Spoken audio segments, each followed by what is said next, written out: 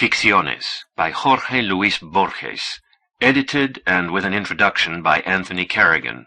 Copyright 1962 by Grove Press, Incorporated. Narrated by George Backman. This book was originally created for audio cassette playback. Any announcements concerning cassettes do not apply to this recording. This version contains markers allowing direct access to major portions of the book. Contents. Introduction. Side 1. Part 1. The Garden of Forking Paths. Prologue. Side 1. Tlön, Uqbar, Orbis, Tertius. Side 1. The Approach to Al-Mu'tasim. Side 1. Pierre Menard, author of Don Quixote. Side 1. The Circular Ruins. Side 2. The Babylon Lottery. Side 2. An examination of the work of Herbert Quain. Side 2. The Library of Babel. Side 2. The Garden of Forking Paths. Side 2. Part 2. Artifices. Prologue. Side 3. Funes. The Memorious. Side 3. The Form of the Sword. Side 3. Theme of the Traitor and Hero. Side 3.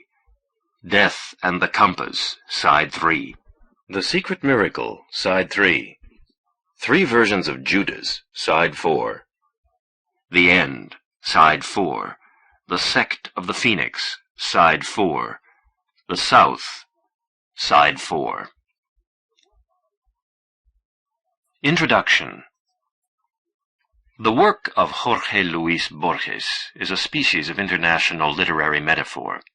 He knowledgeably makes a transfer of inherited meanings from Spanish and English, French and German, and sums up a series of analogies, of confrontations, of appositions in other nations' literatures. His Argentinians act out Parisian dramas. His Central European Jews are wise in the ways of the Amazon. His Babylonians are fluent in the paradigms of Babel.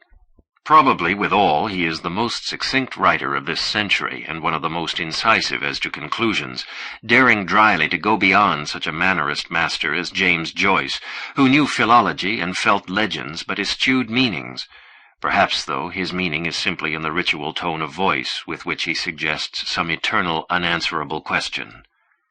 Philosophy, comparative philologies, archaeology, everything has been evolving, progressing, breaking new ground. But we know little as ever about why we are born again each morning. Despite the comings and goings of the collective unconscious, we know equally little about the meanings of our very symbols. Borges restates, in a few allegorical pages, the circular, ceremonial direction of our curious, groping, thrilling, and atrocious ignorance. Since he has made the acquaintance of all religions, he does not blush to write a tender poem from within a propitiatory lupanar. Because he knows Madrid, Paris, and Geneva, Buenos Aires, even New York do not make him shudder. As an Argentine, he is perhaps one of the last German expressionists. In 1919 he was associated with the Ultraísta movement. Because he has read all the books, because he has translated Gide, Kafka, Faulkner, and Virginia Woolf, the burning of the library at Alexandria, or in Don Quixote's backyard, does not make him blanch anew. All the books were sacred and inviolable.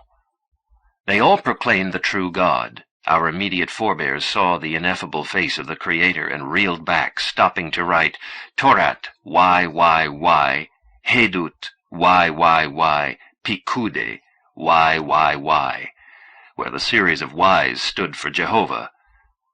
More hard-mouthed now, though with the same arbitrary, stylized Solomonic stars in our eyes, we venture to challenge the heavens. Borges bears witness with us in this century with shabby Faust, but is mercifully economic. No gargantuan novel says more than he can in one of his Ficciones.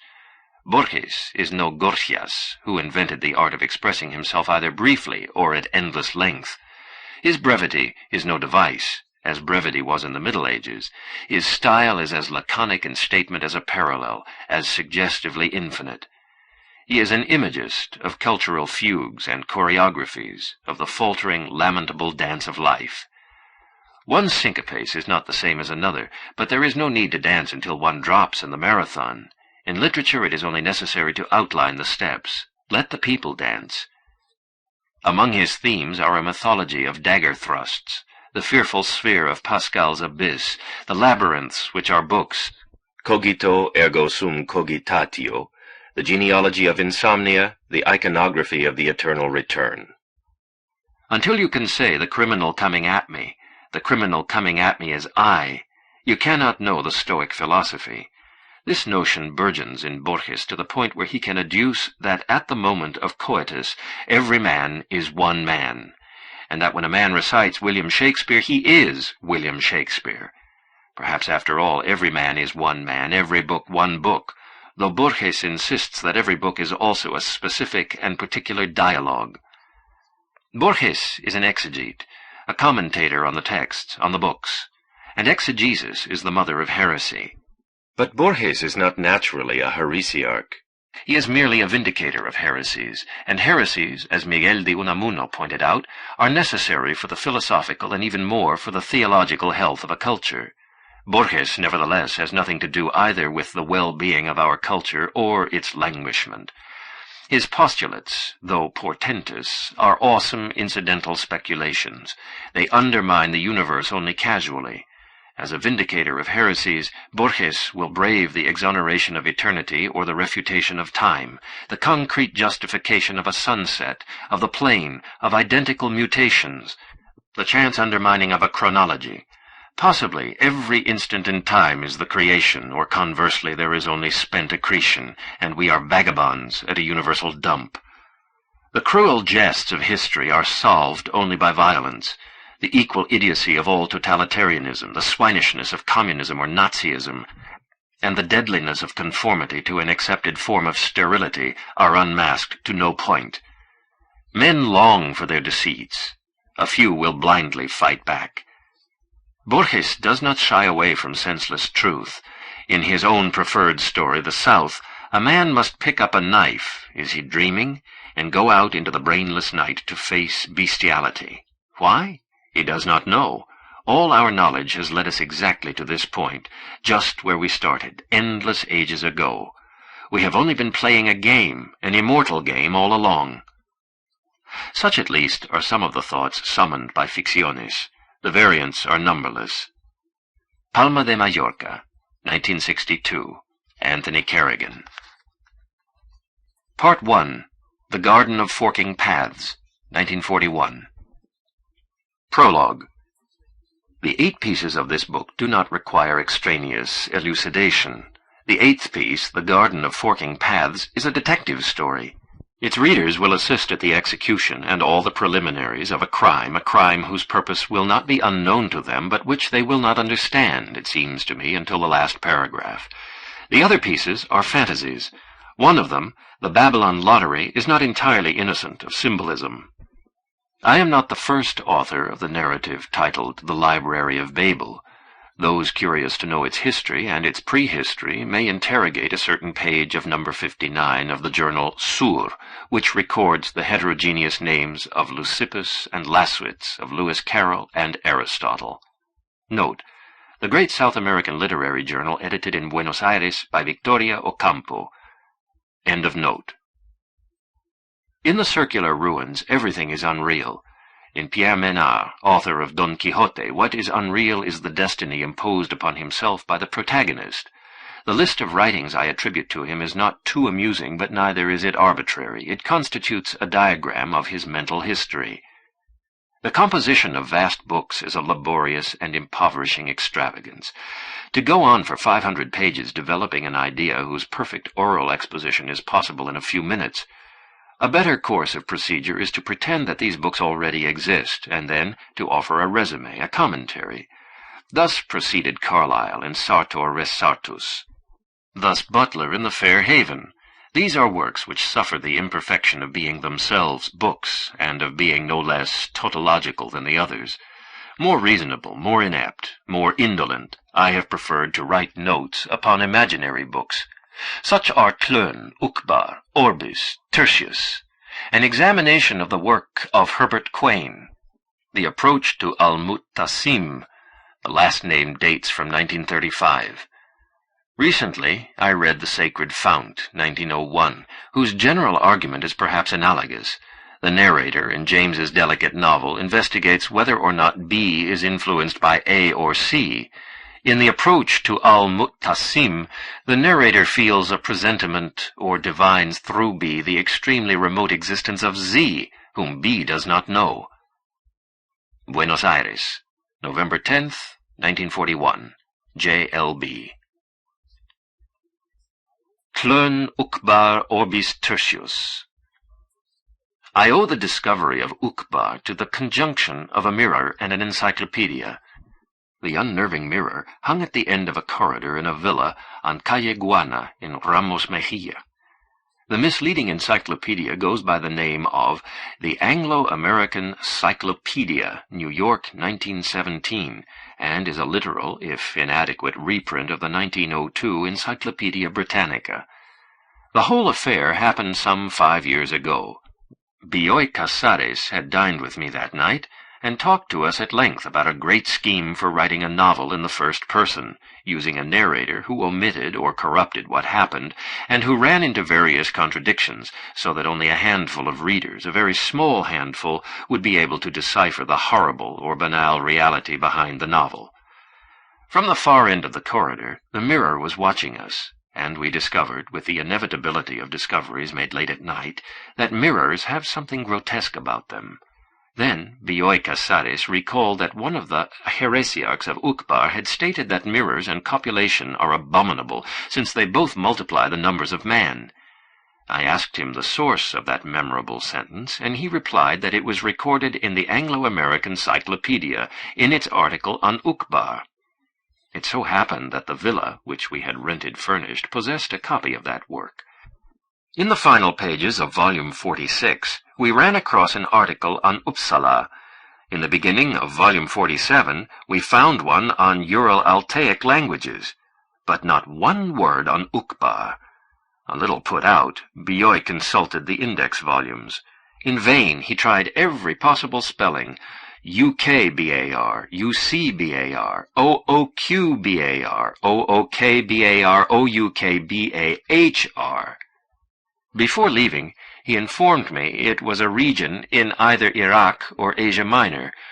I must say that I acknowledged this a little uneasily.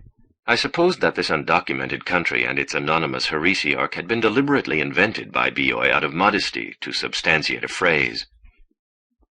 A futile examination of one of the atlases of Justus Perthes strengthened my doubt.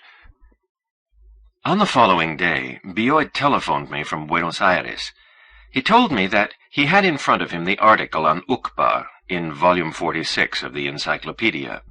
It did not specify the name of the heresiarch, but it did note his doctrine, in words almost identical to the ones he had repeated to me, though I would say inferior from a literary point of view. He had remembered, copulation and mirrors are abominable.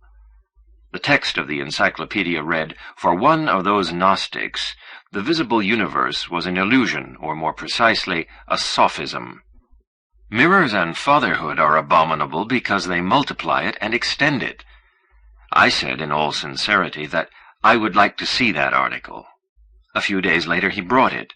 This surprised me because the scrupulous cartographic index of Ritter's Erdkunde completely failed to mention the name of Uqbar.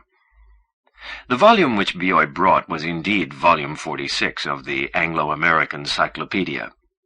On the title page and spine, the alphabetical key was the same as in our copy, but instead of 917 pages, it had 921.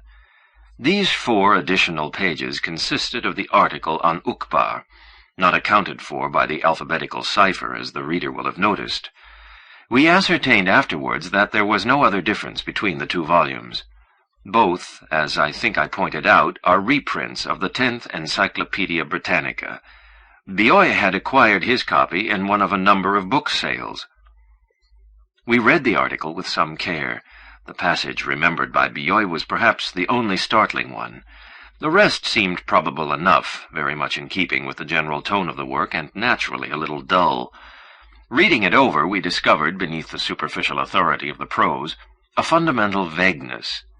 Of the 14 names mentioned in the geographical section, we recognized only 3, Khorasan, Armenia, and Erzurum.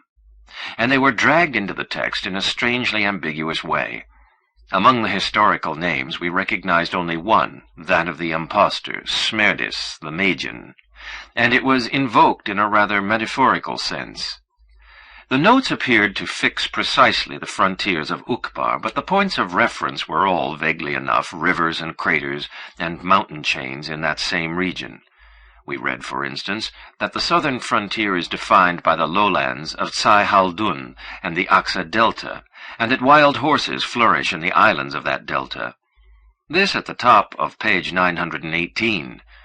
In the historical section, page 920, we gathered that just after the religious persecutions of the 13th century, the Orthodox sought refuge in the islands, where their obelisks have survived, and where it is a common enough occurrence to dig up one of their stone mirrors. The language and literature section was brief. There was one notable characteristic. It remarked that the literature of Uqbar was fantastic in character, and that its epics and legends never referred to reality, but to the two imaginary regions of Mlenas and Tlön. The bibliography listed 4 volumes, which we have not yet come across, even although the third, Silas Haslam, History of the Land Called Uqbar, 1874, appears in the library catalogues of Bernard Quaritch. Note: Haslam has also published A General History of Labyrinths. End of note.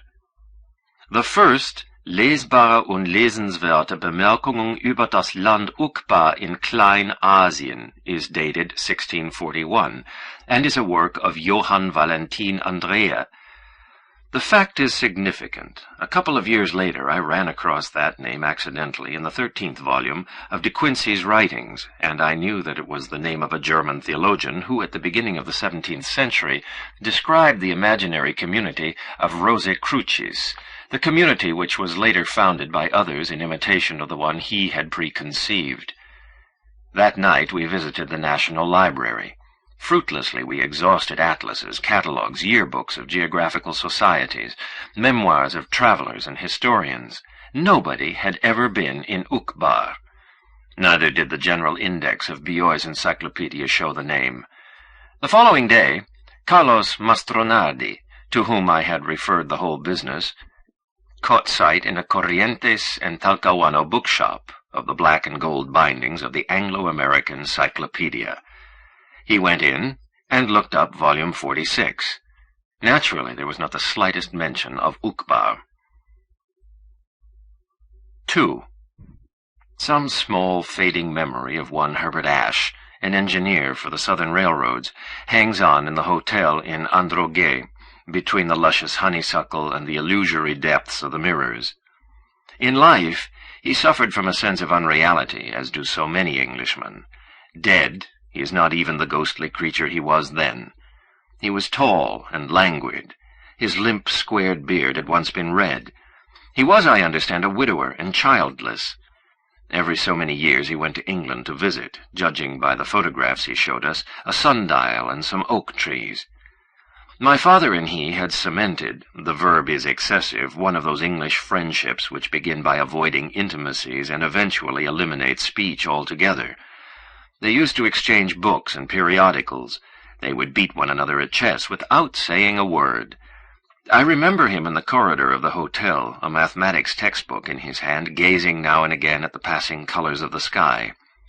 One afternoon, we discussed the duodecimal numerical system, in which 12 is written 10. Ashe said that, as a matter of fact, he was transcribing some duodecimal tables, I forget which, into sexagesimals, in which 60 is written 10, adding that this work had been commissioned by a Norwegian in Rio Grande do Sul. We had known him for 8 years, and he had never mentioned having stayed in that part of the country. We spoke of rural life, of capangas, of the Brazilian etymology of the word gaucho, which some old people in the East still pronounced gaucho. And nothing more was said, God forgive me, of duodecimal functions. In September 1937, we ourselves were not at the hotel at the time, Herbert Ashe died of an aneurysmal rupture. Some days before, he had received from Brazil a stamped registered package. It was a book, an octavo volume. Ash left it in the bar where months later I found it. I began to leaf through it and felt a sudden curious light-headedness, which I will not go into, since this is the story not of my particular emotions, but of Uqbar and Tlön and Orbis Tertius. In the Islamic world, there is one night called the Night of Nights, on which the secret gates of the sky open wide, and the water in the water jugs tastes sweeter. If those gates were to open, I would not feel what I felt that afternoon. The book was written in English, and had 1,001 pages. On the yellow leather spine, and again on the title page, I read these words, A First Encyclopedia of Tlön, Volume 11, Tlön to Younger. There was nothing to indicate either date or place of origin. On the first page, and on a sheet of silk paper covering one of the colored engravings, there was a blue oval stamp with the inscription, Orbis Tertius. It was 2 years since I had discovered in a volume of a pirated encyclopedia a brief description of a false country. Now, chance was showing me something much more valuable, something to be reckoned with. Now, I had in my hands a substantial fragment of the complete history of an unknown planet, with its architecture and its playing cards, its mythological terrors and the sound of its dialects, its emperors and its oceans, its minerals, its birds and its fishes, its algebra and its fire, its theological and metaphysical arguments, all clearly stated, coherent, without any apparent dogmatic intention or parodic undertone. The 11th volume of which I speak refers to both subsequent and preceding volumes. Nestor Ibarra, in an article in the NRF, now a classic, has denied the existence of those corollary volumes. Ezequiel Martinez Estrada and Rio La Rochelle have, I think, succeeded in refuting this doubt. The fact is that up until now the most patient investigations have proved fruitless. We have turned the libraries of Europe, North and South America upside down in vain. Alfonso Reyes, bored with the tedium of this minor detective work, proposes that we all take on the task of reconstructing the missing volumes, many and vast as they were, ex ungue leonem. He calculates, half seriously, that 1 generation of Tlönists would be enough. This bold estimate brings us back to the basic problem. Who were the people who had invented Tlön? The plural is unavoidable because we have unanimously rejected the idea of a single creator, some transcendental Leibniz, working in modest obscurity.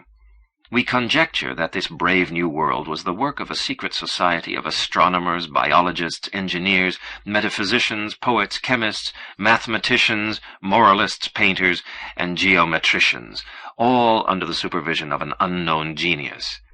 There are plenty of individuals who have mastered these various disciplines without having any facility for invention, far less for submitting that inventiveness to a strict systematic plan. This plan is so vast that each individual contribution to it is infinitesimal. To begin with, Tlön was thought to be nothing more than a chaos, a free and irresponsible work of the imagination.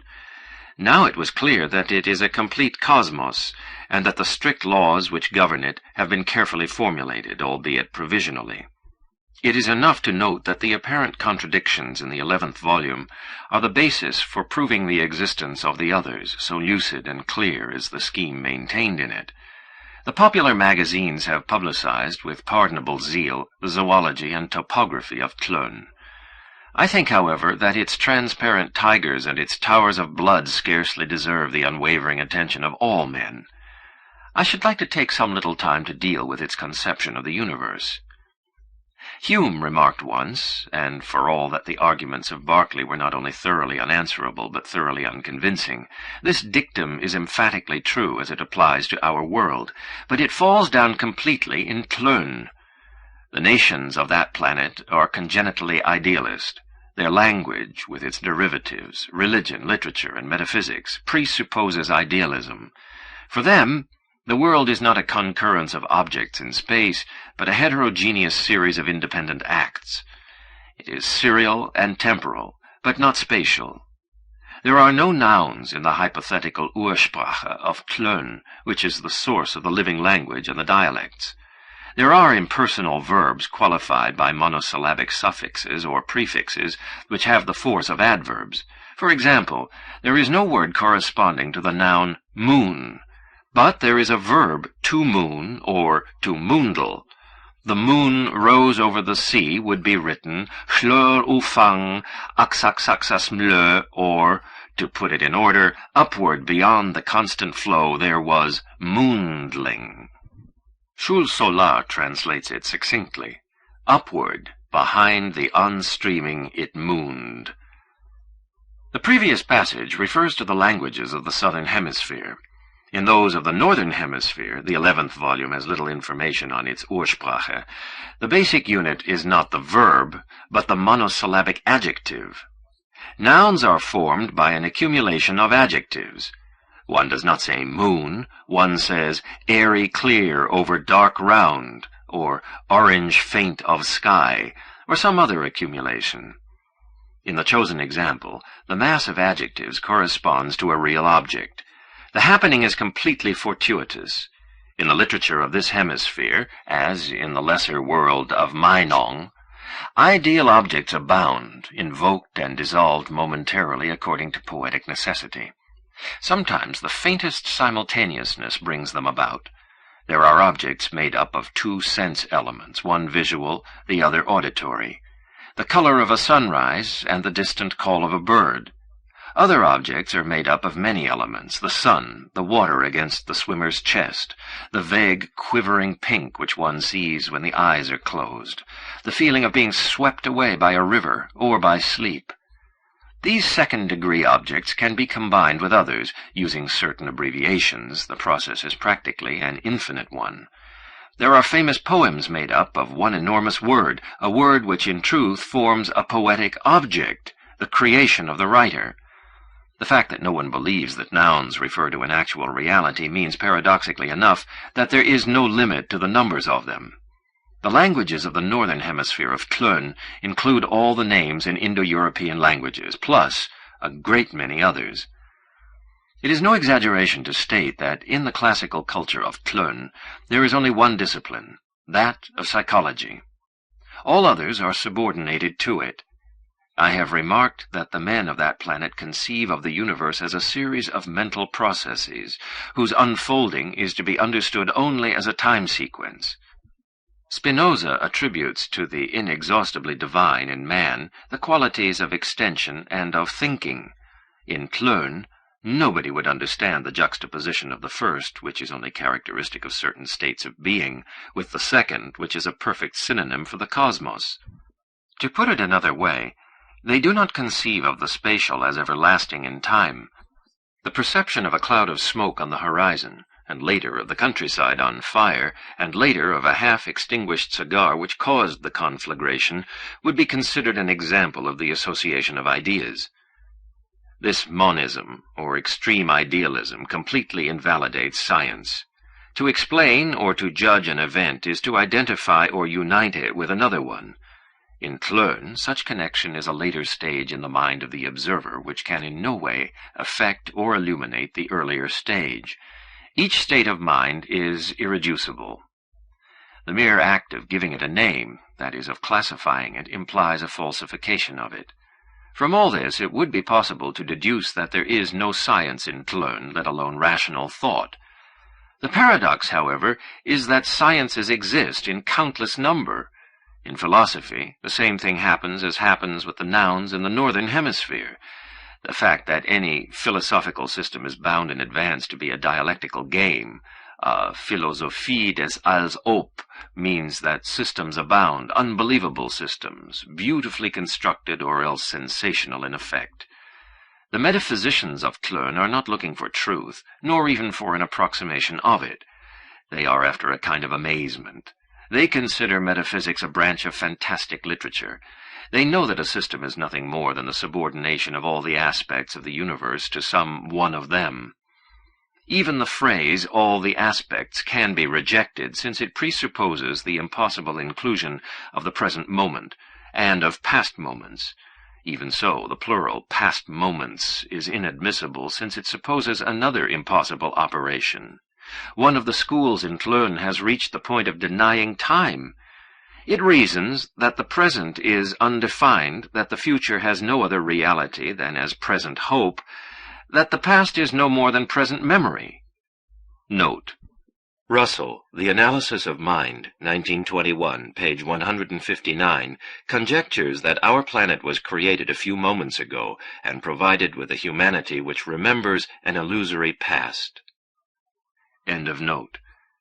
Another school declares that the whole of time has already happened and that our life is a vague memory or dim reflection, doubtless false and fragmented, of an irrevocable process. Another school has it that the history of the universe, which contains the history of our lives and the most tenuous details of them, is the handwriting produced by a minor god in order to communicate with a demon. Another maintains that the universe is comparable to those code systems in which not all the symbols have meaning, and in which only that which happens every 300th night is true. Another believes that while we are asleep here, we are awake somewhere else, and that thus every man is two men. Among the doctrines of Tlön, none has occasioned greater scandal than the doctrine of materialism. Some thinkers have formulated it with less clarity than zeal, as one might put forward a paradox.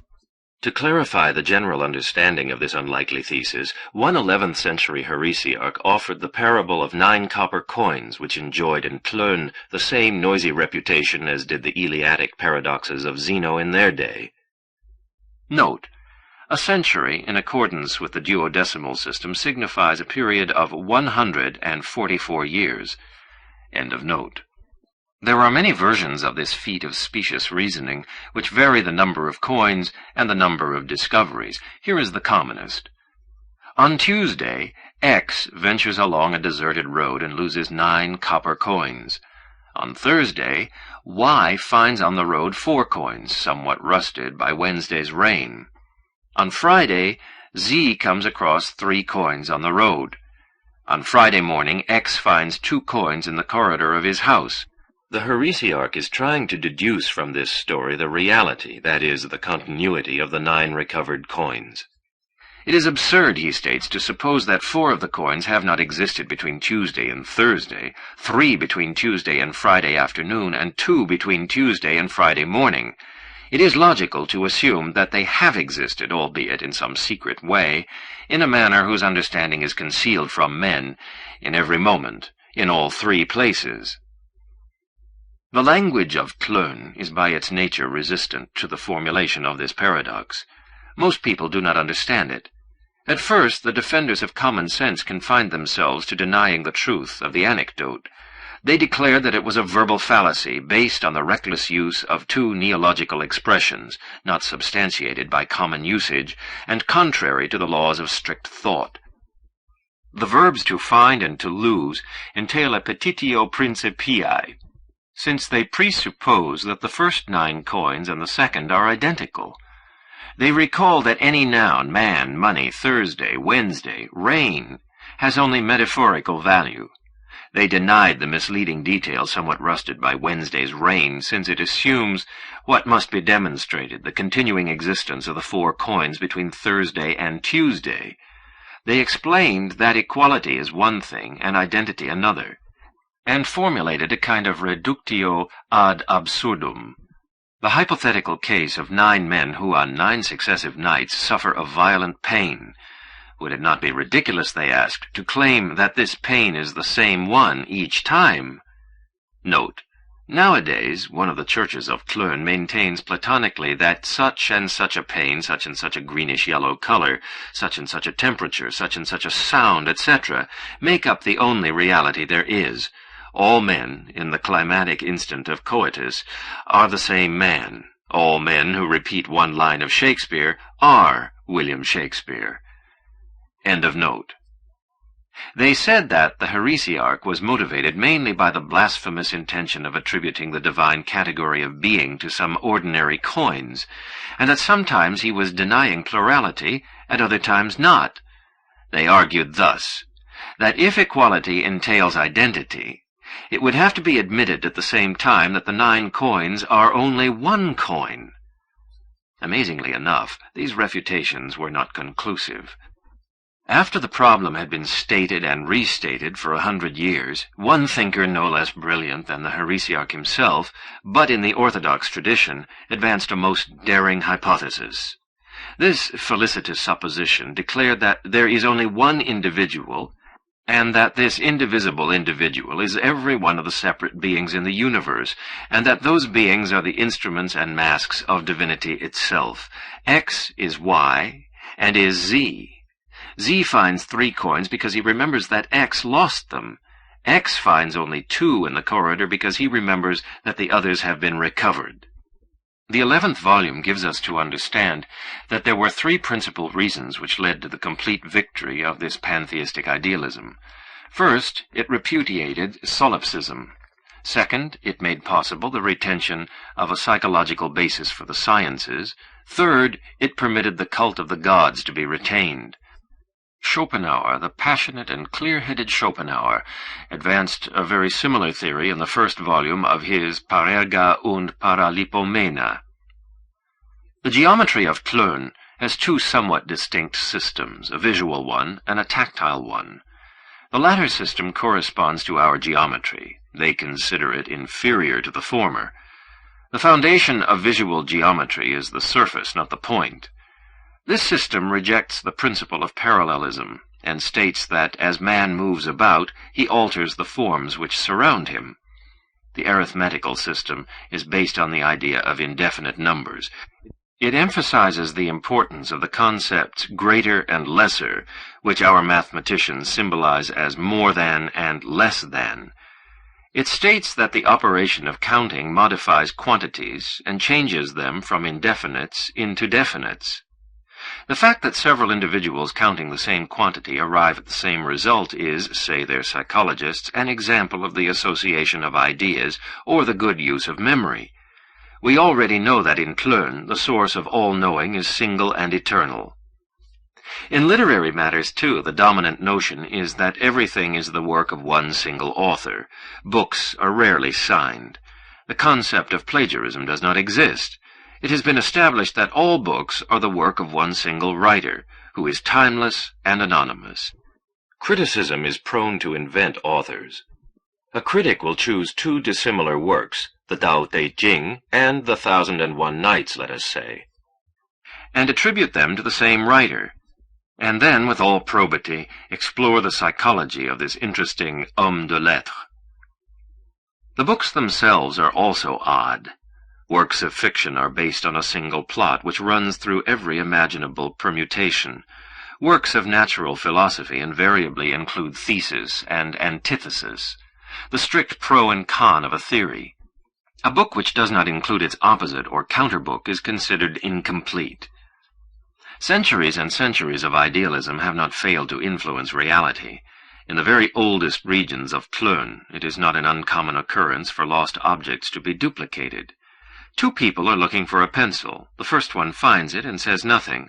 The second finds a second pencil, no less real, but more in keeping with his expectation. These secondary objects are called hrönnir, and, even though awkward in form, are a little larger than the originals. Until recently, the hrönnir were the accidental children of absent-mindedness and forgetfulness. It seems improbable that the methodical production of them has been going on for almost 100 years, but so it is stated in the 11th volume. The first attempts were fruitless. Nevertheless, the modus operandi is worthy of note. The director of one of the state prisons announced to the convicts that in an ancient riverbed certain tombs were to be found, and promised freedom to any prisoner who made an important discovery. In the months preceding the excavation, printed photographs of what was to be found were shown the prisoners. The first attempt proved that hope and zeal could be inhibiting. A week of work with shovel and pick succeeded in unearthing no hrön other than a rusty wheel post-dating the experiment. This was kept a secret, and the experiment was later repeated in 4 colleges. In 3 of them the failure was almost complete. In the 4th, the director of which died by chance during the initial excavation, the students dug up, or produced, a gold mask, an archaic sword, 2 or 3 earthenware urns, and the mouldered, mutilated torso of a king, with an inscription on his breast which has so far not been deciphered. Thus was discovered the unfitness of witnesses who were aware of the experimental nature of the search. Mass investigations produced objects which contradicted one another. Now, individual projects, as far as possible spontaneous, are preferred. The methodical development of Hrönir, states the 11th volume, has been of enormous service to archaeologists. It has allowed them to question and even to modify the past, which nowadays is no less malleable or obedient than the future. One curious fact. The Hrönir of the 2nd and 3rd degree, that is, the Hrönir derived from another Hrön, and the Hrönir derived from the Hrön of a Hrön, exaggerate the flaws of the original. Those of the 5th degree are almost uniform. Those of the 9th can be confused with those of the 2nd, and those of the 11th degree have a purity of form which the originals do not possess. The process is a recurrent one. A Hrön of the 12th degree begins to deteriorate in quality. Stranger and more perfect than any Hrön is sometimes the Ur, which is a thing produced by suggestion, an object brought into being by hope.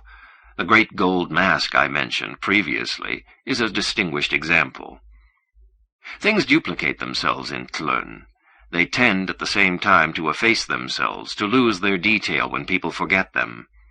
The classic example is that of a stone threshold which lasted as long as it was visited by a beggar and which faded from sight on his death. Occasionally, a few birds, a horse perhaps, have saved the ruins of an amphitheater. 1940, Salto Oriental. Postscript, 1947.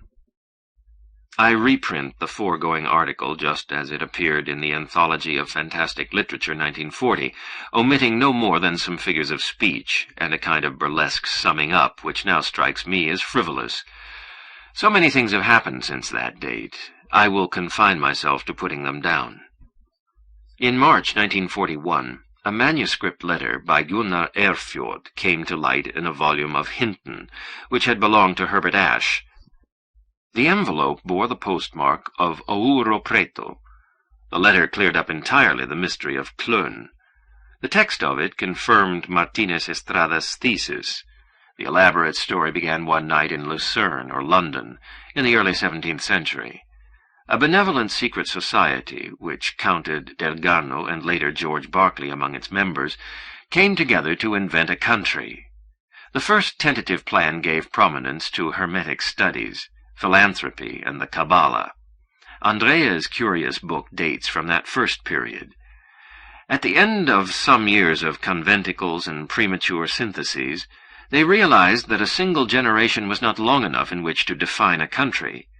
They made a resolution that each one of the master scholars involved should elect a disciple to carry on the work. That hereditary arrangement prevailed, and after a hiatus of 2 centuries, the persecuted brotherhood reappeared in America. About 1824, in Memphis, Tennessee, one of the members had a conversation with the millionaire ascetic Ezra Buckley. Buckley listened with some disdain as the other man talked, and then burst out laughing at the modesty of the project.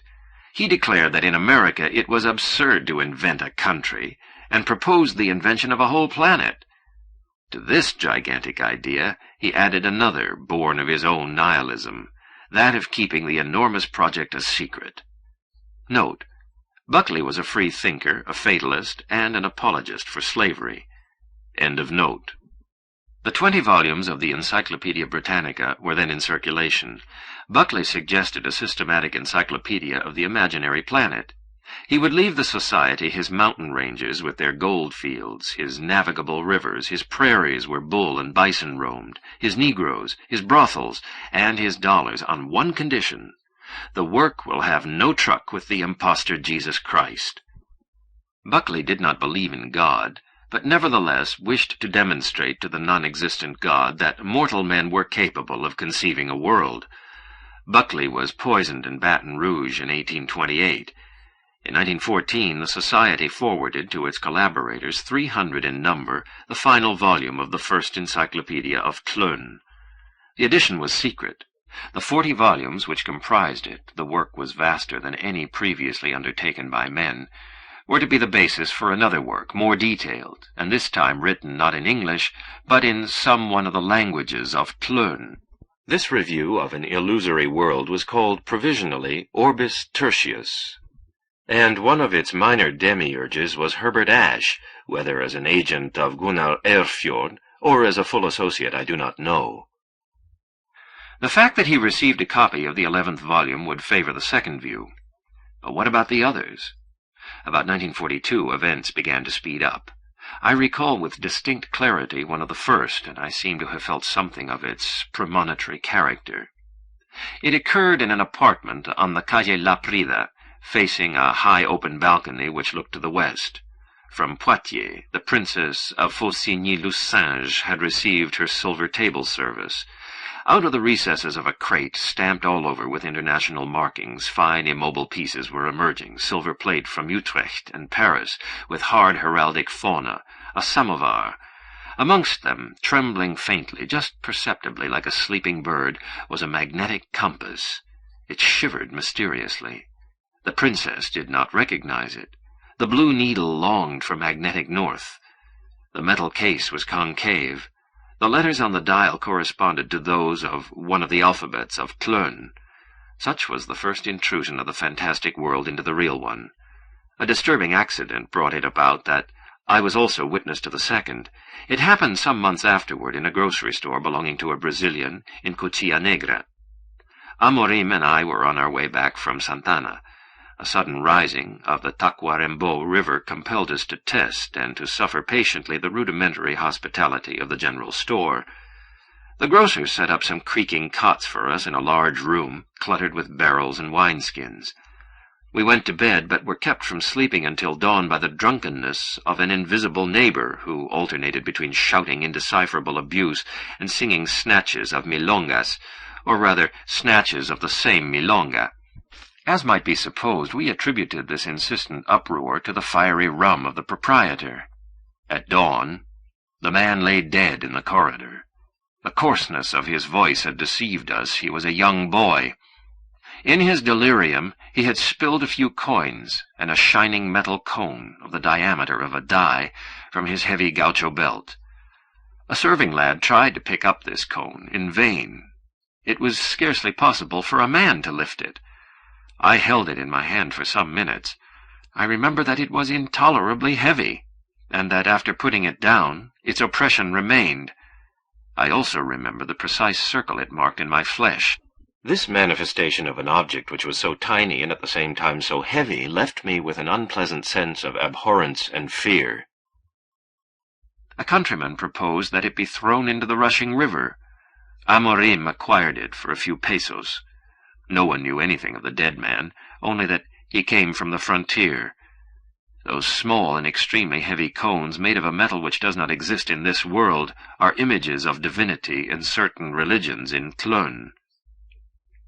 Here I conclude the personal part of my narrative. The rest, when it is not in their hopes or their fears, is at least in the memories of all my readers. It is enough to recall or to mention subsequent events in as few words as possible. That concave basin, which is the collective memory, will furnish the wherewithal to enrich or amplify them.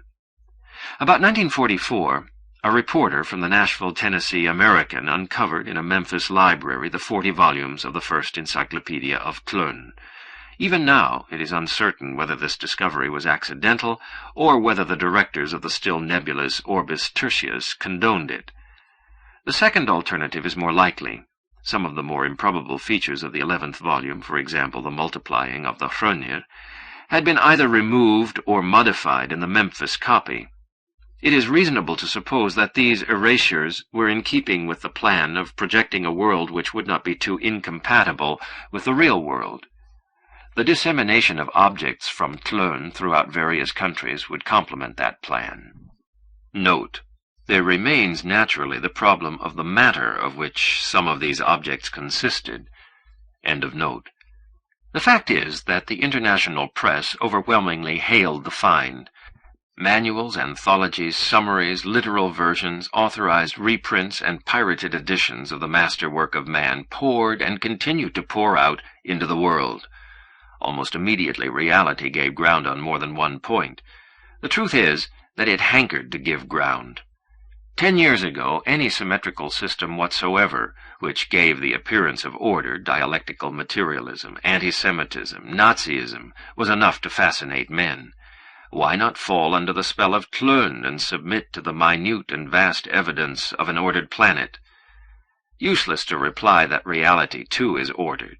It may be so, but in accordance with divine laws.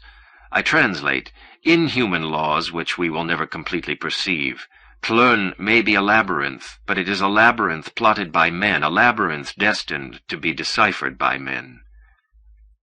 Contact with Tlön and the ways of Tlön have disintegrated this world. Captivated by its discipline, humanity forgets and goes on forgetting that it is the discipline of chess players, not of angels. Now the conjectural primitive language of Tlön has found its way into the schools. Now the teaching of its harmonious history, full of stirring episodes, has obliterated the history which dominated my childhood. Now in all memories a fictitious past occupies the place of any other. We know nothing about it with any certainty, not even that it is false. Numismatics, pharmacology, and archaeology have been revised. I gather that biology and mathematics are awaiting their avatar. A scattered dynasty of solitaries has changed the face of the world. Its task continues. If our foresight is not mistaken, 100 years from now someone will discover the 100 volumes of the second Encyclopedia of Tlön. Then English, French, and mere Spanish will disappear from this planet. The world will be Tlön. I take no notice. I go on revising, in the quiet of the days, in the hotel at Androgué. A tentative translation into Spanish in the style of Quevedo, which I do not intend to see published, of Sir Thomas Browne's Urn Burial. Translated by Alistair Reid. The Approach to Al-Mu'tasim.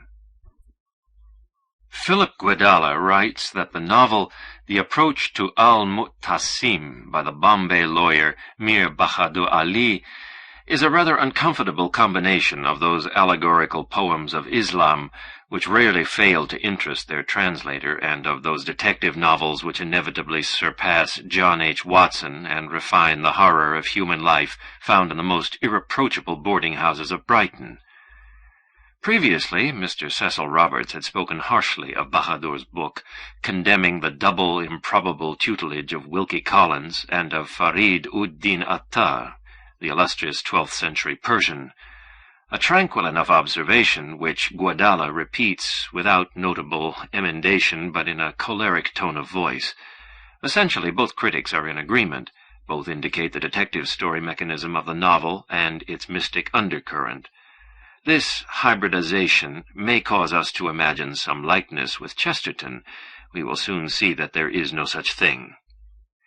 The editio princeps of The Approach to Al-Mu'tasim appeared in Bombay toward the end of 1932. The paper used was almost the quality of newsprint. The cover proclaimed to the buyer that the book was the first detective novel written by a native of Bombay City. Within a few months, the public bought up 4 printings of 1,000 copies each. The Bombay Quarterly Review, the Bombay Gazette, the Calcutta Review, the Hindustan Review of Allahabad, and the Calcutta Englishman distributed their eulogies. Thereupon Bahadur issued an illustrated edition of the book, which he now titled The Conversation with the Man Called Al-Mu'tasim, and handsomely subtitled A Game with Shifting Mirrors.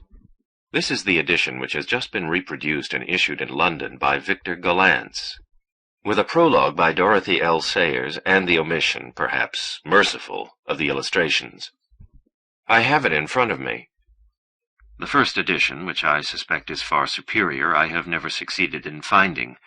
I am authorized in this last judgment by an appendix which summarizes the fundamental difference between the primitive version of 1932 and the 1934 edition. Before examining the book and arguing its merits, it would be well for me to indicate rapidly the general course of the work. Its visible protagonist, we never learn his name, is a law student in Bombay. He disbelieves, blasphemously so, in the Islamic faith of his fathers, but at nightfall on the 10th night of the lunar month of Muharram, he finds himself in the center of a civil tumult between Moslems and Hindus. The night is filled with drums and invocations. The great paper canopies of the Moslem procession force their way among the adverse multitude. A brick flung by a Hindu comes flying from a rooftop. Someone sinks a dagger into another's belly. Someone, Moslem, Hindu, is killed and is stamped underfoot. 3,000 men battle, cane against revolver, obscenity against imprecation, God the indivisible against the gods. Aghast, the free-thinking student joins the fray. With desperate hands he kills, or thinks he kills, a Hindu. The Sirkar police, mounted, deafening-hoofed, half asleep, intervene with their impartial lashes. Almost beneath the hoofs of the horses, the student takes flight. He makes for the farthest outskirts of town. He crosses 2 sets of railroad tracks, or the same tracks twice.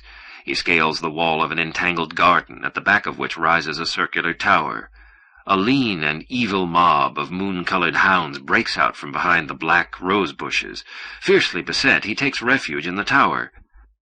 He climbs an iron ladder, some of the rungs are missing, and once on the roof, where there is a blackish well in the center, encounters a squalid man squatting by the light of the moon and urinating noisily.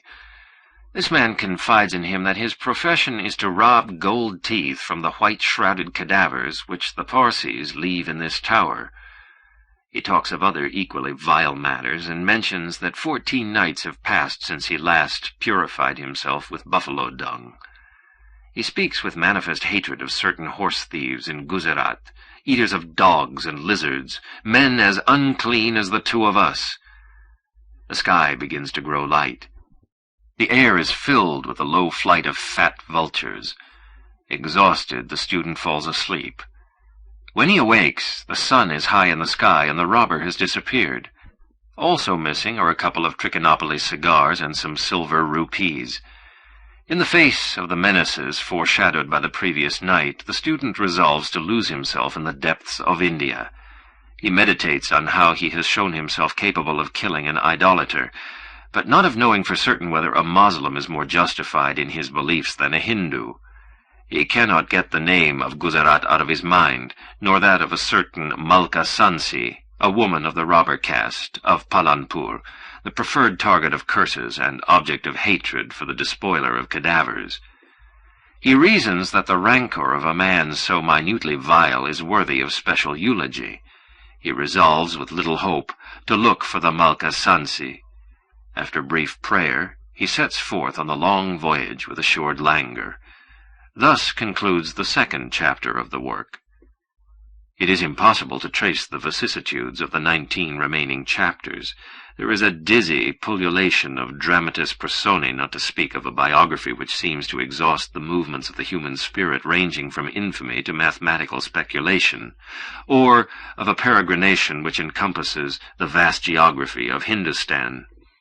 The story, which begins in Bombay, continues in the lowlands of Palanpur, lingers an afternoon and a night at the stone gates of Bikaner, narrates the death of a blind astrologer in a Benares sewer, conspires in the multiform palace of Kathmandu, prays and fornicates amid the pestilential stench of Calcutta. In the Machwa Bazaar, watches the days be born in the sea from an office in Madras.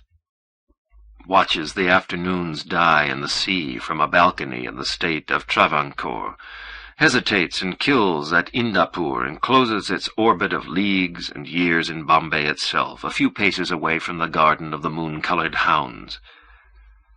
The plot is as follows. A man, the incredulous and fugitive student whom we already know, falls among people of the vilest class, and adjusts himself to them in a kind of contest of infamy. All at once, with the miraculous consternation of Robinson Crusoe faced with the human footprint in the sand, he perceives some mitigation in this infamy, a tenderness, an exaltation, a silence in one of the abhorrent men. It was as if a more complex interlocutor had joined the dialogue. He knows that the vile man conversing with him is incapable of this momentaneous decorum. From this fact he concludes that the other, for the moment, is the reflection of a friend, or of the friend of a friend. Rethinking the problem, he arrives at a mysterious conviction. Some place in the world there is a man from whom this clarity emanates. Some place in the world there is a man who is this clarity. The student resolves to dedicate his life to finding him. The general argument is thus glimpsed, the insatiable search for a soul through the subtle reflections which this soul has left in others. In the beginning, the faint trace of a smile or of a word. In the end, diverse and increasing splendors of reason, of the imagination, and of good. In the measure that the men questioned have known al-Muttasim more intimately, in that measure is their divine portion the greater, though it is always clear that they are mere mirrors. Mathematical technicality is applicable. Bahadur's burdened novel is an ascending progression whose final end is the presentiment of a man called al-Muttasim. The immediate antecedent of al-Muttasim is a supremely happy and courteous Persian bookseller. The predecessor of this bookseller is a saint.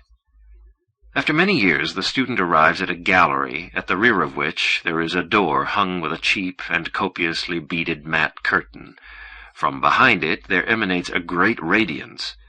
The student claps his hands once, twice, and asks for al-Muttasim.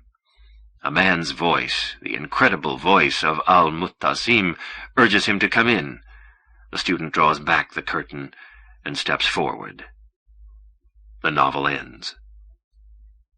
Unless I am deceived, the successful execution of such an argument imposes two obligations upon the writer.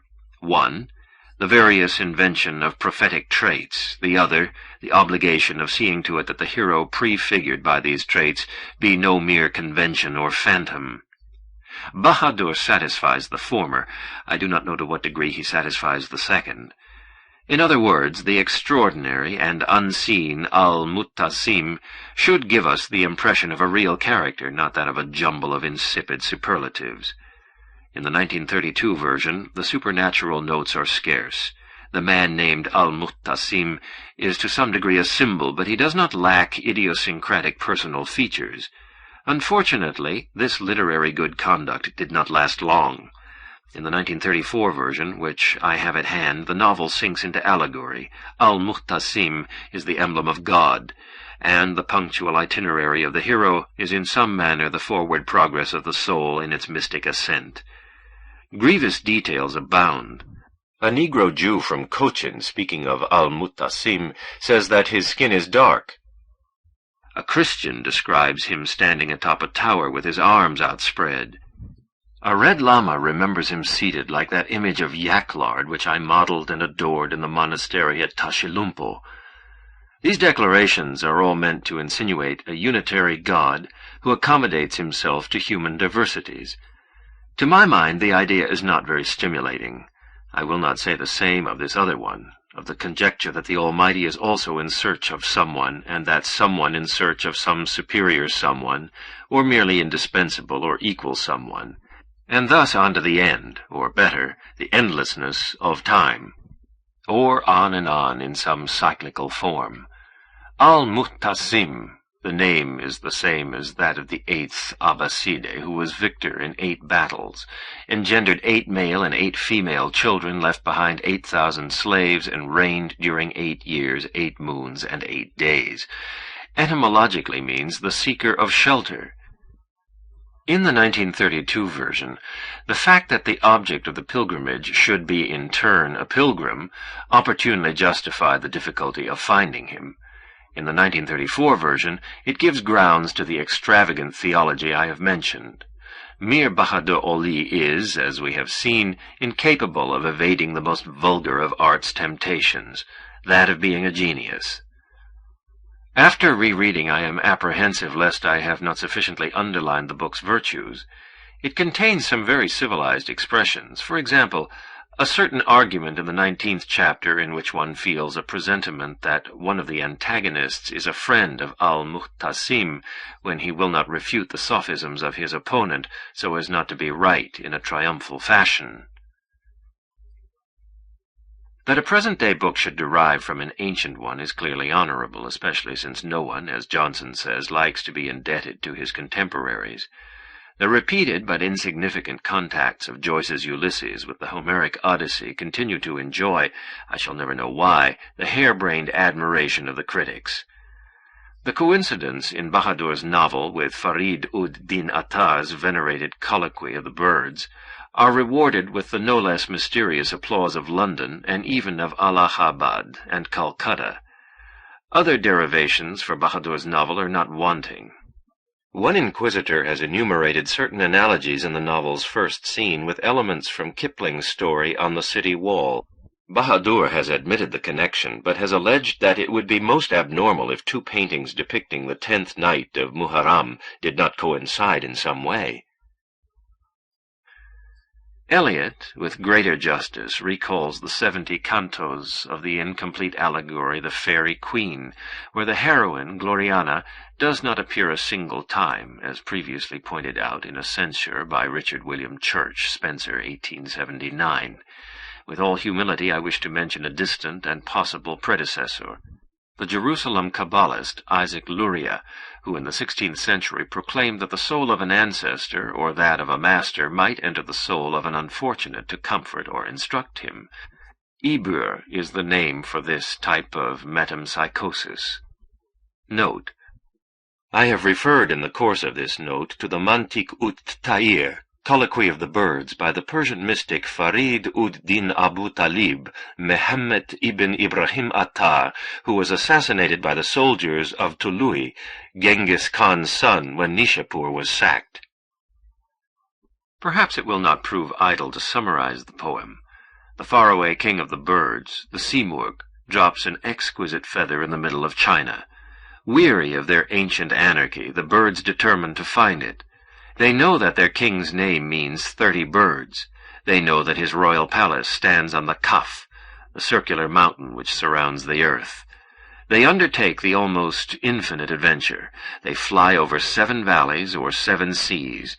The next to the last one is called Vertigo, the last annihilation. Many of the pilgrims desert, others perish. 30 of them, purified by their labors, set foot upon the mountain of the Simurgh. At last they contemplate it. They perceive that they are the Simurgh, and that the Simurgh is each one of them and all of them. The Aeneads of Plotinus too declare 584 a paradisiacal extension of the principle of identity. Everything in the intelligible heaven is everywhere. Anything is all things. The sun is all the stars, and each star is all stars and the sun. The Mantiq ut Ta'ir has been translated into French by Garcin de Tassy, into English by Edward Fitzgerald. For purposes of this note, I have consulted the 10th volume of Burton's The 1001 Nights, and the monograph titled The Persian Mystics, Attar, 1932, by Margaret Smith. The points of contact between this poem and Mir Bahadur's novel are not overnumerous. In chapter 20, certain words attributed by a Persian bookseller to Al-Muhtasim are perhaps a magnification of certain others spoken by the hero. This ambiguous analogy, and others like it, may merely signify the identification of the searcher with the sought. They also might mean that the latter influences the former. Another chapter insinuates that Al-Muhtasim is the Hindu whom the student believes he has killed. End of note. 1935. Translated by Anthony Kerrigan. Pierre Menard, author of Don Quixote, to Silvina Ocampo. The visible works left by this novelist are easily and briefly enumerated. It is therefore impossible to forgive the omissions and additions perpetrated by Madame Henri Bachelier in a fallacious catalogue that a certain newspaper, whose Protestant tendencies are no secret, was inconsiderate enough to inflict on its wretched readers, even though they are few and Calvinist, if not Masonic and circumcised. Menard's true friends regarded this catalogue with alarm, and even with a certain sadness. It is as if yesterday we were gathered together before the final marble and the fateful cypresses, and already error is trying to tarnish his memory. Decidedly, a brief rectification is inevitable. I am certain that it would be very easy to challenge my meager authority. I hope, nevertheless, that I will not be prevented from mentioning 2 important testimonials. The Baroness de Bacour, at whose unforgettable Vendredi I had the honor of becoming acquainted with the late lamented poet, has seen fit to approve these lines. The Countess de Bagnoregio, one of the most refined minds in the Principality of Monaco, and now of Pittsburgh, Pennsylvania, since her recent marriage to the international philanthropist Simon Couch, who, alas, has been so slandered by the victims of his disinterested handiwork, has sacrificed to truth and death, those are her words, that majestic reserve which distinguishes her, and in an open letter published in the magazine Lux, also grants me her consent. These authorizations, I believe, are not insufficient. I have said that Menard's visible life work is easily enumerated. Having carefully examined his private archives, I have been able to verify that it consists of the following. A symbolist sonnet which appeared twice, with variations, in the magazine La Conque, the March and October issues of 1899. B.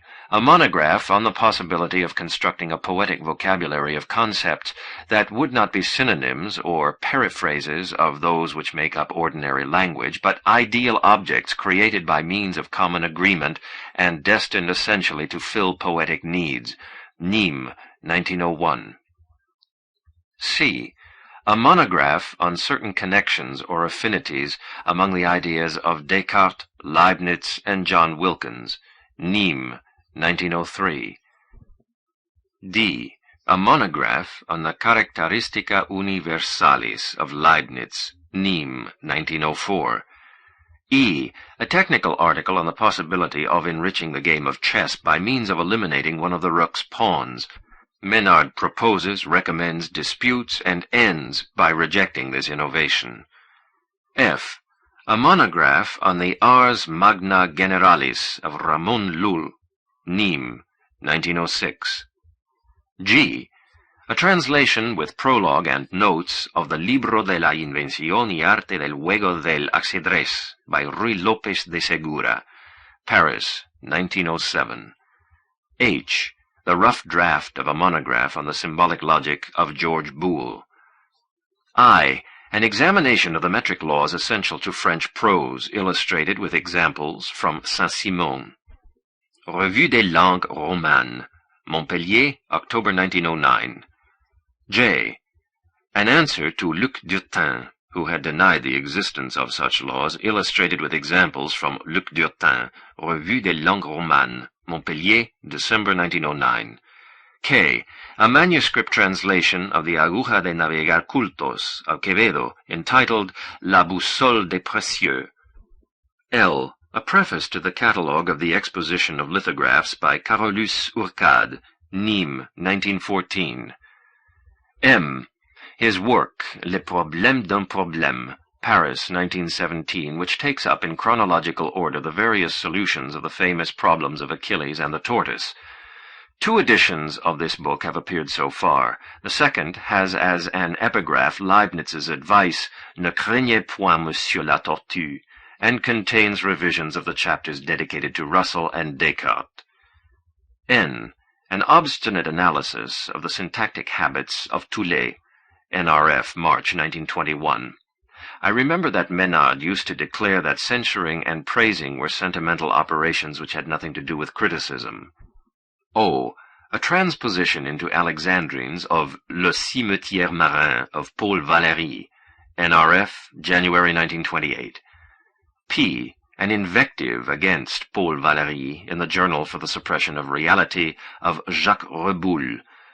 This invective, it should be stated parenthetically, is the exact reverse of his true opinion of Valéry. The latter understood it as such, and the old friendship between the two was never endangered. Q. A definition of the Countess of Bagnoregio in the Victorious volume. The phrase is that of another collaborator, Gabriele D'Annunzio, which this lady publishes yearly to rectify the inevitable falsifications of journalism and to present to the world and to Italy an authentic effigy of her person, which is so exposed by reason of her beauty and her activities to erroneous or hasty interpretations. R. A cycle of admirable sonnets for the Baroness de Bacourt, 1934. S. A manuscript list of verses which owe their effectiveness to punctuation. Note: Madame Henri Bachelier also lists a literal translation of a literal translation done by Quevedo of the Introduction à la vie dévote of St. Francis of Sales. In Pierre Menard's library there are no traces of such a work. She must have misunderstood a remark of his which he had intended as a joke. End of note. Up to this point, with no other omissions than that of some vague circumstantial sonnets for the hospitable or greedy album of Madame Henri Bachelier, we have the visible part of Menard's works in chronological order. Now I will pass over to that other part, which is subterranean, interminably heroic and unequaled, and which is also, the possibilities inherent in the man, inconclusive. This work, possibly the most significant of our time, consists of the 9th and 38th chapters of Part 1 of Don Quixote, and a fragment of the 22nd chapter. I realize that such an affirmation seems absurd, but the justification of this absurdity is the primary object of this note. Note. I also had another secondary intent, that of sketching a portrait of Pierre Menard. But how would I dare to compete with the golden pages the Baroness de Bacour tells me she is preparing, or with the delicate and precise pencil of Carolus Urcade? End of note. Two texts of unequal value inspired the undertaking. One was that philological fragment of Novalis, number 2005 of the Dresden edition, which outlines the theme of total identification with a specific author. The other was one of those parasitic books which places Christ on a boulevard, Hamlet on the Canebière, and Don Quixote on Wall Street. Like any man of good taste, Menard detested these useless carnivals, only suitable, he used to say, for evoking plebeian delight in anachronism, or what is worse, charming us with the primary idea that all epochs are the same, or that they are different. He considered more interesting, even though it had been carried out in a contradictory and superficial way, Daudet's famous plan, to unite in one figure Tartarin, the ingenious gentleman, and his squire. Any insinuation that Menard dedicated his life to the writing of a contemporary Don Quixote is a calumny of his illustrious memory. He did not want to compose another Don Quixote, which would be easy, but the Don Quixote. It is unnecessary to add that his aim was never to produce a mechanical transcription of the original. He did not propose to copy it. His admirable ambition was to produce pages which would coincide word for word and line for line with those of Miguel de Cervantes. "My intent is merely astonishing," he wrote me from Bayonne on December 30th, 1934. "The ultimate goal of a theological or metaphysical demonstration, the external world, God, chance, universal forms, are no less anterior or common than this novel which I am now developing. The only difference is that philosophers publish in pleasant volumes the intermediary stages of their work, and that I have decided to lose them. And in fact, not one page of a rough draft remained to bear witness to this work of years." The initial method he conceived was relatively simple: to know Spanish well, to re-embrace the Catholic faith, to fight against Moors and Turks, to forget European history between 1602 and 1918, and to be Miguel de Cervantes. Pierre Menard studied this procedure. I know that he arrived at a rather faithful handling of 17th-century Spanish, but rejected it as too easy. Rather because it was impossible, the reader will say.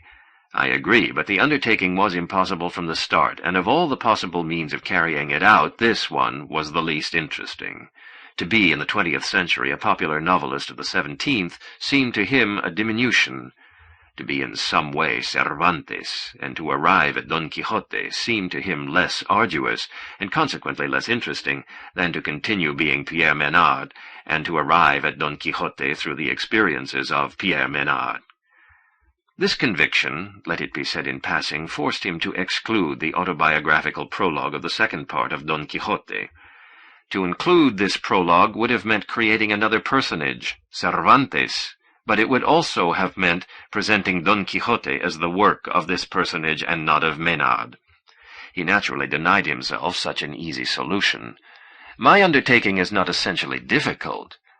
I read in another part of the same letter, I would only have to be immortal in order to carry it out. Shall I confess that I often imagine that he finished it, and that I am reading Don Quixote, the entire work, as if Menard had conceived it?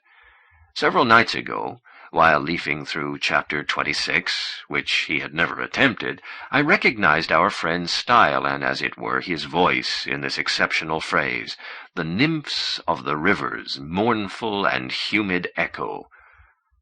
This effective combination of two adjectives, one moral and the other physical, reminded me of a line from Shakespeare which we discussed one afternoon, where a malignant and turbaned Turk— Why precisely Don Quixote, our reader will ask.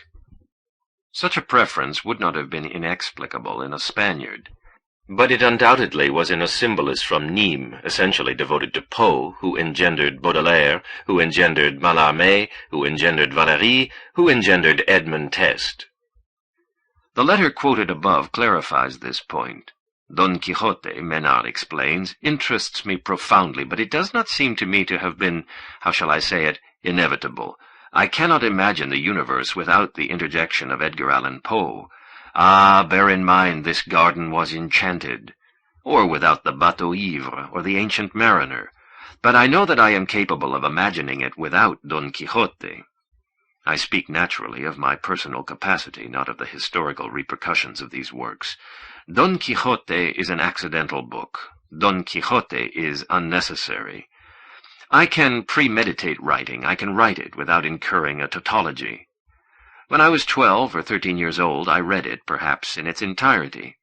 Since then, I have reread several chapters attentively, but not the ones I am going to undertake. I have likewise studied the entremeses, the comedies, the Galatea, the exemplary novels, and the undoubtedly laborious efforts of Persiles y Sigismunda and the Viaje al Parnaso. My general memory of Don Quixote, simplified by forgetfulness and indifference, is much the same as the imprecise, anterior image of a book not yet written. Once this image, which no one can deny me in good faith, has been postulated, my problems are undeniably considerably more difficult than those which Cervantes faced. My affable precursor did not refuse the collaboration of fate. He went along composing his immortal work a little à la diable, swept along by inertias of language and invention. I have contracted the mysterious duty of reconstructing literally his spontaneous work. My solitary game is governed by two polar laws. The first permits me to attempt variants of a formal and psychological nature. The second obliges me to sacrifice them to the original text and irrefutably to rationalize this annihilation.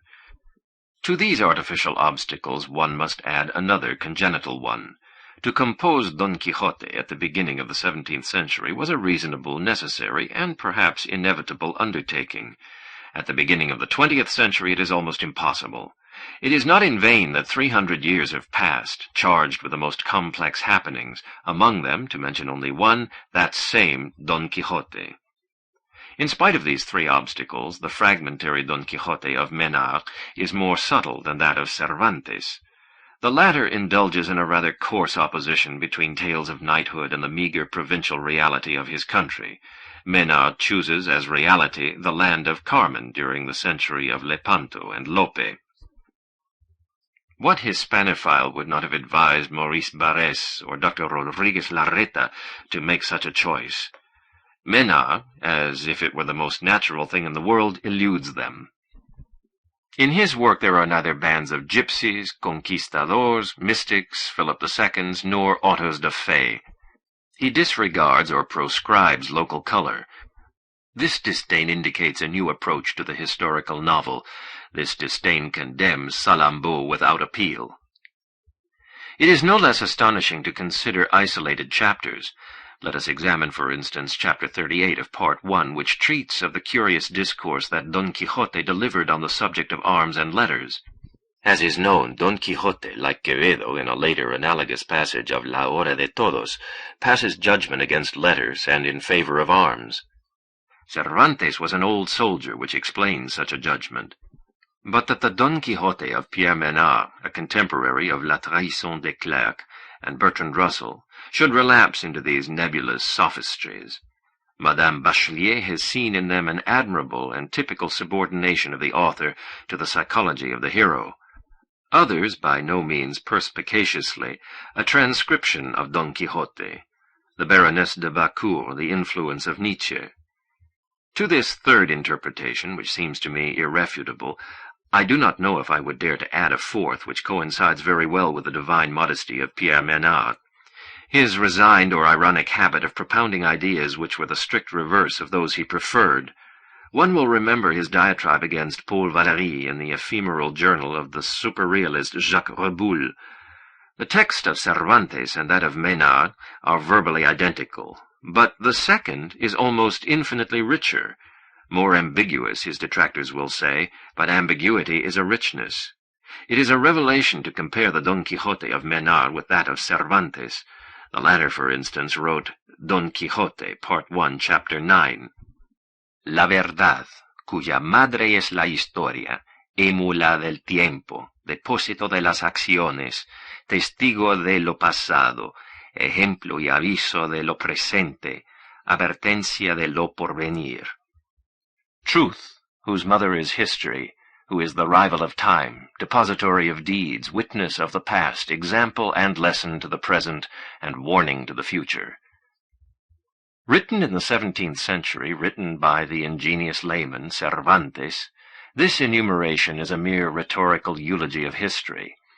Menard, on the other hand, writes, La verdad, cuya madre es la historia, émula del tiempo, depósito de las acciones, testigo de lo pasado, ejemplo y aviso de lo presente, advertencia de lo porvenir.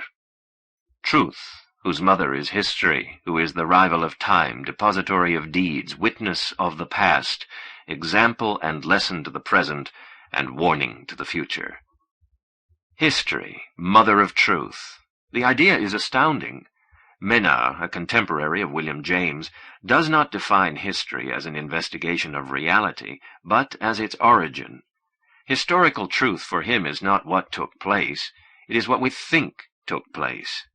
The final clauses, example and lesson to the present and warning to the future, are shamelessly pragmatic. Equally vivid is the contrast in styles. The archaic style of Menard, in the last analysis a foreigner, suffers from a certain affectation, not so that of his precursor, who handles easily the ordinary Spanish of his time. There is no intellectual exercise which is not ultimately useless.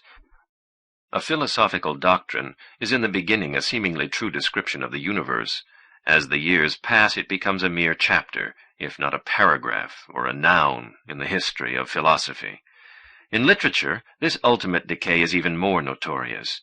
Don Quixote, Menard once told me, was above all an agreeable book. Now it is an occasion for patriotic toast, grammatical arrogance, and obscene deluxe editions. Glory is an incomprehension and perhaps the worst. These nihilist arguments contain nothing new. What is unusual is the decision Pierre Menard derived from them. He resolved to outstrip that vanity which awaits all the woes of mankind. He undertook a task that was complex in the extreme and futile from the outset. He dedicated his conscience and nightly studies to the repetition of a pre-existing book in a foreign tongue. The number of rough drafts kept on increasing. He tenaciously made corrections and tore up thousands of manuscript pages. Note: I remember his square-ruled notebooks, the black streaks where he had crossed out words, his peculiar typographical symbols, and his insect-like handwriting. In the late afternoon he liked to go for walks on the outskirts of Nîmes. He would take a notebook with him and make a gay bonfire. End of note. He did not permit them to be examined, and he took great care that they would not survive him. It is in vain that I have tried to reconstruct them. I have thought that it is legitimate to consider the final Don Quixote as a kind of palimpsest, in which should appear traces, tenuous but not undecipherable, of the previous handwriting of our friend. Unfortunately, only a second Pierre Menard, inverting the work of the former, could exhume and resuscitate these Troys.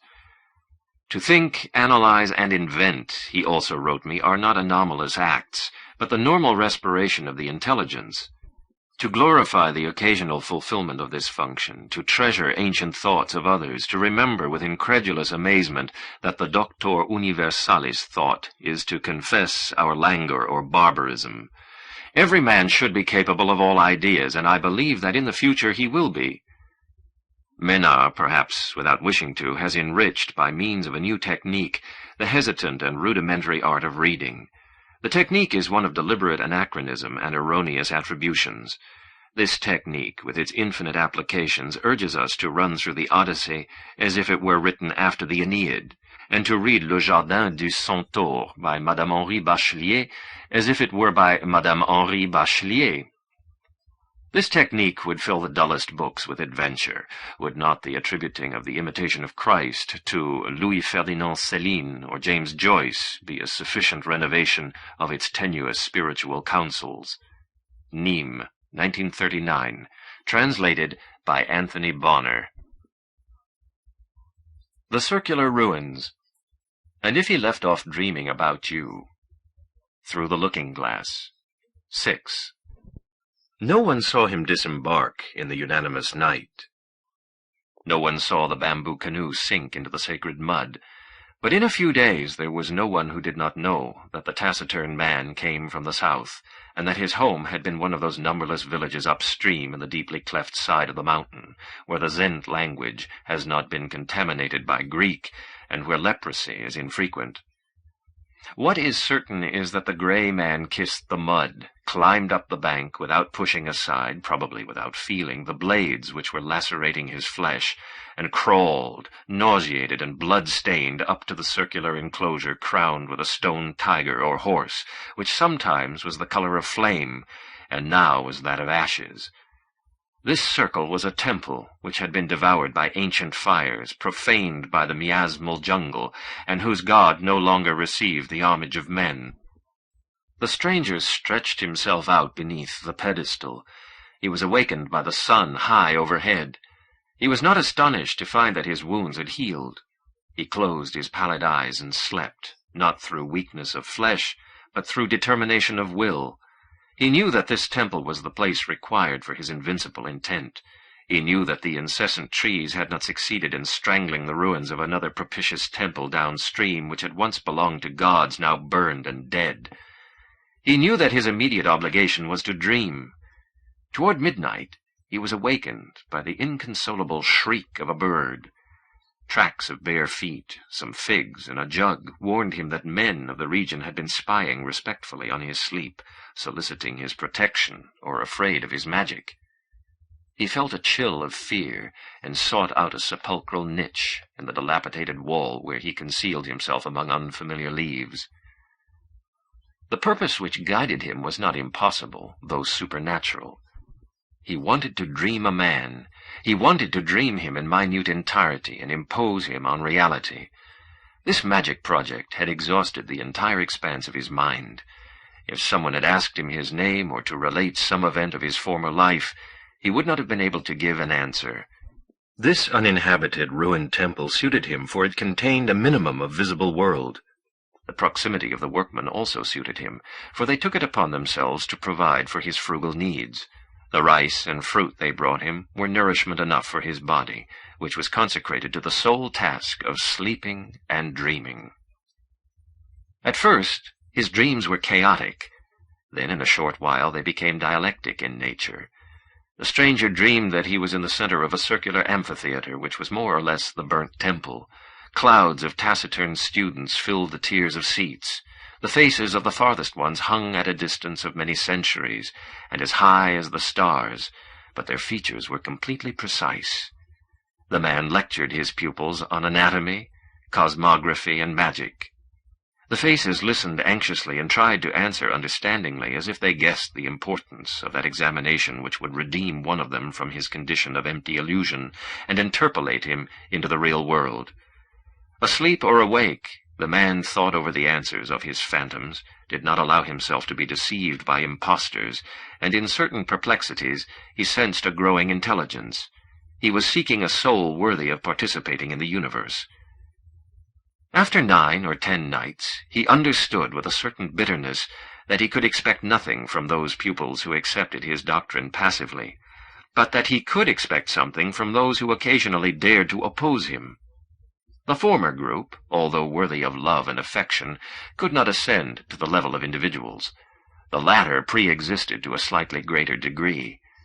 One afternoon, now afternoons were also given over to sleep, now he was only awake for a couple of hours at daybreak, he dismissed the vast illusory student body for good and kept only one pupil. He was a taciturn, sallow boy, at times intractable, and whose sharp features resembled those of his dreamer. The brusque elimination of his fellow students did not disconcert him for long. After a few private lessons, his progress was enough to astound the teacher. Nevertheless, a catastrophe took place. One day, the man emerged from his sleep as if from a viscous desert, looked at the useless afternoon light, which he immediately confused with the dawn, and understood that he had not dreamed. All that night and all day long the intolerable lucidity of insomnia fell upon him. He tried exploring the forest to lose his strength. Among the hemlock he barely succeeded in experiencing several short snatches of sleep, veined with fleeting rudimentary visions that were useless. He tried to assemble the student body, but scarcely had he articulated a few brief words of exhortation when it became deformed and was then erased.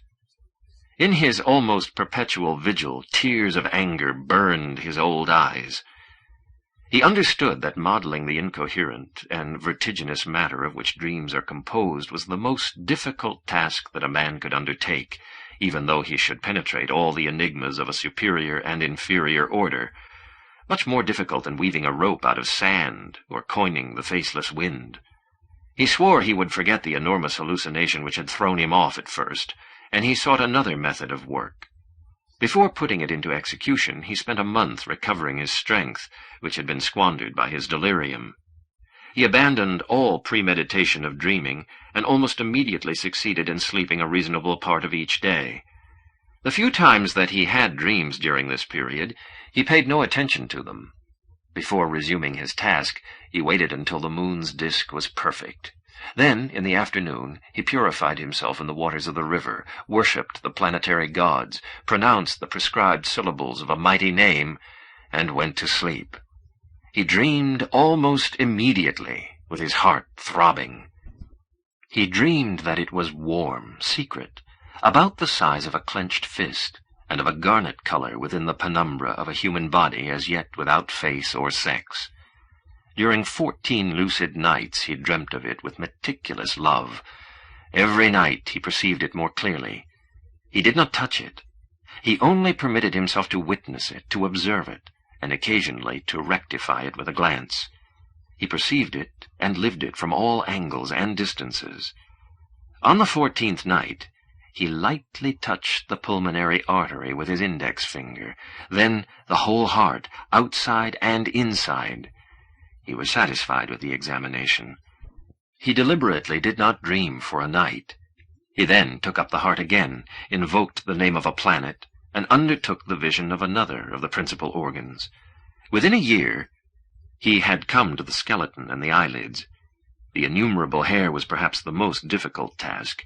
He dreamed an entire man, a young man, but who did not sit up or talk, who was unable to open his eyes. Night after night, the man dreamt him asleep. In the Gnostic cosmogonies, demiurges fashion a red atom who cannot stand. As clumsy, crude, and elemental as this atom of dust was, the atom of dreams forged by the wizard's knights. One afternoon, the man almost destroyed his entire work, but then changed his mind. It would have been better had he destroyed it. When he had exhausted all supplications to the deities of the earth, he threw himself at the feet of the effigy, which was perhaps a tiger, or perhaps a colt, and implored its unknown help. That evening, at twilight, he dreamt of the statue. He dreamt it was alive, tremulous. It was not an atrocious bastard of a tiger and a colt, but at the same time these two fiery creatures, and also a bull, arose in a storm.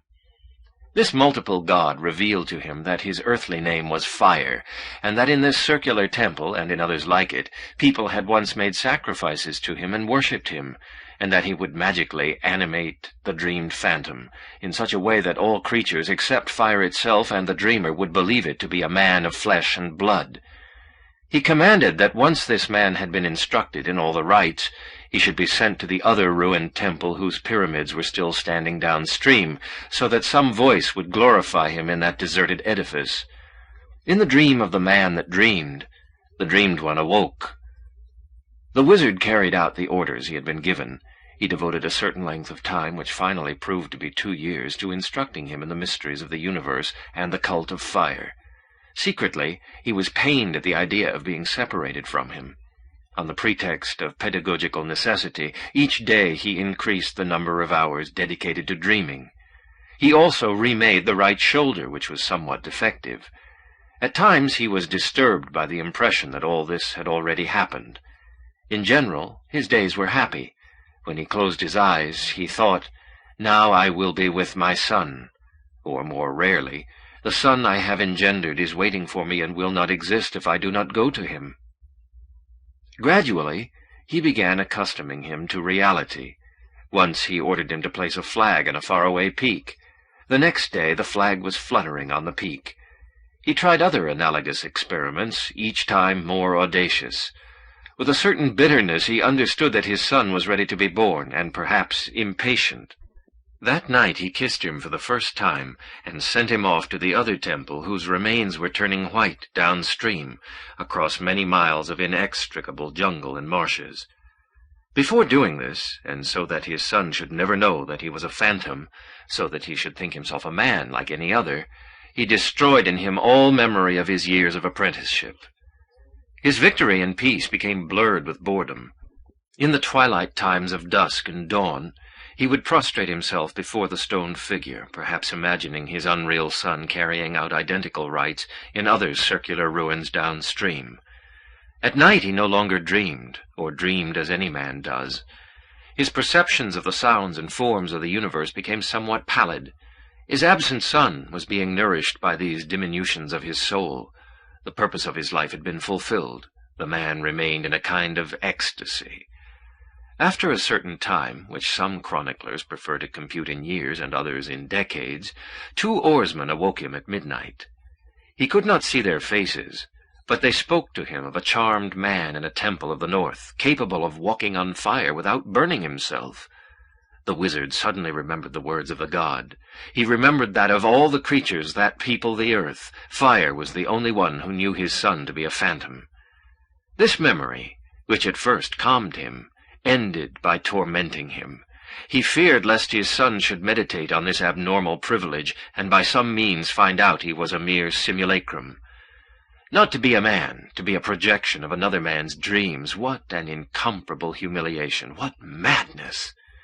Any father is interested in the sons he has procreated, or permitted, out of the mere confusion of happiness. It was natural that the wizard should fear for the future of that son whom he had thought out entrail by entrail, feature by feature, in 1,001 secret nights. His misgivings ended abruptly, but not without certain forewarnings. First, after a long drought, a remote cloud, as light as a bird, appeared on a hill. Then, toward the south, the sky took on the rose color of leopard's gums. Then came clouds of smoke which rusted the metal of the nights. Afterwards came the panic-stricken flight of wild animals. For what had happened many centuries before was repeating itself. The ruins of the sanctuary of the god of fire was destroyed by fire. In a dawn without birds, the wizard saw the concentric fire licking the walls. For a moment he thought of taking refuge in the water, but then he understood that death was coming to crown his old age and absolve him from his labors. He walked toward the sheets of flame. They did not bite his flesh. They caressed him and flooded him without heat or combustion. With relief, with humiliation, with terror, he understood that he also was an illusion, that someone else was dreaming him. Translated by Anthony Bonner. The Babylon Lottery. Like all men in Babylon, I have been a proconsul. Like all, a slave. I have also known omnipotence, opprobrium, jail. Look, the index finger of my right hand is missing. Look again. Through this rent in my cape, you can see a ruddy tattoo on my belly. It is the second symbol, Beth.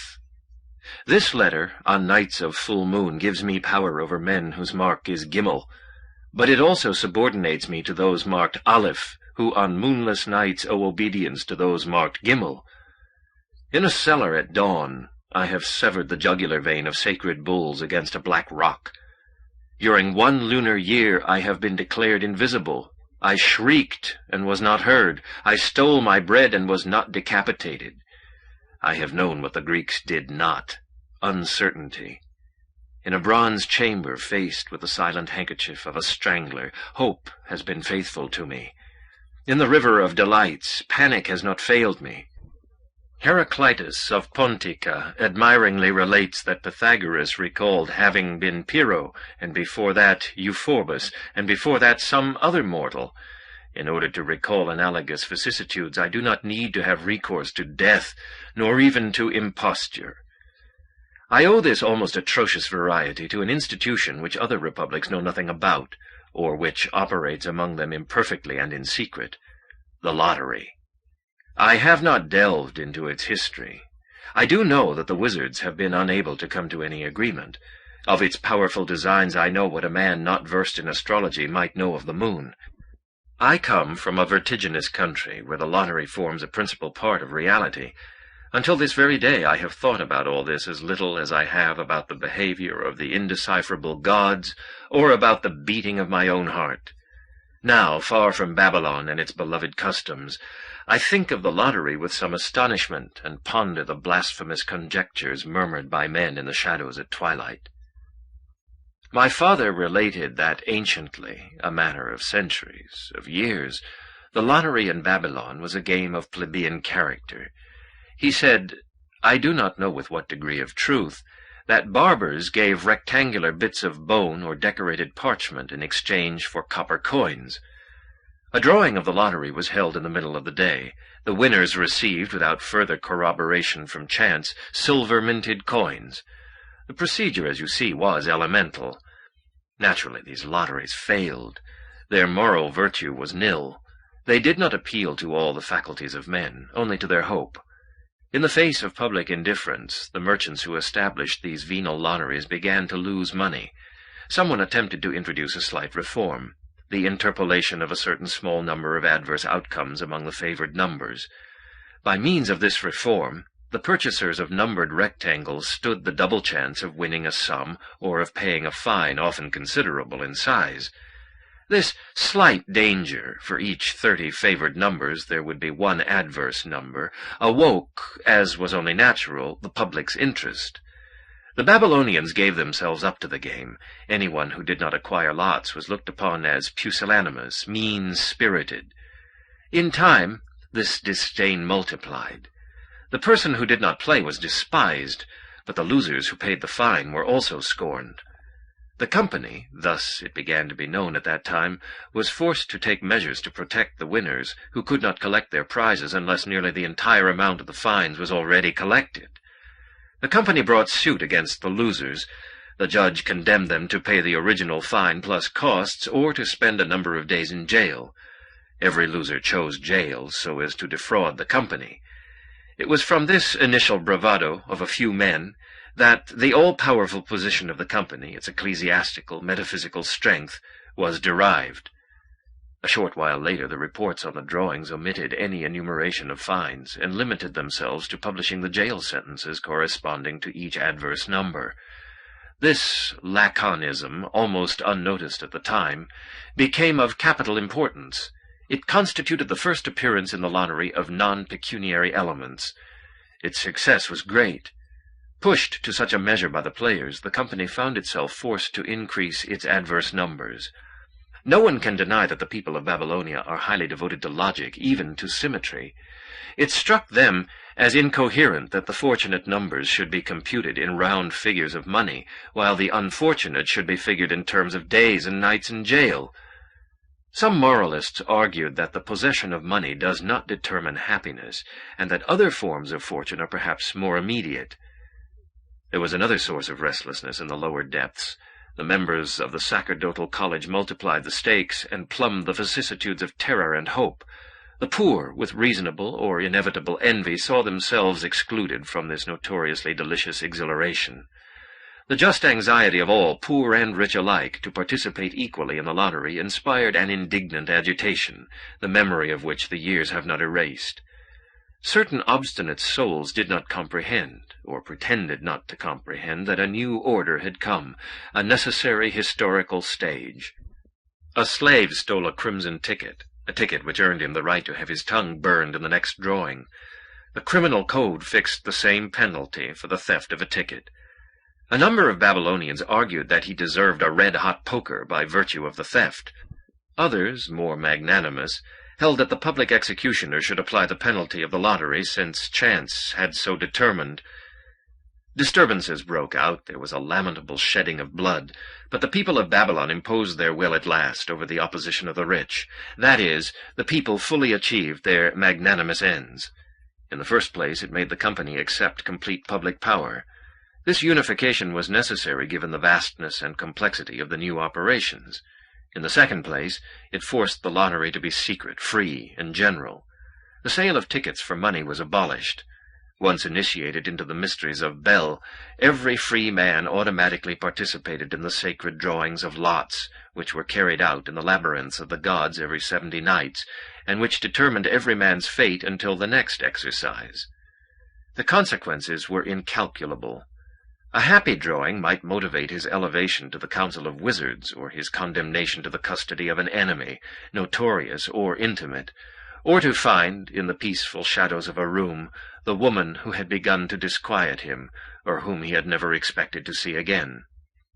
An adverse drawing might mean mutilation, a varied infamy, death. Sometimes a single event, the tavern killing of C, the mysterious glorification of B, might be the brilliant result of 30 or 40 drawings, but it must be recalled that the individuals of the company were and are all-powerful and astute as well. In many cases, the knowledge that certain joys were the simple doing of chance might have detracted from their excellence. To avoid this inconvenience, the company's agents made use of suggestion and magic. Their moves, their management, were secret. In the investigation of people's intimate hopes and intimate terrors, they made use of astrologers and spies. There were certain stone lions. There was a sacred privy called Kafka. There were fissures in a dusty aqueduct, which, according to general opinion, led to the company. Malign or benevolent people deposited accusations in these cracks. These denunciations were incorporated into an alphabetical archive of variable veracity. Incredibly enough, there were still complaints. The company, with its habitual discretion, did not reply directly. It preferred to scribble a brief argument, which now figures among sacred scriptures in the debris of a mask factory. That doctrinal piece of literature observed that the lottery is an interpolation of chance into the order of the world, and that to accept errors is not to contradict fate, but merely to corroborate it.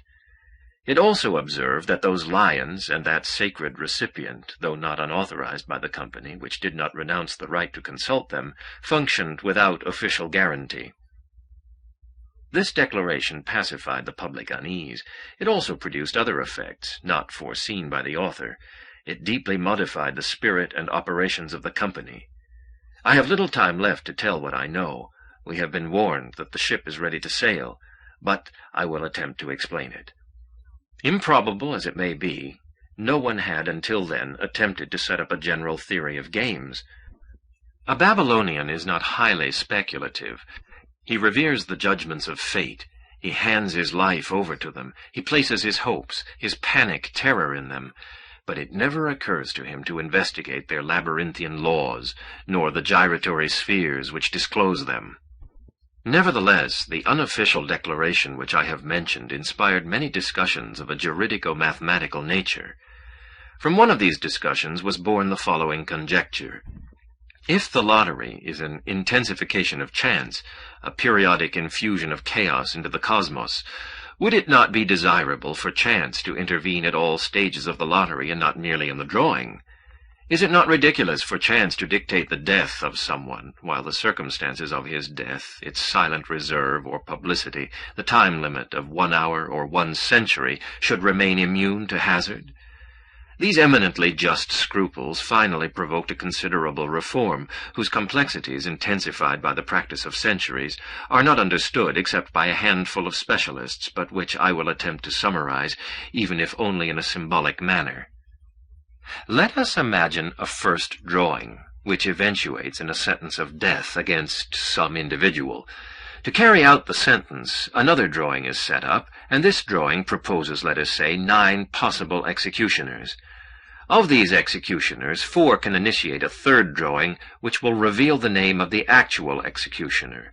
2 others can replace the adverse order with a fortunate order, the finding of a treasure, let us say.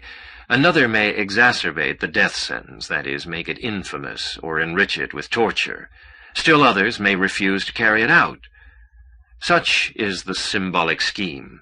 In reality, the number of drawings is infinite. No decision is final.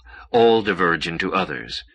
The ignorant suppose that an infinite number of drawings require an infinite amount of time. In reality, it is quite enough that time be infinitely subdivisible, as is the case in the famous parable of the tortoise and the hare. This infinitude harmonizes in an admirable manner with the sinuous numbers of chance and of the celestial archetype of the lottery adored by the Platonists. A certain distorted echo of our ritual seems to have resounded along the Tiber. Aelius Lampridius, in his life of Antoninus Heliogabalus, tells of how this emperor wrote down the lot of his guests on seashells, so that one would receive 10 pounds of gold, and another 10 flies, 10 dormice, 10 bears. It is only right to remark that Heliogabalus was educated in Asia Minor, among the priests of the eponymous god. There are also impersonal drawings of undefined purpose. One drawing will decree that a sapphire from Taprobane be thrown into the waters of the Euphrates, another that a bird be released from a tower roof, another that a grain of sand be withdrawn or added to the innumerable grains on a beach. The consequences sometimes are terrifying. Under the beneficent influence of the company, our customs have become thoroughly impregnated with chance. The buyer of a dozen amphoras of Damascus wine will not be surprised if one of them contains a talisman or a viper. The scribe who draws up a contract scarcely ever fails to introduce some erroneous datum. I myself, in making this hasty declaration, have falsified or invented some grandeur, some atrocity, perhaps, too, a certain mysterious monotony. Our historians, the most discerning in the world, have invented a method for correcting chance. It is well known that the operations of this method are, in general, trustworthy, although naturally they are not divulged without a measure of deceit. In any case, there is nothing so contaminated with fiction as the history of the company. A paleographic document unearthed in a temple may well be the work of yesterday's drawing, or that of one lasting a century. No book is ever published without some variant in each copy. Scribes take a secret oath to omit, interpolate, vary. The company, with divine modesty, eludes all publicity. Its agents, as is only natural, are secret. The orders which it is continually sending out do not differ from those lavishly issued by impostors. Besides, who can ever boast of being a mere impostor? The inebriate who improvises an absurd mandate, the dreamer who suddenly awakes to choke the woman who lies at his side to death, do they not both perhaps carry out a secret decision by the company? This silent functioning, comparable to that of God, gives rise to all manner of conjectures. One of them, for instance, abominably insinuates that the company is eternal, and that it will last until the last night of the world, when the last god annihilates the cosmos. Still another conjecture declares that the company is omnipotent, but that it exerts its influence only in the most minute matters, in a bird's cry, in the shades of rust and the hues of dust, in the catnaps of dawn. There is one conjecture, spoken from the mouths of masked heresiarchs, to the effect that the company has never existed and never will. A conjecture no less vile argues that it is indifferently inconsequential to affirm or deny the reality of the shadowy corporation, because Babylon is nothing but an infinite game of chance. Translated by Anthony Carrigan. An examination of the work of Herbert Quain. Herbert Quain has just died at Roscommon. I was not astonished to find that the Times literary supplement allots him scarcely half a column of necrological piety, and that not a single laudatory epithet but is corrected or seriously qualified by an adverb. The Spectator, in its pertinent issue, is unquestionably less laconic and perhaps even more cordial. but it compares Quain's first book, The God of the Labyrinth, with a work by Mrs. Agatha Christie, and others with books by Gertrude Stein, evocations which no one would consider inevitable and which would not have gratified the deceased. Quain, for that matter, was not a man who ever considered himself a genius, not even on those extravagant nights of literary conversation on which a man who has already worn out the printing presses inevitably plays at being Monsieur Test or Dr. Sam Johnson. He was very clear-headed about the experimental nature of his books. He thought them admirable, perhaps, for their novelty and for a certain laconic probity, but not for their passion. "I am like Cowley's Odes," he wrote me from Longford on March 6, 1939. "I do not belong to art, but merely to the history of art." In his mind there was no discipline inferior to history. I have transcribed one of Herbert Quain's modest statements. Naturally, this bit of modesty is not exhaustive of his thought. Flaubert and Henry James have accustomed us to suppose that works of art are infrequent and laboriously composed. The 16th century, we need only recall Cervantes' Viaje al Parnaso, or Shakespeare's Destiny, did not share this disconsolate opinion. Neither did Herbert Quain. He thought that good literature was common enough, that there is scarce a dialogue in the street which does not achieve it. He also thought that the aesthetic act cannot be carried out without some element of astonishment, and that to be astonished by rote is difficult. With smiling earnestness he deplored the servile and obstinate conservation of books from the past. I do not know if his vague theory is justifiable. I do know that his books are over-anxious to astonish. I deeply lament having lent, irretrievably, the first book he published to a female acquaintance. I have already said that it was a detective story. I may add that The God of the Labyrinth was issued by the publisher in the last days of November 1933.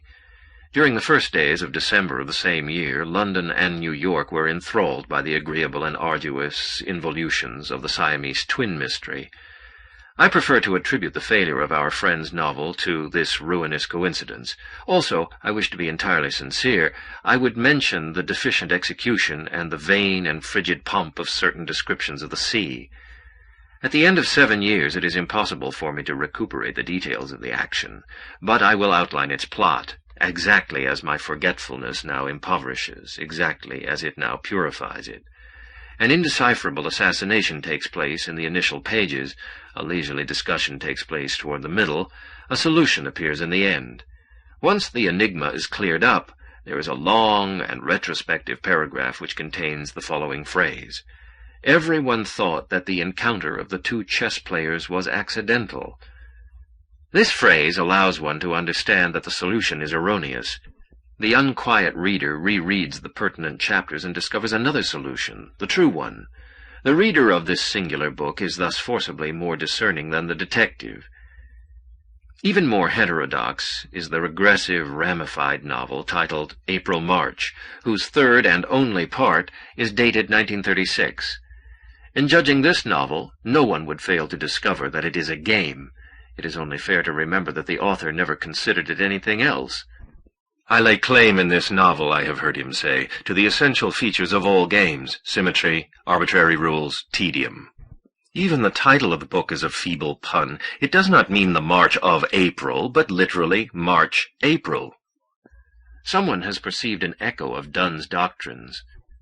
Quain's prologue prefers to evoke the inverse world of Bradley, in which death precedes birth, the scar the wound, and the wound the blow. Appearance in Reality, 1897, page 215. Note: woe to Herbert Quain's erudition, woe to page 215 in a book dated 1897. An interlocutor of Plato's Politician had already described a similar regression, that of the sons of the earth, or autochthons, who, subjected to the influence of an inverse rotation of the cosmos, passed from old age to maturity, from maturity to childhood, from childhood to disappearance and nothingness. Theopompus, too, in his Philippics, speaks of certain boreal fruits which originate in those who eat them. The same retrograde process. It is even more interesting to imagine an inversion of time, a state in which we remember the future and know nothing or barely feel a presentiment of the past. Compare the 10th canto of the Inferno, verses 97 through 102, where prophetic vision is compared to presbyopia. End of note. The worlds proposed by April-March are not regressive, only the manner of writing their history is so. Regressive and ramified, as I have already said. The work is made up of 13 chapters. The first reports the ambiguous dialogue of certain strangers on a railway platform. The second narrates the events on the eve of the first act. The third, also retrograde, describes the events of another possible eve to the first day. The fourth, still another. Each one of these 3 eves, each of which rigorously excludes the other, is divided into 3 other eves, each of a very different kind. The entire work, thus, constitutes 9 novels. Each novel contains 3 long chapters. The first chapter, naturally, is common to all. The temper of one of these novels is symbolic, that of another psychological, of another communist, of still another anti-communist, and so on. Perhaps a diagram will help toward comprehending the structure. Z. Brace. Y1, Y2, Y3. Y1, brace, X1, X2, X3. Y2, brace, X4, X5, X6. Y3, brace, X7, X8, X9. Concerning this structure, we might well repeat what Schopenhauer declared of the 12 Kantian categories. Everything is sacrificed to a rage for symmetry. Quite naturally, some of the 9 stories are unworthy of Quain. The best piece is not the one he originally planned, X4, but rather one of a fantastic nature, X9. Certain others are deformed by slow-witted and languid jests, or by useless pseudo-exactitudes. Whoever reads the sections in chronological order, for instance, X3, Y1, Z, will lose the peculiar savor of this strange book. 2 narratives, X7, X8, lack individual worth. Mere juxtaposition lends them effectiveness. I do not know if I should mention that once April-March was published, Quain regretted the ternary order, and predicted that whoever would imitate him would choose a binary arrangement. Z, brace, Y1, Y2. Y1, brace, X1, X2. Y2, brace, X3, X4. And that demiurges and gods would choose an infinite scheme, infinite stories, infinitely divided. Highly diverse, but also retrospective, is the heroic comedy in 2 acts, The Secret Mirror. In the works already reviewed, the formal complexity had hindered the author's imagination. In this book, his evolution is freer. The first act, the most extensive, takes place at the country estate belonging to General Thrale, CIE, near Melton Mowbray. The invisible center of the plot is Miss Ulrica Thrale, eldest daughter of the general. She is depicted for us, through certain lines of dialogue, as an arrogant horsewoman. We suspect that she does not cultivate literature. The newspapers announce her engagement to the Duke of Rutland. The same newspapers deny the engagement. She is revered by a playwright, Wilfred Quarles. She has favored him once or twice with a distracted kiss. The characters possess vast fortunes and ancient blood. Their emotions are noble, though vehement. The dialogue seems to vacillate between the mere verbosity of Bulwer Lytton and the epigrams of Wilde or Mr. Philip Guedalla. There are a nightingale and a knight. There is also a secret duel on a terrace. Almost totally imperceptible, some curious contradiction exists as to certain sordid details. The characters of the first act appear in the second, bearing other names.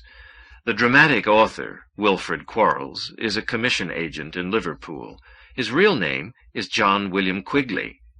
Miss Thrale really does exist. Quigley has never seen her, but he morbidly collects photographs of her from the Tatler or the Sketch. Quigley is author of the first act.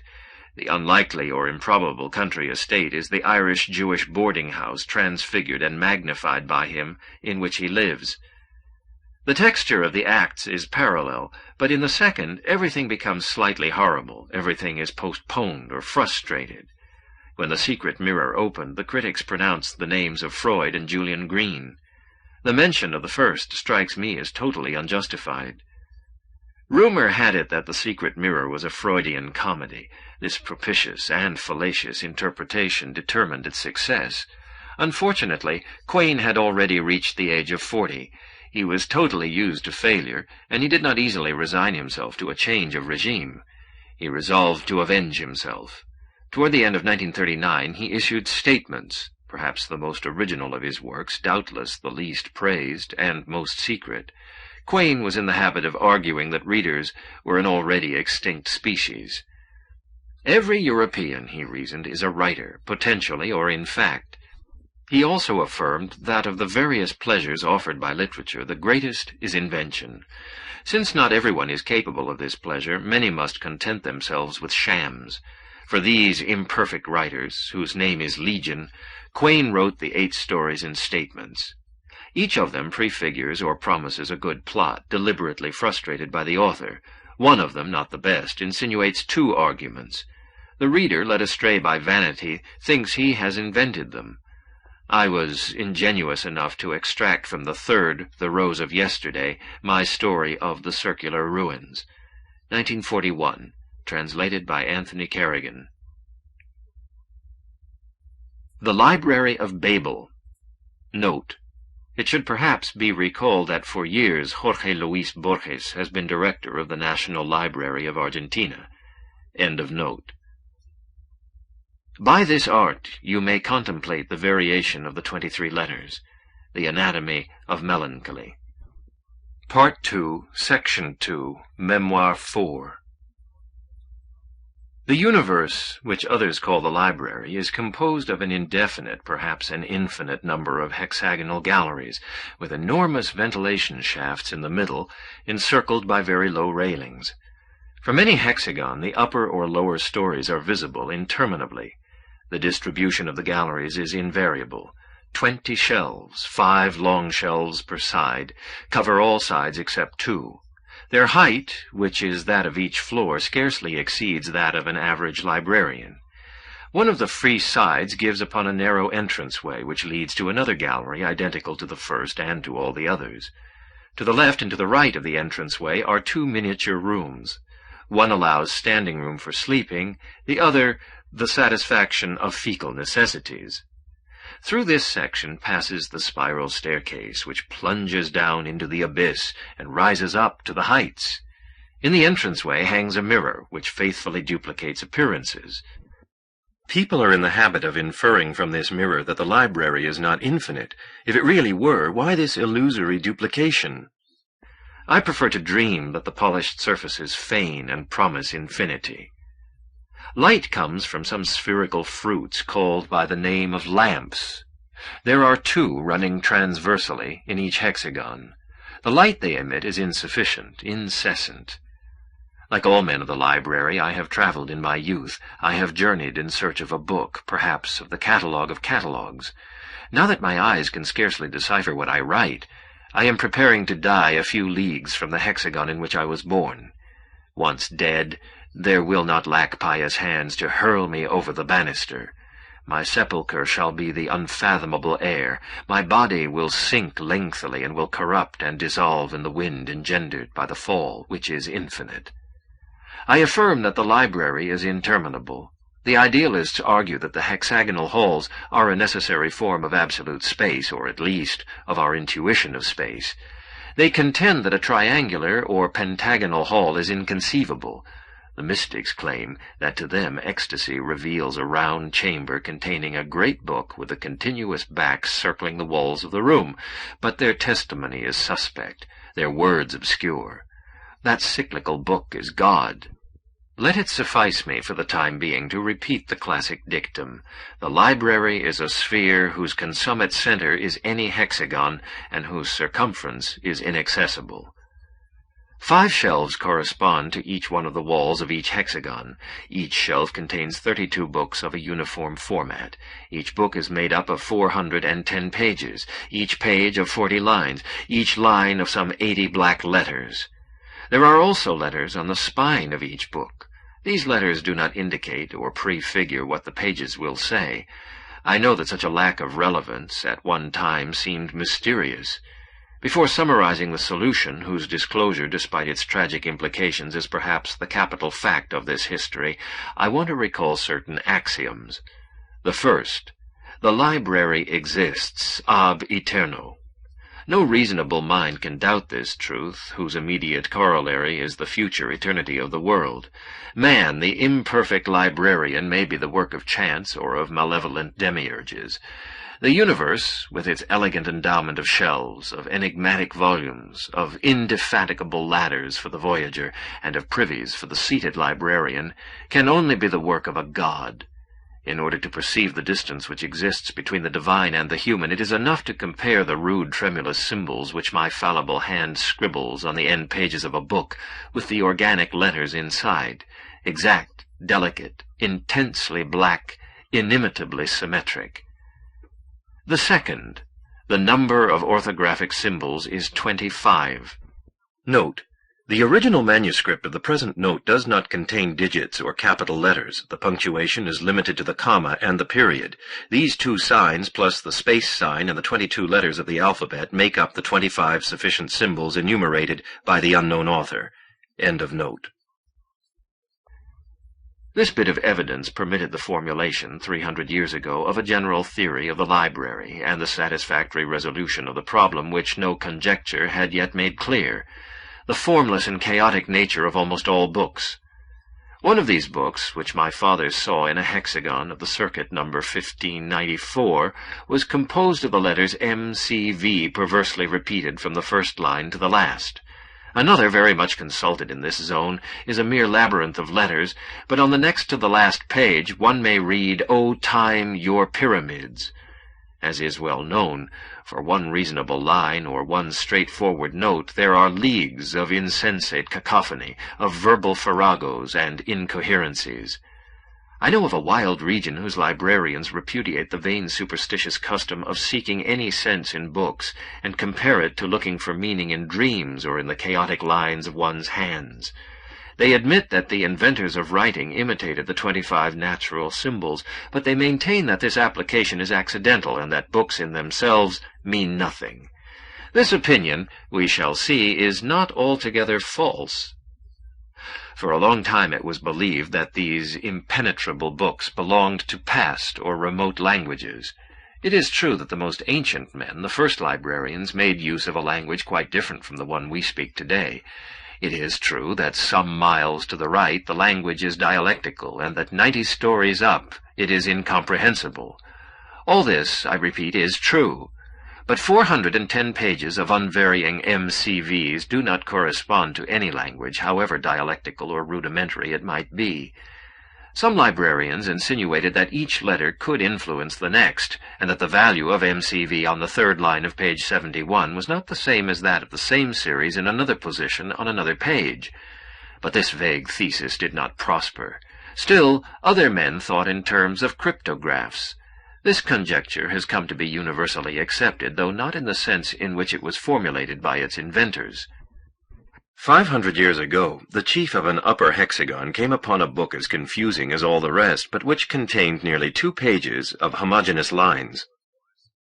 Note: formerly, for each 3 hexagons there was one man. Suicide and pulmonary diseases have destroyed this proportion. My memory recalls scenes of unspeakable melancholy. There have been many nights when I have ventured down corridors and polished staircases without encountering a single librarian. End of note. He showed his find to an ambulant decipherer who told him the lines were written in Portuguese. Others told him they were in Yiddish. In less than a century, the nature of the language was finally established. It was a Samoyed Lithuanian dialect of Guarani with classical Arabic inflections. The contents were also deciphered, notions of combinational analysis, illustrated by examples of variations with unlimited repetition. These examples made it possible for a librarian of genius to discover the fundamental law of the library. This thinker observed that all the books, however diverse, are made up of uniform elements: the period, the comma, the space, the 22 letters of the alphabet. He also adduced a circumstance confirmed by all travelers. There are not, in the whole vast library, 2 identical books. From all these incontrovertible premises, he deduced that the library is total, and that its shelves contain all the possible combinations of the 20-odd orthographic symbols, whose number, though vast, is not infinite. That is, everything which can be expressed in all languages. Everything is there. The minute history of the future, the autobiographies of the archangels, the faithful catalogue of the library, thousands and thousands of false catalogues, a demonstration of the fallacy of these catalogues, a demonstration of the fallacy of the true catalogue. The Gnostic Gospel of Basilides, the commentary on this Gospel, the commentary on the commentary of this Gospel, the veridical account of your death, a version of each book in all languages, the interpolations of every book in all books. When it was proclaimed that the library comprised all books, the first impression was one of extravagant joy. All men felt themselves lords of a secret intact treasure. There was no personal or universal problem whose eloquent solution did not exist in some hexagon. The universe was justified. The universe suddenly expanded to the limitless dimensions of hope. At that time there was much talk of the vindications, books of apology and prophecy, which vindicated for all time the actions of every man in the world and established a store of prodigious arcana for the future. Thousands of covetous persons abandoned their dear natal hexagons and crowded up the stairs, urged on by the vain aim of finding their vindication. These pilgrims disputed in the narrow corridors, hurled dark maledictions, strangled each other on the divine stairways, flung the deceitful books to the bottom of the tunnels, and died as they were thrown into space by men from remote regions. Some went mad. The vindications do exist. I have myself seen 2 of these books, which were concerned with future people who were perhaps not imaginary. But the searchers did not remember that the calculable possibility of a man's finding his own book, or some perfidious variation of his own book, is close to 0.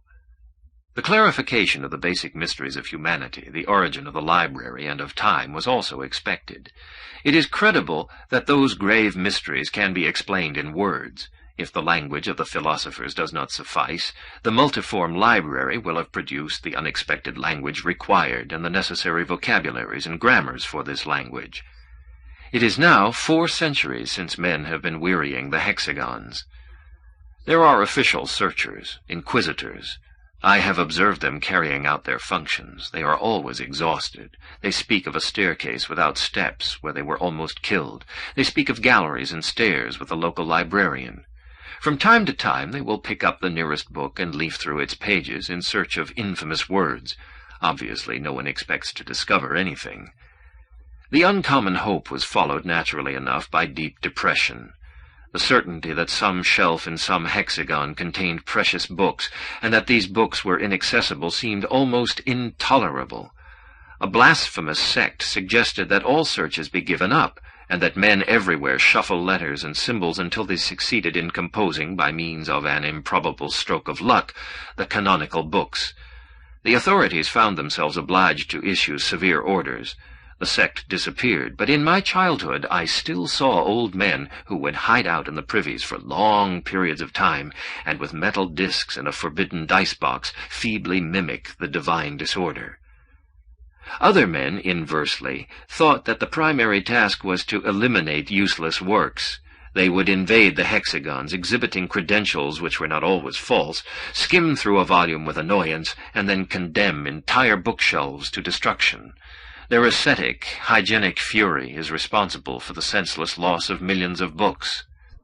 Their name is execrated, but those who mourn the treasures destroyed by this frenzy overlook 2 notorious facts. 1. The library is so enormous that any reduction undertaken by humans is infinitesimal. 2. Each book is unique, irreplaceable, but inasmuch as the library is total, there are always several hundreds of thousands of imperfect facsimiles, of works which differ only by 1 letter or 1 comma. Contrary to public opinion, I dare suppose that the consequences of the depredations committed by the purifiers have been exaggerated by the horror which these fanatics provoked. They were spurred by the delirium of storming the books in the crimson hexagon, books of a smaller than ordinary format, omnipotent, illustrated, magical. We know, too, of another superstition of that time, the man of the book. In some shelf of some hexagon, men reason, there must exist a book which is the cipher and perfect compendium of all the rest. Some librarian has perused it, and it is analogous to a god. Vestiges of the worship of that remote functionary still persist in the language of this zone. Many pilgrimages have sought him out. For a century they trod the most diverse routes in vain. How to locate the secret hexagon which harbored it? Someone proposed a regressive approach. In order to locate Book A, first consult Book B, which will indicate the location of A. In order to locate Book B, first consult Book C, and so on ad infinitum. I have squandered and consumed my years in adventures of this type. To me, it does not seem unlikely that on some shelf of the universe there lies a total book. Note: I repeat, it is enough that a book be possible for it to exist. Only the impossible is excluded. For example, no book is also a stairway, though doubtless there are books that discuss and deny and demonstrate this possibility, and others whose structure corresponds to that of a stairway. End of note. I pray the unknown gods that some man, even if only one man, and though it have been thousands of years ago, may have examined and read it. If honor and wisdom and happiness are not for me, let them be for others. May heaven exist, though my place be in hell. Let me be outraged and annihilated. But may thy enormous library be justified for one instant in one being. The impious assert that absurdities are the norm in the library, and that anything reasonable, even humble and pure coherence, is an almost miraculous exception. They speak, I know, of the febrile library whose hazardous volumes run the constant risk of being changed into others, and in which everything is affirmed, denied, and confused as by a divinity in delirium.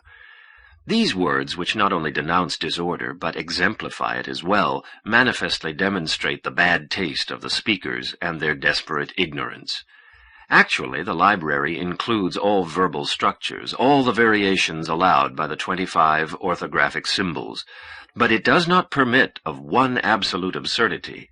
It is pointless to observe that the best book in the numerous hexagons under my administration is entitled Combed Clap of Thunder, or that another is called the Plaster Cramp, and still another Axaxaxasmleu.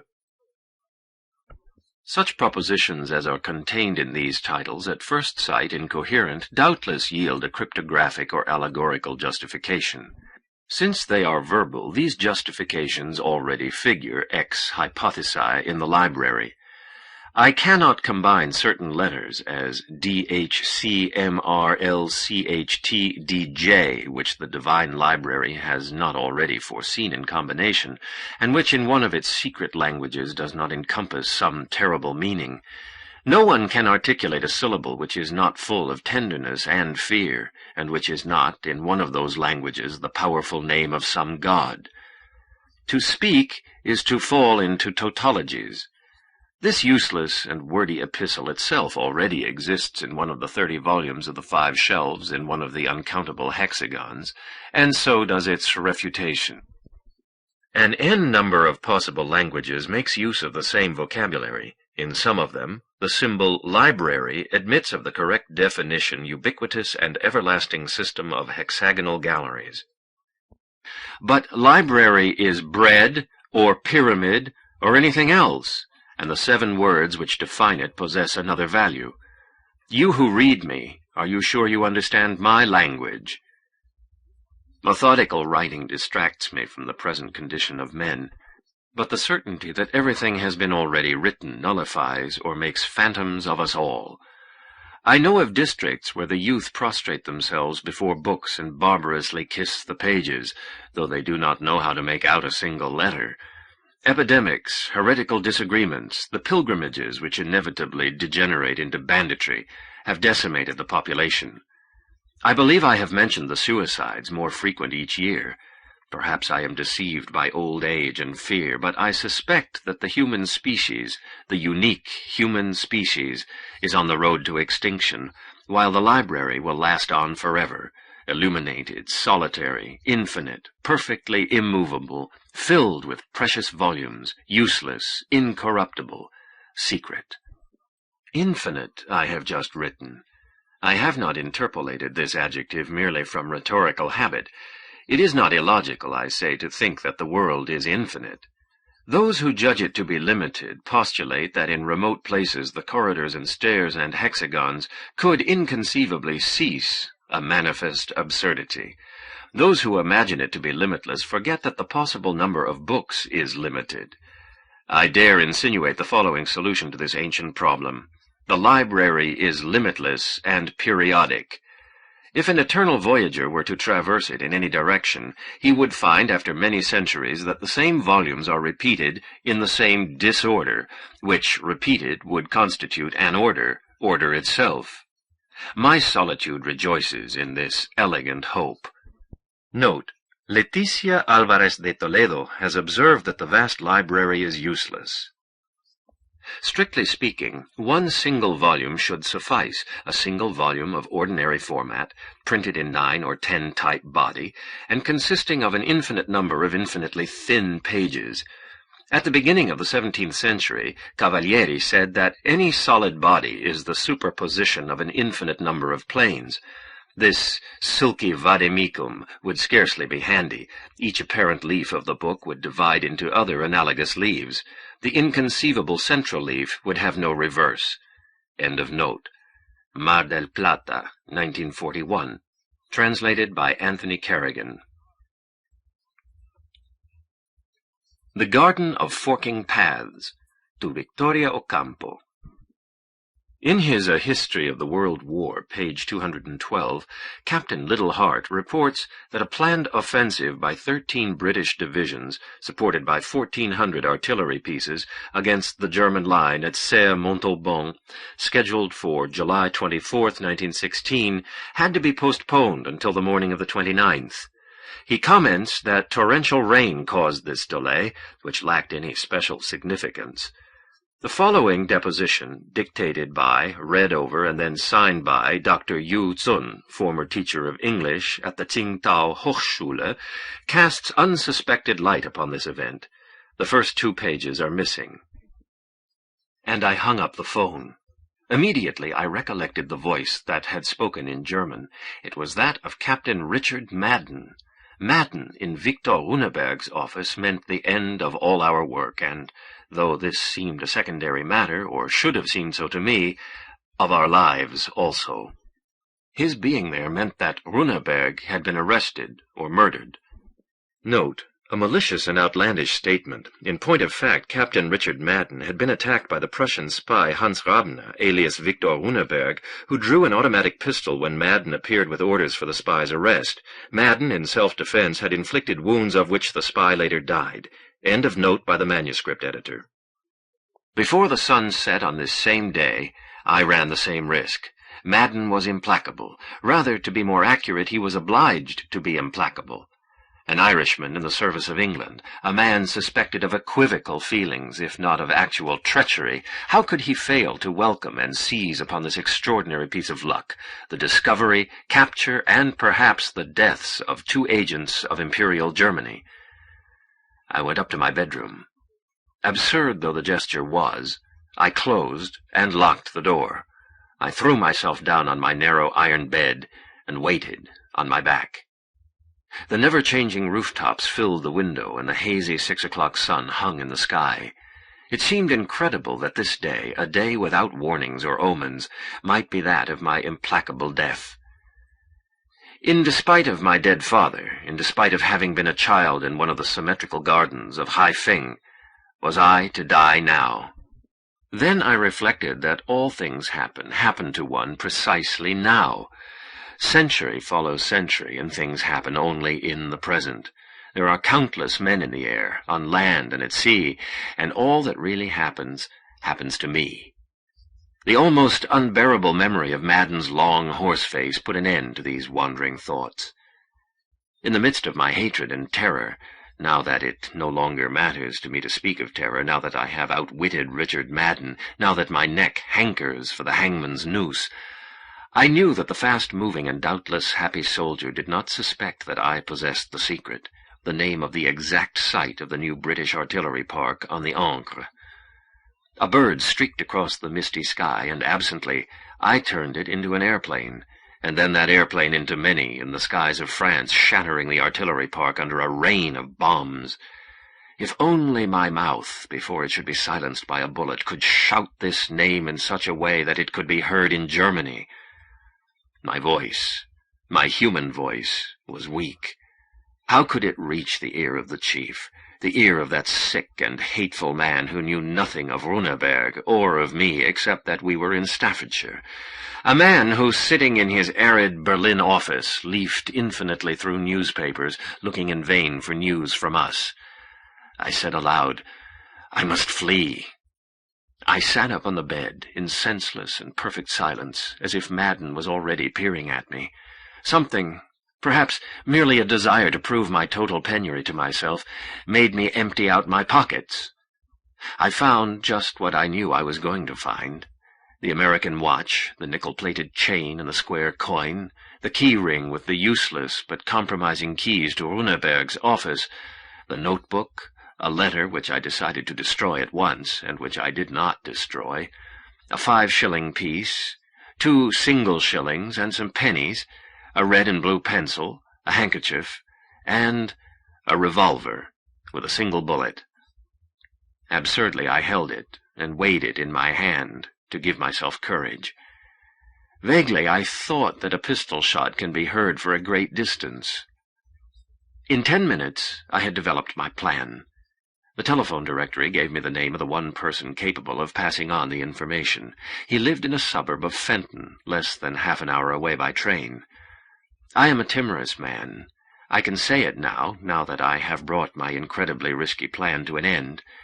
It was not easy to bring about, and I know that its execution was terrible. I did not do it for Germany, no.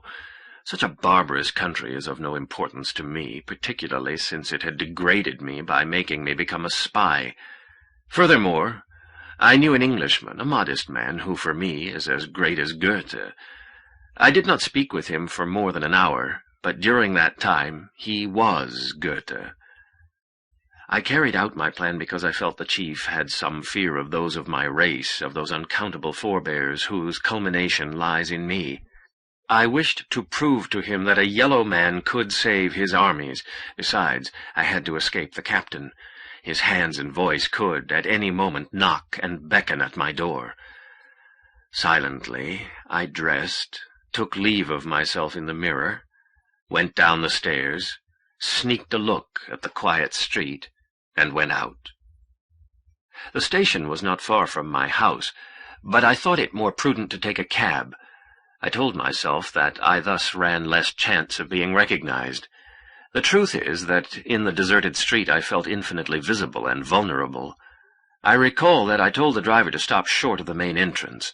I got out with a painful and deliberate slowness. I was going to the village of Ashgrove, but took a ticket for a station further on. The train would leave in a few minutes at 8:50. I hurried, for the next would not go until 9:30. There was almost no one on the platform. I walked through the carriages.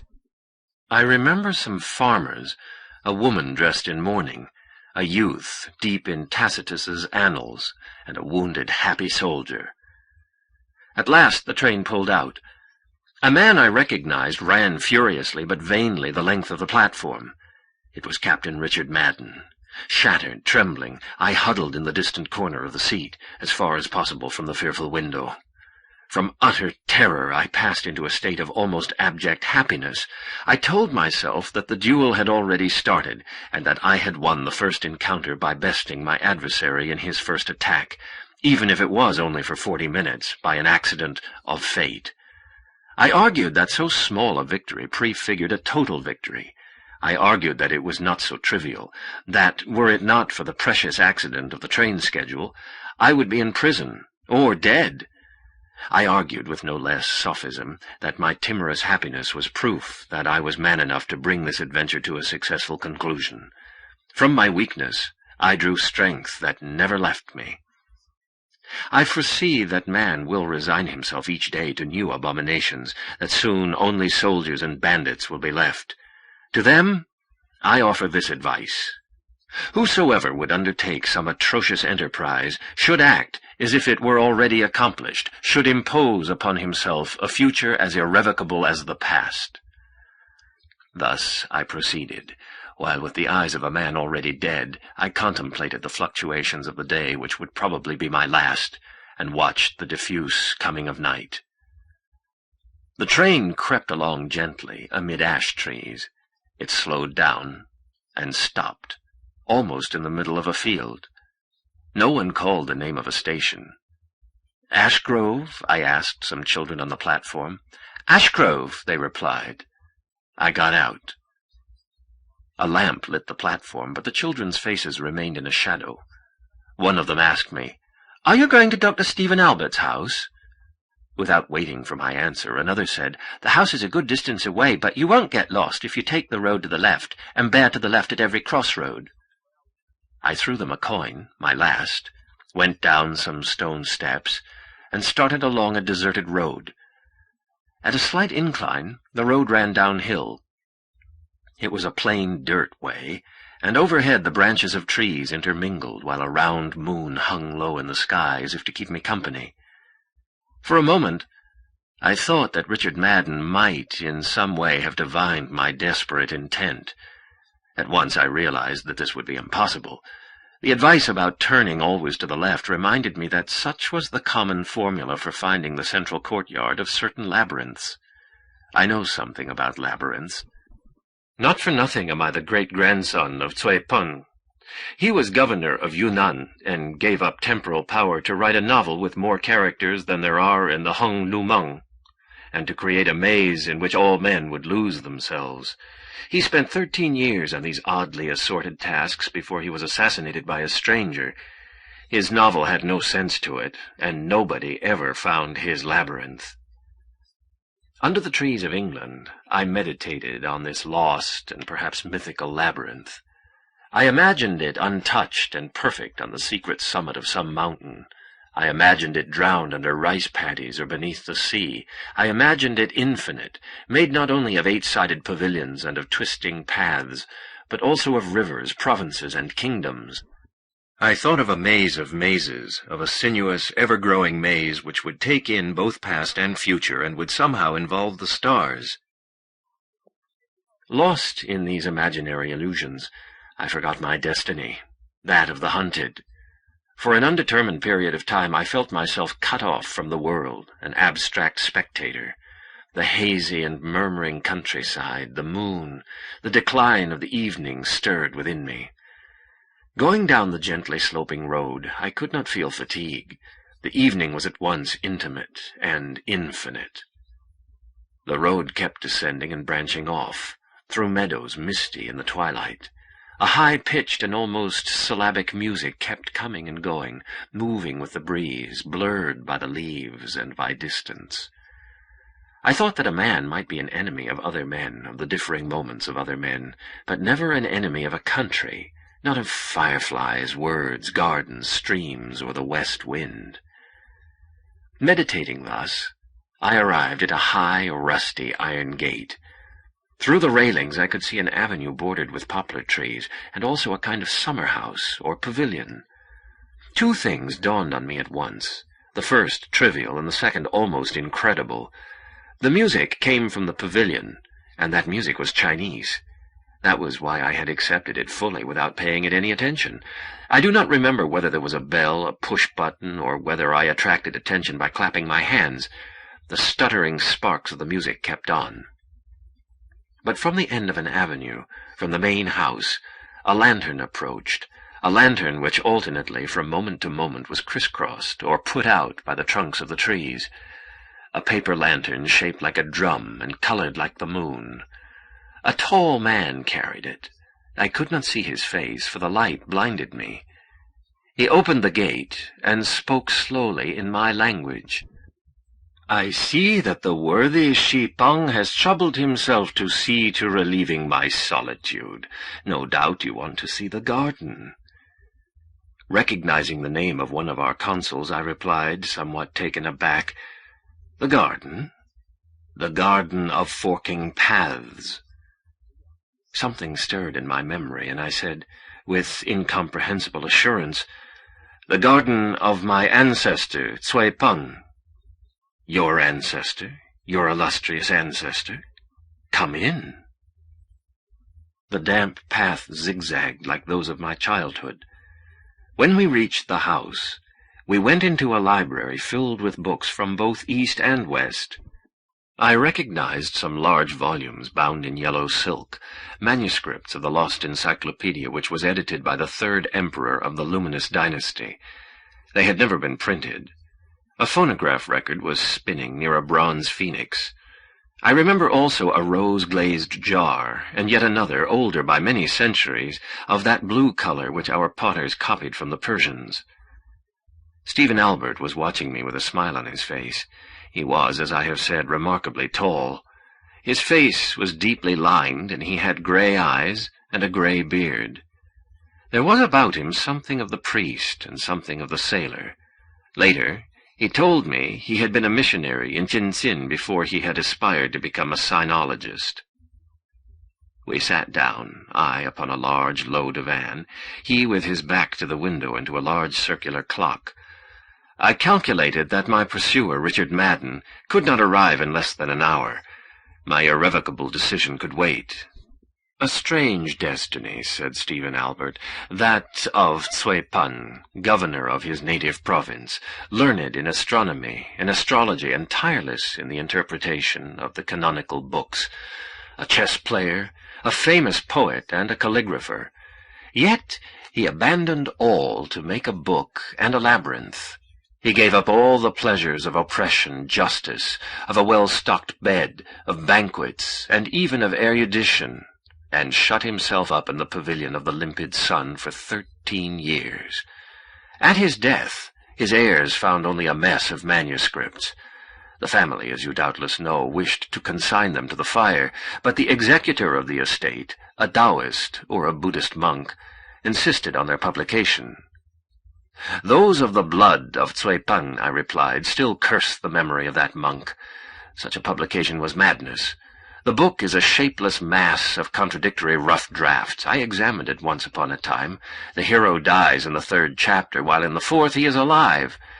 As for that other enterprise of Cui Peng, his labyrinth—" "Here is the labyrinth," Albert said, pointing to a tall, lacquered writing cabinet. "An ivory labyrinth?" I exclaimed. "A tiny labyrinth indeed." "A symbolic labyrinth," he corrected me. "An invisible labyrinth of time. I, a barbarous Englishman, have been given the key to this transparent mystery. After more than 100 years, most of the details are irrecoverable, lost beyond all recall, but it isn't hard to imagine what must have happened. At one time, Cui Peng must have said, 'I am going into seclusion to write a book,' and at another, 'I am retiring to construct a maze.' Everyone assumed these were separate activities. No one realized that the book and the labyrinth were one and the same. The pavilion of the limpid sun was set in the middle of an intricate garden. This may have suggested the idea of a physical maze. Cui Peng died. In all the vast lands which once belonged to your family, no one could find the labyrinth. The novel's confusion suggested that it was the labyrinth.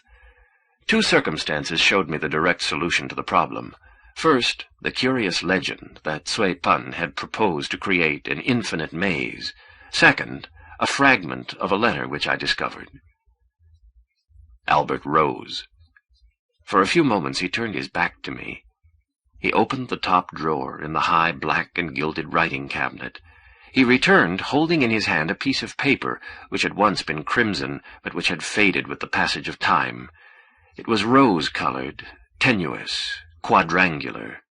Cui Peng's calligraphy was justly famous. Eagerly, but without understanding, I read the words which a man of my own blood had written with a small brush. "I leave to various future times, but not to all, my garden of forking paths." I handed back the sheet of paper in silence. Albert went on. Before I discovered this letter, I kept asking myself how a book could be infinite. I could not imagine any other than a cyclic volume, circular, a volume whose last page would be the same as the first, and so have the possibility of continuing indefinitely. I recalled, too, the night in the middle of the 1001 Nights when Queen Scheherazade, through a magical mistake on the part of her copyist, started to tell the story of the 1001 Nights, with the risk of again arriving at the night upon which she will relate it, and thus on to infinity. I also imagined a Platonic hereditary work passed on from father to son, to which each individual would add a new chapter, or correct with pious care the work of his elders. These conjectures gave me amusement, but none seemed to have the remotest application to the contradictory chapters of Two Prologue. At this point, I was sent from Oxford the manuscript you have just seen. Naturally, my attention was caught by the sentence, "I leave to various future times, but not to all, my garden of forking paths." I had no sooner read this than I understood. The garden of forking paths was the chaotic novel itself. The phrase, "to various future times, but not to all," suggested the image of bifurcating in time, not in space. Rereading the whole work confirmed this theory. In all fiction, when a man is faced with alternatives, he chooses one at the expense of the others. In the almost unfathomable Two Prologue, he chooses simultaneously all of them. He thus creates various futures, various times which start others that will in their turn branch out and bifurcate in other times. This is the cause of the contradictions in the novel. Fang, let us say, has a secret. A stranger knocks at his door. Fang makes up his mind to kill him. Naturally, there are various possible outcomes. Fang can kill the intruder can kill Fang, both can be saved, both can die, and so on and so on. In Two Prologue's work, all the possible solutions occur, each one being the point of departure for other bifurcations. Sometimes the pathways of this labyrinth converge. For example, you come to this house, but in other possible pasts you are my enemy, in others, my friend. If you will put up with my atrocious pronunciation, I would like to read you a few pages of your ancestor's work. His countenance in the bright circle of lamplight was certainly that of an ancient, but it shone with something unyielding, even immortal. With slow precision, he read two versions of the same epic chapter. In the first, an army marches into battle over a desolate mountain pass. The bleak and somber aspect of the rocky landscape made the soldiers feel that life itself was of little value, and so they won the battle easily. In the second, the same army passes through a palace where a banquet is in progress. The splendor of the feast remained a memory throughout the glorious battle, and so victory followed. With proper veneration I listened to these old tales, although perhaps with less admiration for them in themselves than for the fact that they had been thought out by one of my own blood, and that a man of a distant empire had given them back to me, in the last stage of a desperate adventure on a western island. I remember the final words, repeated at the end of each version like a secret command. Thus the heroes fought, with tranquil heart and bloody sword. They were resigned to killing and to dying. At that moment I felt within me and around me something invisible and intangible, pullulating. It was not the pullulation of two divergent, parallel, and finally converging armies, but an agitation more inaccessible, more intimate, prefigured by them in some way. Stephen Albert continued, I do not think that your illustrious ancestor toyed idly with variations. I do not find it believable that he would waste 13 years laboring over a never-ending experiment in rhetoric. In your country, the novel is an inferior genre. In Two Prologue's period, it was a despised one. Two Prologue was a fine novelist, but he was also a man of letters who doubtless considered himself more than a mere novelist. The testimony of his contemporaries attests to this, and certainly the known facts of his life confirm his leanings toward the metaphysical and the mystical. Philosophical conjectures take up the greater part of his novel. I know that of all problems none disquieted him more, and none concerned him more than the profound one of time. Now then, this is the only problem that does not figure in the pages of the garden. He does not even use the word which means time. How can these voluntary omissions be explained? I proposed various solutions, all of them inadequate. We discussed them. Finally, Stephen Albert said, "In a guessing game to which the answer is chess, which word is the only one prohibited?" I thought for a moment, and then replied, "The word is chess." "Precisely," said Albert. "The Garden of Forking Paths is an enormous guessing game or parable in which the subject is time. The rules of the game forbid the use of the word itself. To eliminate a word completely, to refer to it by means of inept phrases and obvious paraphrases is perhaps the best way of drawing attention to it. This, then, is the tortuous method of approach preferred by the oblique Quain in every meandering of his interminable novel. I have gone over hundreds of manuscripts. I have corrected errors introduced by careless copyists. I have worked out the plan from this chaos. I have restored, or believe I have restored, the original. I have translated the whole work. I can state categorically that not once has the word time been used in the whole book. The explanation is obvious. The Garden of Forking Paths is a picture, incomplete yet not false, of the universe such as Quain conceived it to be. Differing from Newton and Schopenhauer, your ancestor did not think of time as absolute and uniform. He believed in an infinite series of times, in a dizzily growing, ever-spreading network of diverging, converging, and parallel times.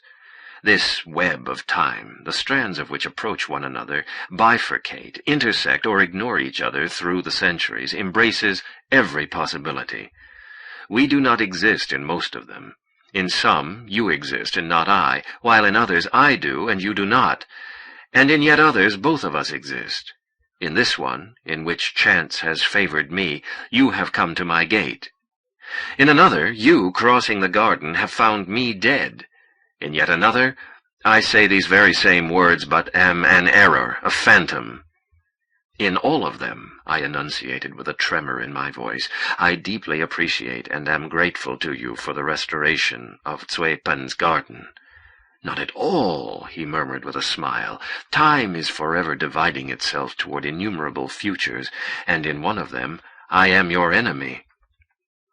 Once again I sensed the pullulation of which I have already spoken. It seemed to me that the dew-damp garden surrounding the house was infinitely saturated with invisible people.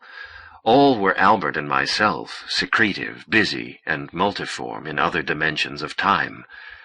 I lifted my eyes, and the short nightmare disappeared. In the black and yellow garden there was only a single man, but this man was as strong as a statue, and this man was walking up the path.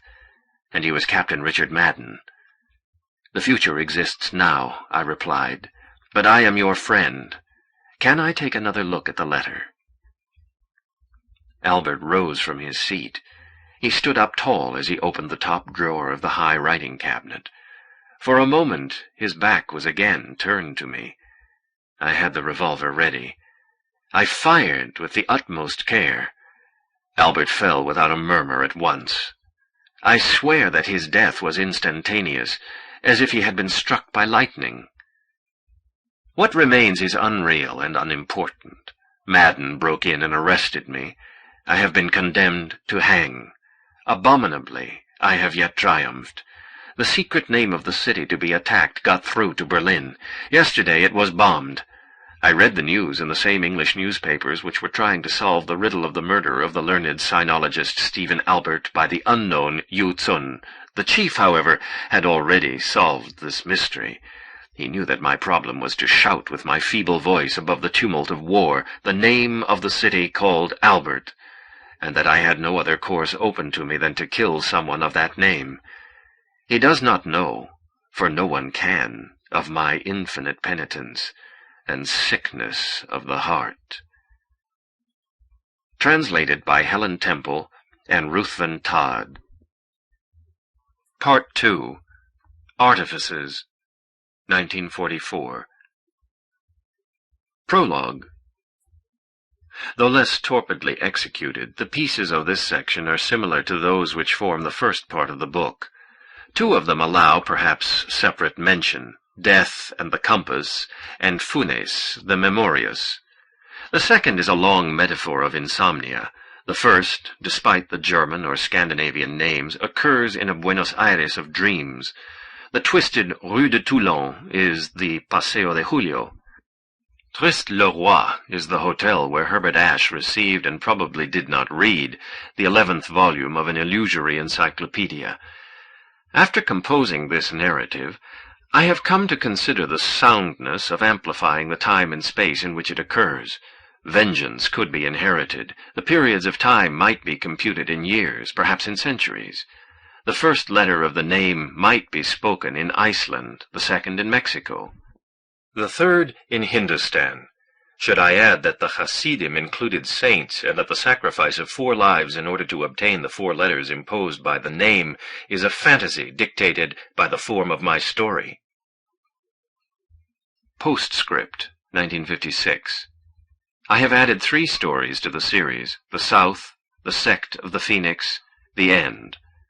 Apart from one character, Rekha Barin, whose immobility and passivity serve as a contrasting background, nothing or almost nothing in the brief course of the last named is an invention of mine. Everything in it is implicit in a famous book, and I have merely been the first to reveal, or at least to declare it.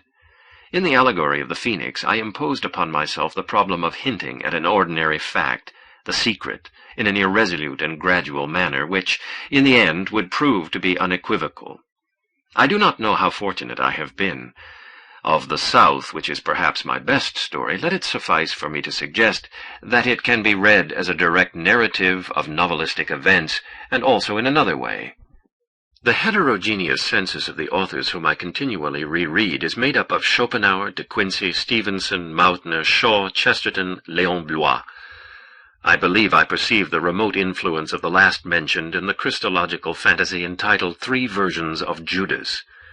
Buenos Aires, August 29, 1944, J.L.B.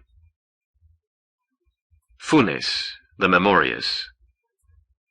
I remember him. I scarcely have the right to use this ghostly verb. Only one man on earth deserved the right, and he is dead. I remember him with a dark passion flower in his hand, looking at it as no one has ever looked at such a flower, though they might look from the twilight of day until the twilight of night, for a whole life long. I remember him, his face immobile and Indian-like, and singularly remote behind his cigarette. I remember, I believe, the strong, delicate fingers of the plainsman who can braid leather. I remember near those hands a vessel in which to make mate tea, bearing the arms of the Banda Oriental. I remember in the window of the house a yellow rush mat, and beyond a vague, marshy landscape. Note: the eastern shore of the Uruguay River, now the Orient Republic of Uruguay. End of note. I remember clearly his voice, the deliberate, resentful, nasal voice of the old Eastern Shore man, without the Italianate syllables of today. I did not see him more than 3 times, the last time in 1887. That all those who knew him should write something about him seems to me a very felicitous idea. My testimony may perhaps be the briefest, and without doubt the poorest, and it will not be the least impartial. The deplorable fact of my being an Argentinian will hinder me from falling into a dithyramb, an obligatory form in the Uruguay when the theme is an Uruguayan. Littérateur, slicker, Buenos Aires. Funes did not use these insulting phrases, but I am sufficiently aware that for him I represented these unfortunate categories. Pedro Leandro Ipuche has written that Funes was a precursor of the Superman, an untamed and vernacular Zarathustra. I do not doubt it, but one must not forget either that he was a countryman from the town of Fraibentos, with certain incurable limitations. My first recollection of Funes is quite clear. I see him at dusk, sometime in March or February of the year 84. That year my father had taken me to spend the summer at Fray Bentos. I was on my way back from the farm at San Francisco with my cousin Bernardo Aedo. We came back singing on horseback, and this last fact was not the only reason for my joy. After a sultry day, an enormous slate-gray storm had obscured the sky. It was driven on by a wind from the south. The trees were already tossing like madmen, and I had the apprehension, the secret hope, that the elemental downpour would catch us out in the open. We were running a kind of race with the tempest. We rode into a narrow lane which wound down between two enormously high brick footpaths. It had grown black of a sudden. I now heard rapid, almost secret steps above. I raised my eyes, and saw a boy running along the narrow cracked path as if he were running along a narrow broken wall. I remember the loose trousers, tight at the bottom, the hemp sandals. I remember the cigarette in the hard visage, standing out against the by now limitless darkness. Bernardo, unexpectedly, yelled to him, "What's the time, Ireneo?" Without looking up, without stopping, Ireneo replied, "In 10 minutes it will be 8 o'clock, child Bernardo Juan Francisco." The voice was sharp, mocking. I am so absent-minded that the dialogue which I have just cited would not have penetrated my attention if it had not been repeated by my cousin, who was stimulated, I think, by a certain local pride and by a desire to show himself indifferent to the other's three-sided reply. He told me that the boy above us in the pass was a certain Ireneo Funes, renowned for a number of eccentricities, such as that of having nothing to do with people and of always knowing the time like a watch.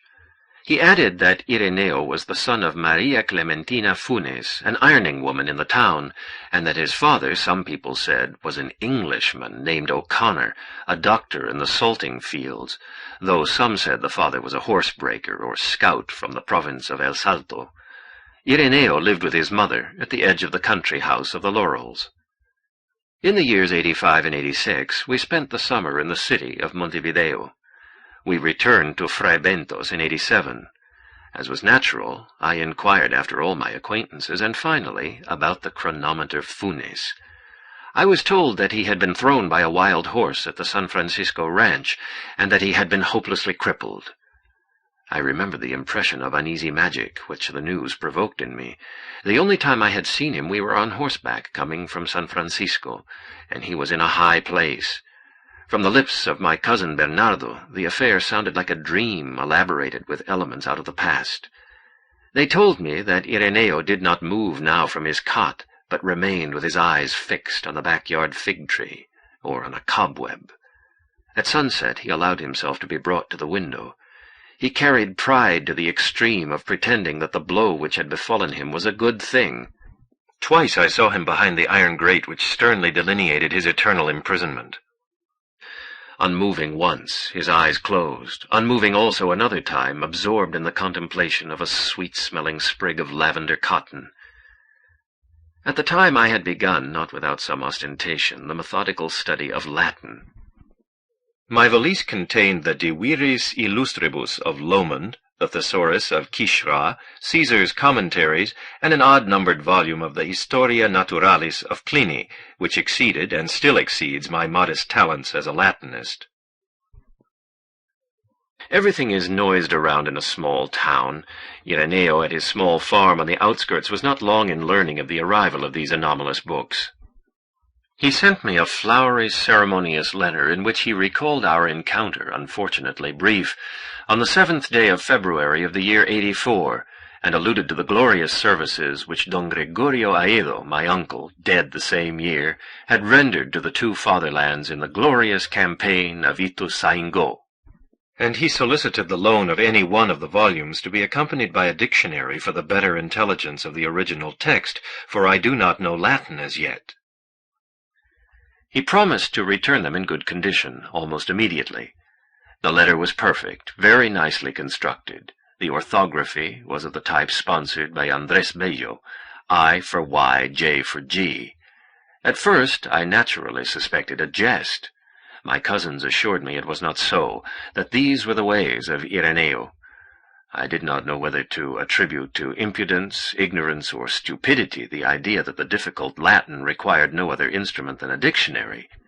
In order fully to undeceive him, I sent the Gradus ad Parnassum of Quixote and the Pliny. On February 14th, I received a telegram from Buenos Aires telling me to return immediately, for my father was in no way well. God forgive me, but the prestige of being the recipient of an urgent telegram, the desire to point out to all of Fray Bentos the contradiction between the negative form of the news and the positive adverb, the temptation to dramatize my sorrow as I feigned a virile stoicism, all no doubt distracted me from the possibility of anguish. As I packed my valise, I noted that I was missing the Gradus and the volume of the Historia Naturalis. The Saturn was to weigh anchor on the morning of the next day. That night, after supper, I made my way to the house of Funes.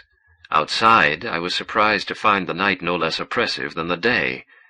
Ireneo's mother received me at the modest ranch. She told me that Ireneo was in the back room, and that I should not be disturbed to find him in the dark, for he knew how to pass the dead hours without lighting the candle.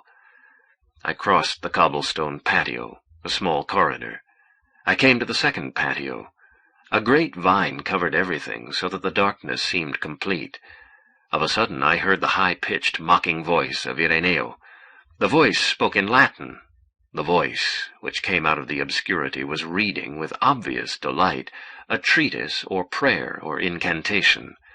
The Roman syllables resounded in the earthen patio. My suspicion made them seem undecipherable, interminable. Afterwards, in the enormous dialogue of that night, I learned that they made up the first paragraph of the 24th chapter of the 7th book of the Historia Naturalis. The subject of this chapter is memory. The last words are, ut nihil non istem verbis rederetur auditum. Without the least change in his voice, Ireneo bade me come in.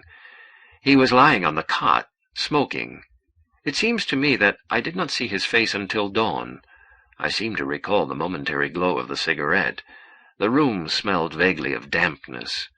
I sat down and repeated the story of the telegram and my father's illness. I come now to the most difficult point in my narrative. For the entire story has no other point, the reader might as well know it by now, than this dialogue of almost a half-century ago. I shall not attempt to reproduce his words, now irrecoverable. I prefer truthfully to make a resume of the many things Ireneo told me. The indirect style is remote and weak. I know that I sacrifice the effectiveness of my narrative, but let my readers imagine the nebulous sentences which clouded that night. Ireneo began by enumerating, in Latin and Spanish, the cases of prodigious memory cited in the Historia Naturalis. Cyrus, king of the Persians, who could call every soldier in his armies by name. Mithridates Eupator, who administered justice in the 22 languages of his empire. Simonides, inventor of mnemotechny. Metrodorus, who practiced the art of repeating faithfully what he heard once.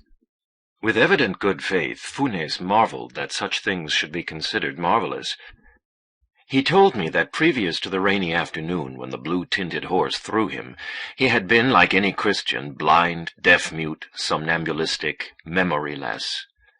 I tried to remind him of his precise perception of time, his memory for proper names. He paid no attention to me.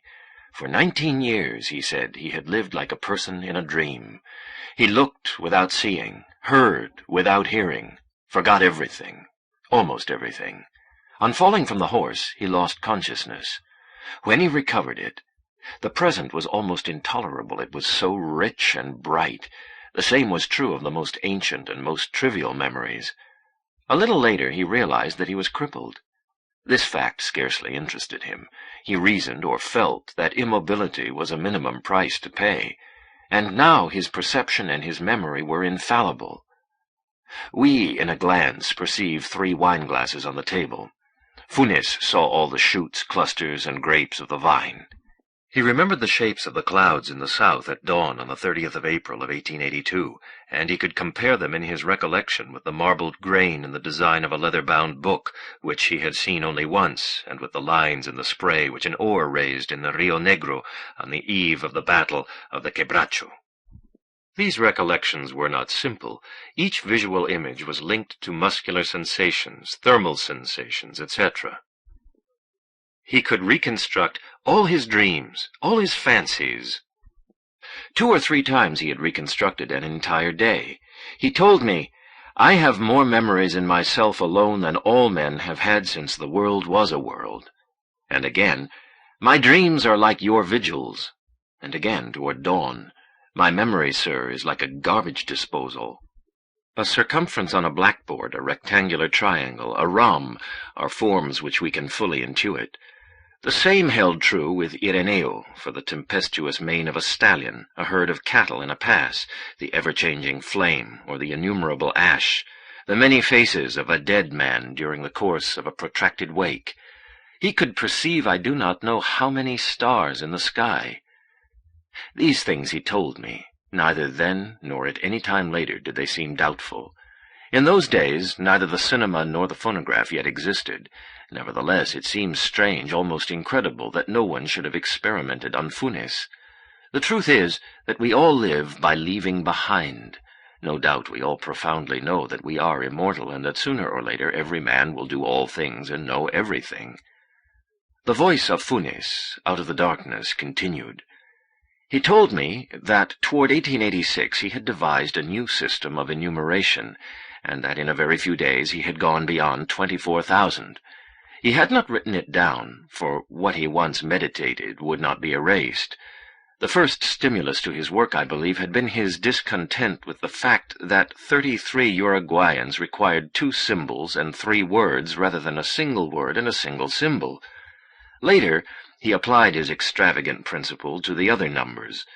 In place of 7,013, he would say, for example, Maximo Perez. In place of 7,014, the train. Other numbers were Luis Melian Lafinur, Olimar, Brimstone, Clubs, the Whale, Gas, the Cauldron, Napoleon, Agustin de Vedia. In lieu of 500, he would say 9. Each word had a particular sign, a species of mark. The last were very complicated. I attempted to explain that this rhapsody of unconnected terms was precisely the contrary of a system of enumeration. I said that to say 365 was to say 3 hundreds, 6 tens, 5 units, an analysis which does not exist in such numbers as the Negro Timoteo or the flesh blanket. Funes did not understand me, or did not wish to understand me.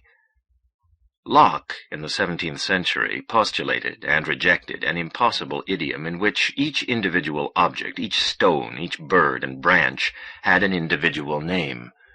Funes had once projected an analogous idiom, but he had renounced it as being too general, too ambiguous. In effect, Funes not only remembered every leaf on every tree of every wood, but even every one of the times he had perceived or imagined it. He determined to reduce all of his past experience to some 70,000 recollections, which he would later define numerically. 2 considerations dissuaded him, the thought that the task was interminable, and the thought that it was useless. He knew that at the hour of his death he would scarcely have finished classifying even all the memories of his childhood. The 2 projects I have indicated, an infinite vocabulary for the natural series of numbers and a usable mental catalogue of all the images of memory, are lacking in sense, but they reveal a certain stammering greatness. They allow us to make out dimly or to infer the dizzying world of Funes. He was, let us not forget, almost incapable of general Platonic ideas. It was not only difficult for him to understand that the generic term dog embraced so many unlike specimens of differing sizes and different forms. He was disturbed by the fact that a dog at 314, seen in profile, should have the same name as the dog at 315, seen from the front. His own face in the mirror, his own hands, surprised him on every occasion. Swift writes that the Emperor of Lilliput could discern the movement of the minute hand. Funes could continuously make out the tranquil advances of corruption, of caries, of fatigue. He noted the progress of death, of moisture. He was the solitary and lucid spectator of a multiform world which was instantaneously and almost intolerably exact. Babylon, London, and New York have overawed the imagination of men with their ferocious splendor.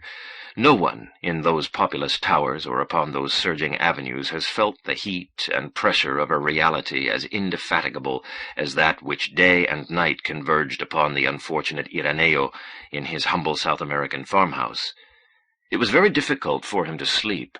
To sleep is to be abstracted from the world. Funes, on his back in his cot, in the shadows, imagined every crevice and every molding of the various houses which surrounded him.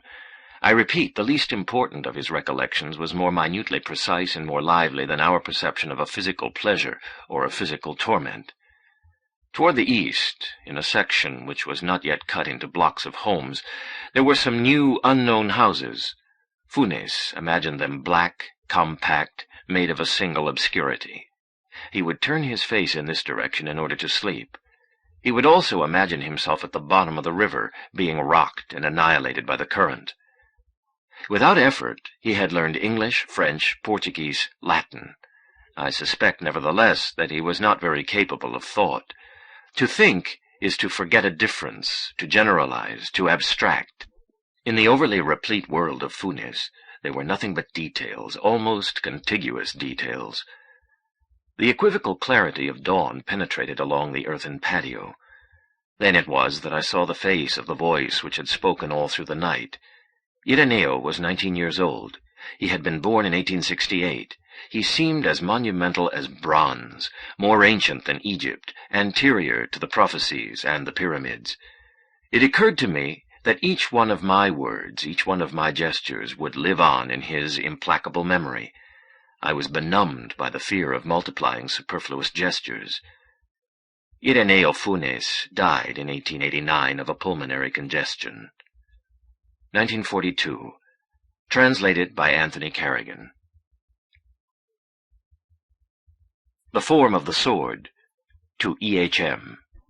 His face was crossed with a rancorous scar, a nearly perfect ashen arc which sank into his temple on one side and his cheek on the other. His real name is of no importance. In Tacuarembó, everyone knew him as the Englishman of La Colorada. The great landowner of these parts, Cardoso, had not been interested in selling. I have heard that the Englishman had recourse to an unexpected argument. He told him the secret history of the scar. The Englishman had come from the frontier, from Rio Grande del Sur. There were those who said he had been a smuggler in Brazil. His fields were overgrown with underbrush. The wells were bitter. To remedy these faults, the Englishman worked alongside his peones. They say he was strict to the point of cruelty, but scrupulously fair. They also say he was a drinking man. A couple of times a year he would lock himself up in a room in the tower, and 2 or 3 days later he would emerge as if from a bout of insanity, or from the battlefield, pale, tremulous, abashed, and as authoritarian as ever. I remember his glacial eyes, his energetic thinness, his grey moustache. He had scant dealings with anyone. True, his Spanish was rudimentary, contaminated with Brazilian. Apart from an occasional commercial letter or pamphlet, he received no correspondence. The last time I made a trip through the northern provinces, a flash flood in the Caraguatá arroyo forced me to spend the night at La Colorada. I was only there a few minutes when I felt that my presence was inopportune. I tried getting into the good graces of the Englishman. I resorted to the least acute of all the passions, patriotism. I said that a country with the spirit of England was invincible. My interlocutor agreed, but he added with a smile that he was not English, he was Irish, from Dungarvan. Having said this, he stopped himself, as if he had revealed a secret. After supper, we went out to look at the sky. It had cleared, but behind the ridge of the mountains, the south, fissured and shot through with lightning flashes, was brewing up another storm. Back in the deserted dining room, the waiter who had served us supper brought out a bottle of rum. We drank steadily, in silence. I do not know what hour of the night it might have been when I realized that I was drunk. I do not know what inspiration or exultation or tedium made me mention the scar. The Englishman's face changed color. For a few seconds I thought he was going to ask me to leave. Finally, he said, in a normal voice, "I'll tell you the story of my wound on one condition. that you do not minimize the opprobrium it calls forth, that you not belittle a single infamous circumstance. I agreed, and this, then, is the story he recounted in a mixture of English, Spanish, and Portuguese. About 1922, in a city in Connaught, I was one of many men conspiring for Irish independence. Of my comrades, some survived to engage in peaceful pursuits, others, paradoxically, fight in the desert and at sea under the English colors. Another, the man of greatest worth, died in the courtyard of a barracks at dawn before a firing squad of soldiers drowsy with sleep. Still others, not the most unfortunate ones, met their fate in the anonymous and nearly secret battles of the Civil War. We were Republicans, Catholics. We were, I suspect, romantics. For us, Ireland was not only the utopian future and the intolerable present, it was a bitter and loving mythology. It was the circular towers and the red bogs. It was the repudiation of Parnell and the enormous epics which sing of the theft of bulls, who in a former incarnation were heroes, and in others were fish and mountains. On one evening I shall never forget, we were joined by a comrade from Munster, a certain John Vincent Moon. He was scarcely 20 years old. He was thin and soft at the same time. He gave one the uncomfortable impression of being invertebrate. He had studied with fervor and vanity every page of some communist manual or other. Dialectic materialism served him as a means to end any and all discussion. The reasons that one man may have to abominate another or love him are infinite. Moon reduced universal history to a sordid economic conflict. He asserted that the revolution is predestined to triumph. I told him that only lost causes can interest a gentleman. By then it was night time. We continued our disagreements along the corridor, down the stairs, into the vague streets. The judgments emitted by Moon impressed me less than their unattractive and apodictic tone. The new comrade did not argue. He passed judgment with obvious disdain and a certain fury. As we came to the outlying houses, a sudden exchange of gunfire caught us by surprise. Just before or after, we skirted the blank wall of a factory or barracks. We took refuge along a dirt road. A soldier, looming gigantic in the glare, rushed out of a burning cabin. He shrieked at us and ordered us to halt. I pressed on. My comrade did not follow me. I turned back. John Vincent Moon was frozen in his tracks, fascinated and eternalized, as it were, by terror.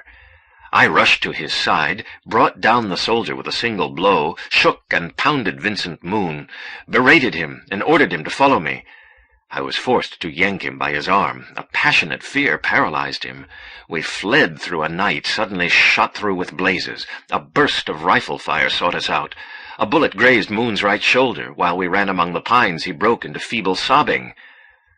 During that autumn of 1922, I had taken refuge in a country house belonging to General Berkeley. This officer, whom I had never seen, was carrying out some administrative assignment in Bengal.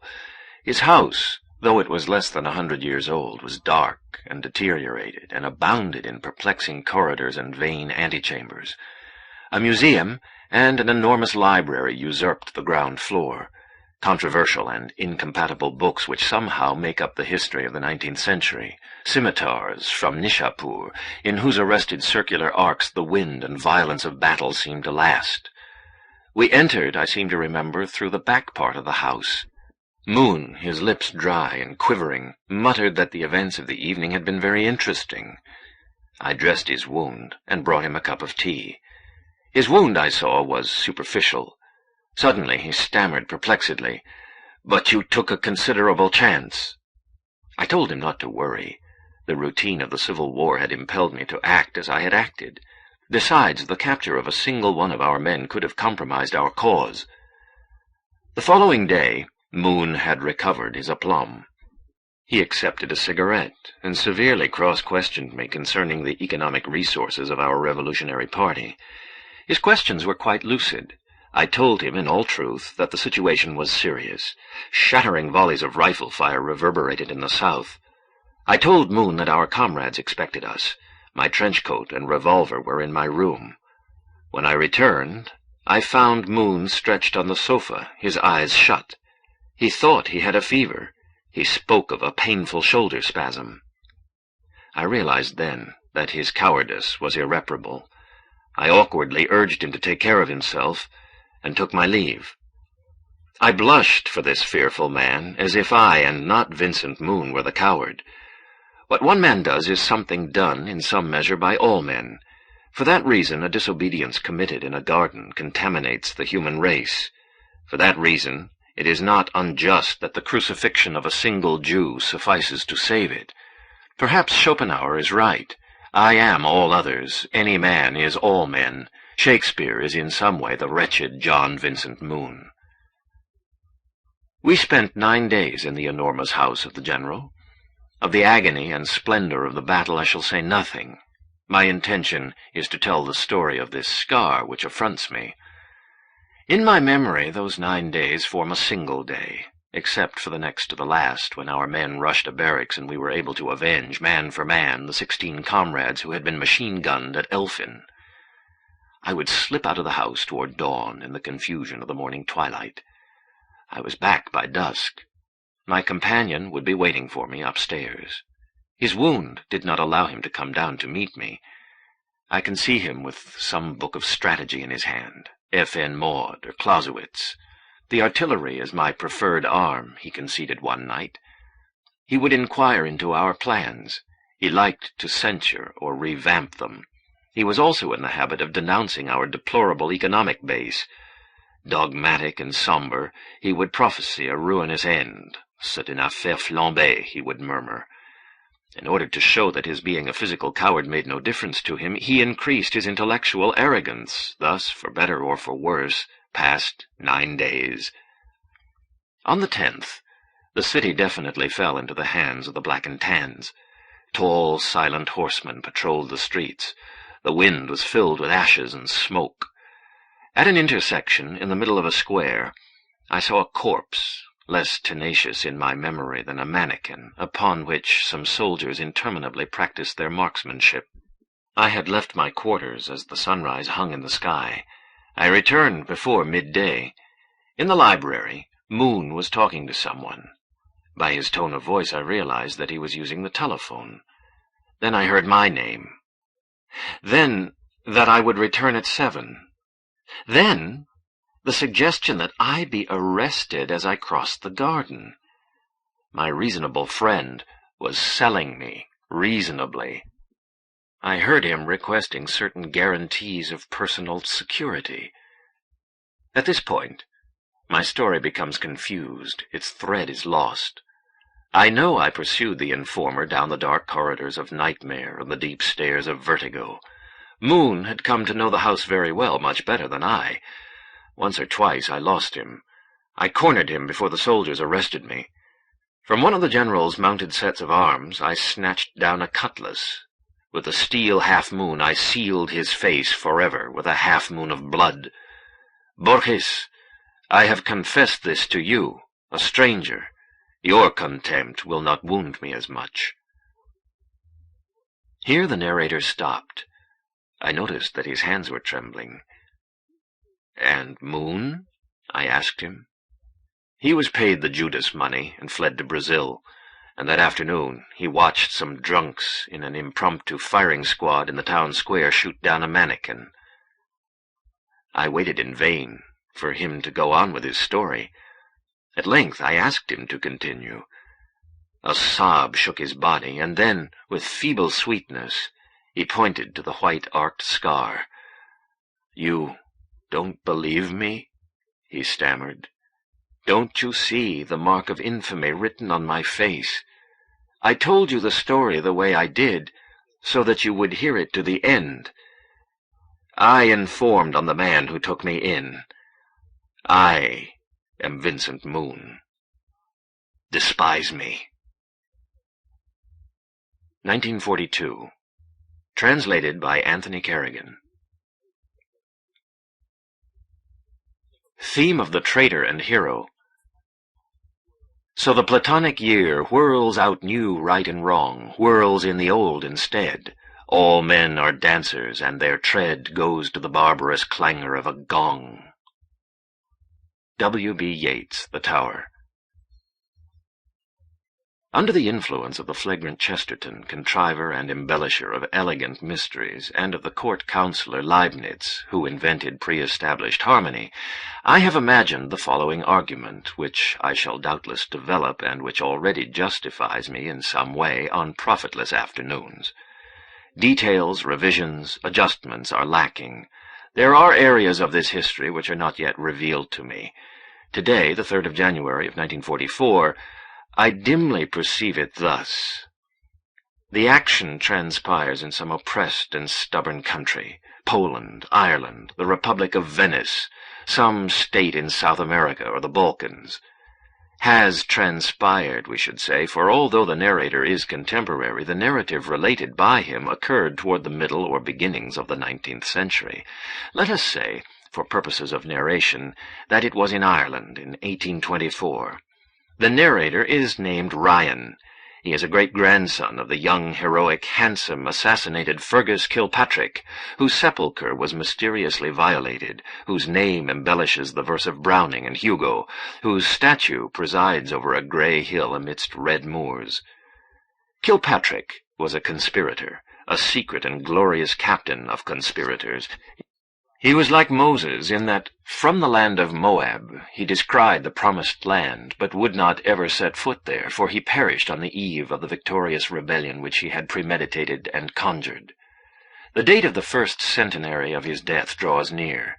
The circumstances of the crime are enigmatic. Ryan, engaged in compiling a biography of the hero, discovers that the enigma goes beyond the purely criminal. Kilpatrick was assassinated in a theater. The English police could find no trace of the killer. Historians declare that the failure of the police does not in any way impugn their good intentions, for he was no doubt killed by order of this same police. Other phases of the enigma disquiet Ryan. These facets are of cyclic character. They seem to repeat or combine phenomena from remote regions, from remote ages. Thus there is no one who does not know that the bailiffs who examined the hero's cadaver discovered a sealed letter which warned him of the risk of going to the theater on that particular night. Julius Caesar, too, as he walked toward the place where the knives of his friends awaited him, was handed a message, which he never got to the point of reading, in which the treason was declared and the names of the traitors given. In her dreams, Caesar's wife, Calpurnia, saw a tower which the Senate had dedicated to her husband fallen to the ground. False and anonymous rumors throughout the land were occasioned, on the eve of Kilpatrick's death, by the burning of the round tower of Kilgarvan, an event which might have seemed an omen since Kilpatrick had been born at Kilgarvan. These parallels, and others in the history of Caesar and the history of an Irish conspirator, induce Ryan to assume a secret pattern in time, a drawing in which the lines repeat themselves. He ponders the decimal history imagined by Condorcet, the morphologies proposed by Hegel, Spengler, and Vico, the characters of Hesiod, who degenerate from gold to iron. He considers the transmigration of souls, a doctrine which horrifies Celtic belles-lettres, and which the very same Caesar attributed to the Britannic Druids. He thinks that before the hero was Fergus Kilpatrick was Julius Caesar. From these circular labyrinths he is saved by a curious species of proof, which immediately plunges him into other labyrinths even more inextricable and heterogeneous. Certain words spoken by a mendicant who conversed with Fergus Kilpatrick on the day of his death were prefigured in the tragedy of Macbeth. That history should have imitated history was already sufficiently marvelous. That history should imitate literature is inconceivable. Ryan discovers that in 1814, James Alexander Nolan, the oldest of the hero's comrades, had translated into Gaelic the principal dramas of Shakespeare, among them Julius Caesar. In the archives, he also finds a manuscript article by Nolan on Festspiele of Switzerland. Vast and roving theatrical representations these, which require thousands of actors and which reiterate historic episodes in the same cities and mountains where they occurred. Still, another unpublished document reveals that a few days before the end, Kilpatrick, presiding over his last conclave, had signed the death sentence of a traitor whose name has been blotted out. This sentence scarcely harmonizes with Kilpatrick's pious attitude. Ryan goes deeper into the matter. The investigation covers one of the hiatuses in the argument, and he succeeds in solving the enigma. Kilpatrick was brought to his end in a theater, but he made of the entire city a theater too, and the actors were legion. And the drama which was climaxed by his death embraced many days and many nights. Here is what happened. On the 2nd of August of 1824, the conspirators gathered. The country was ripe for rebellion, but somehow every attempt always failed. There was a traitor in the group. Fergus Kilpatrick ordered James Nolan to uncover this traitor. Nolan carried out his orders. Before the gathering as a whole, he announced that the traitor was Kilpatrick himself. He demonstrated the truth of his accusation with irrefutable proofs. The conspirators condemned their president to death. The latter signed his own death sentence, but he implored that his condemnation not be allowed to hurt the fatherland. Nolan thereupon conceived his strange project. Ireland idolized Kilpatrick. The most tenuous suspicion of his disgrace would have compromised the rebellion. Nolan proposed a plan which would make Kilpatrick's execution an instrument for the liberation of the fatherland. He suggested the condemned man die at the hands of an unknown assassin, in circumstances deliberately dramatic, which would engrave themselves upon the popular imagination, and which would speed the revolt. Kilpatrick swore to collaborate in a project which allowed him the opportunity to redeem himself, and which would add a flourish to his death. Pressed for time, Nolan was unable to integrate the circumstances he invented for the complex execution. He was forced to plagiarize another dramatist, the enemy Englishman William Shakespeare. He repeated scenes from Macbeth and from Julius Caesar. The public and the secret presentation took several days. The condemned man entered Dublin, discussed, worked, prayed, reproved, spoke words which seemed later to be pathetic, and each one of these acts, which would eventually be glorious, had been foreordained by Nolan. Hundreds of actors collaborated with the protagonist. The role of some was stellar, that of others ephemeral. What they said and did remains in the books of history, in the impassioned memory of Ireland. Kilpatrick, carried away by the minutely scrupulous destiny which redeemed and condemned him, more than once enriched the text, Nolan's text, with words and deeds of his own improvisation. And thus did the popular drama unfold in time, until, on the 6th of August of 1824, in a theater box hung with funereal curtains, which foreshadowed Abraham Lincoln's, the anticipated pistol shot entered the breast of the traitor and hero who could scarcely articulate between two effusions of violent blood some prearranged words. In Nolan's work, the passages imitated from Shakespeare are the least dramatic. Ryan suspects that the author interpolated them so that one person in the future might realize the truth. He understands that he, too, forms part of Nolan's plan. At the end of some tenacious cavilling, he resolves to keep silent his discovery. He publishes a book dedicated to the glory of the hero. This, too, no doubt, was foreseen. Translated by Anthony Kerrigan. Death and the Compass. Tu Mandia Molina Vedia. Of the many problems which exercised the daring perspicacity of wrought, none was so strange, so harshly strange, we may say, as the staggered series of bloody acts which culminated at the villa of Trist-le-Roi, amid the boundless odor of the eucalypti. It is true that Eric Tlön did not succeed in preventing the last crime, but it is indisputable that he foresaw it. Nor did he, of course, guess the identity of Yarmolinsky's unfortunate assassin, but he did divine the secret morphology of the vicious series as well as the participation of Red Scharlach, whose alias is Scharlach the Dandy. This criminal, as so many others, had sworn on his honor to kill Tlön, but the latter had never allowed himself to be intimidated. Tlön thought of himself as a pure thinker, an Auguste Dupin, but there was something of the adventurer in him, and even of the gamester. The first crime occurred at the Hôtel du Nord, that high prism that dominates the estuary whose waters are the colors of the desert. To this tower, which most manifestly unites the hateful whiteness of a sanatorium, the numbered divisibility of a prison, and the general appearance of a bawdy-house, on the 3rd day of December came the delegate from Podolsk to the 3rd Talmudic Congress, Dr. Marcel Yarmolinsky, a man of gray beard and gray eyes. We shall never know whether the Hôtel du Nord pleased him. He accepted it with the ancient resignation which had allowed him to endure 3 years of war in the Carpathians and 3,000 years of oppression and pogroms. He was given a sleeping room on floor R, in front of the suite which the Tetrarch of Galilee occupied, not without some splendor. Yarmolinsky supped, postponed until the following day an investigation of the unknown city, arranged upon a cupboard his many books and his few possessions, and before midnight turned off the light. Thus declared the Tetrarch's chauffeur, who slept in an adjoining room. On the 4th, at 11:03 a.m., there was a telephone call for him from the editor of the Jiddische Zeitung. Dr. Yarmolinsky did not reply. He was found in his room, his face already a little dark, and his body almost nude beneath a large, anachronistic cape. He was lying not far from the door, which gave onto the corridor. A deep stab wound had split open his breast.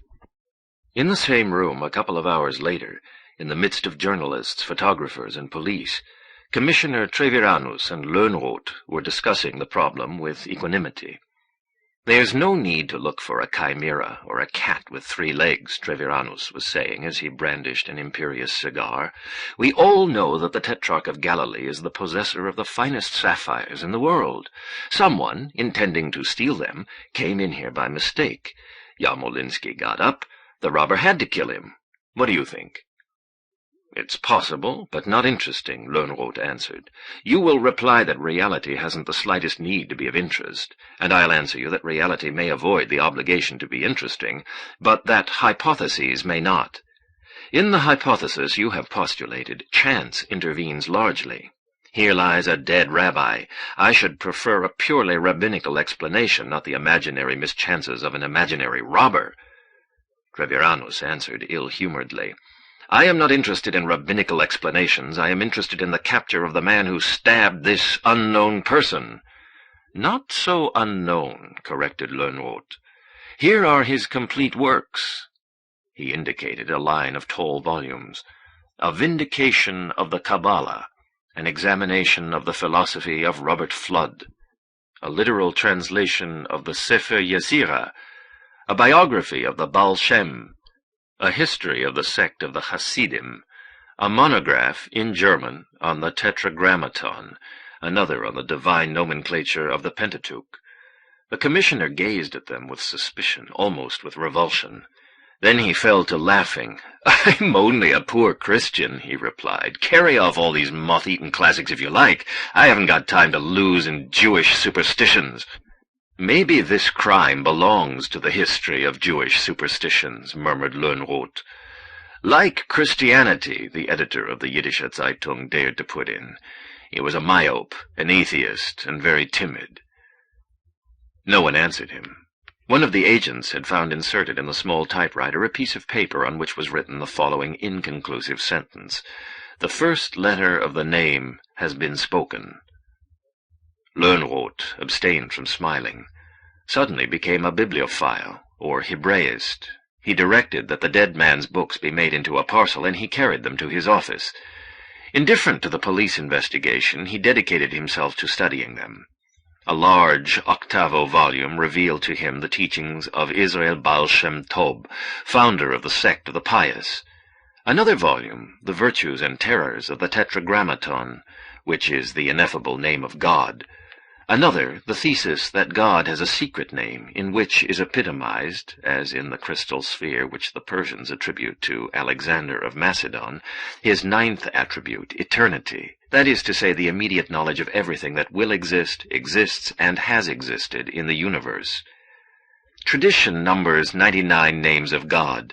The Hebraists attribute this imperfect number to the magical fear of even numbers.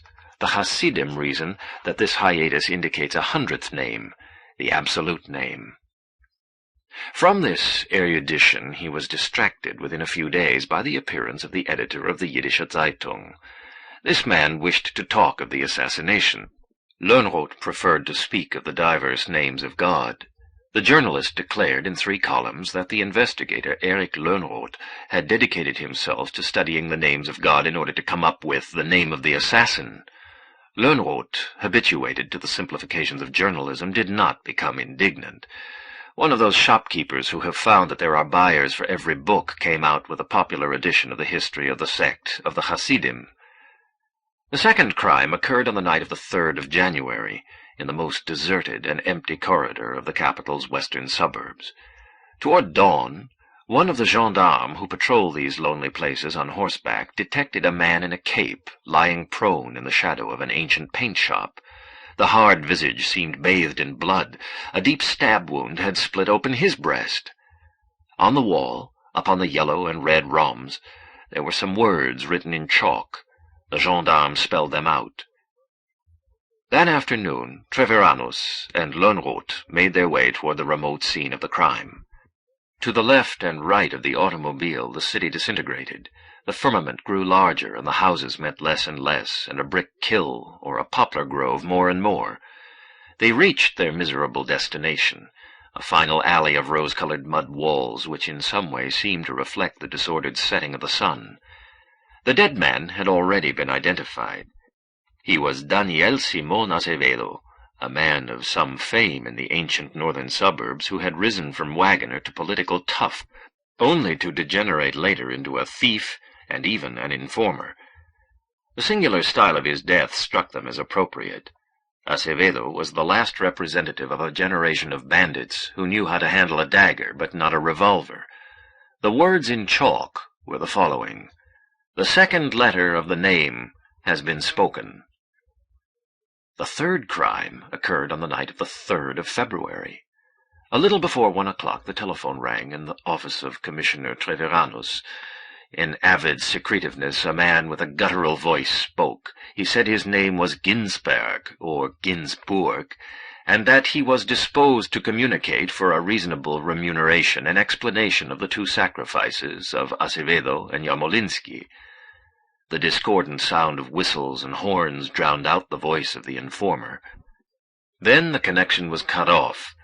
Without rejecting the possibility of a hoax, it was carnival time, Treviranus checked and found he had been called from Liverpool House, a tavern on the Rue de Tlön, that dirty street where cheek by jowl are the peep show and the milk store, the bordello, and the women selling Bibles.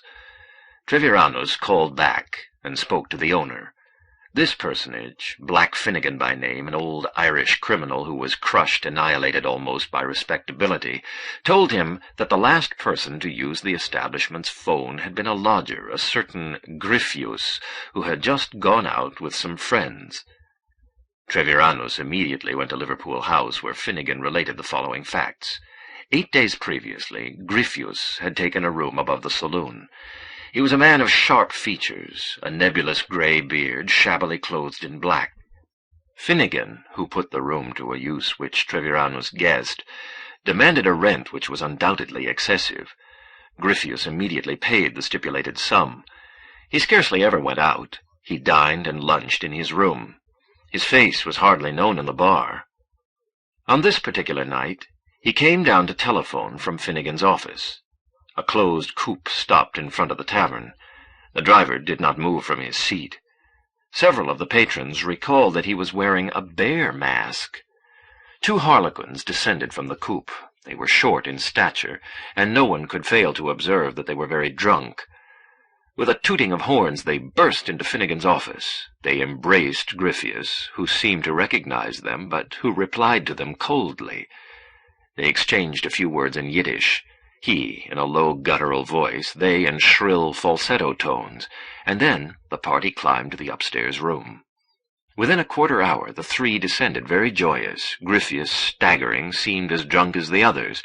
He walked, tall, dazed, in the middle between the masked harlequins. One of the women in the bar remembered the yellow, red, and green rhombs, the diamond designs. Twice he stumbled, twice he was held up by the harlequins.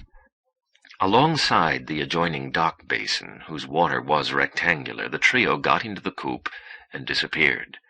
From the running board, the last of the harlequins had scrawled an obscene figure and a sentence on one of the slates of the outdoor shed. Treviranus gazed upon the sentence. It was nearly foreknowable. It read, "The last of the letters of the name has been spoken." He examined, then, the small room of Griffius Ginsberg, On the floor was a violent star of blood. In the corners, the remains of some Hungarian brand cigarettes. In a cabinet, a book in Latin, the Philologus Hebraio-Graecus, 1739, of Loisden, along with various manuscript notes. Treviranus studied the book with indignation, and had Lönnrot summoned. The latter, without taking off his hat, began to read while the commissioner questioned the contradictory witnesses to the possible kidnapping.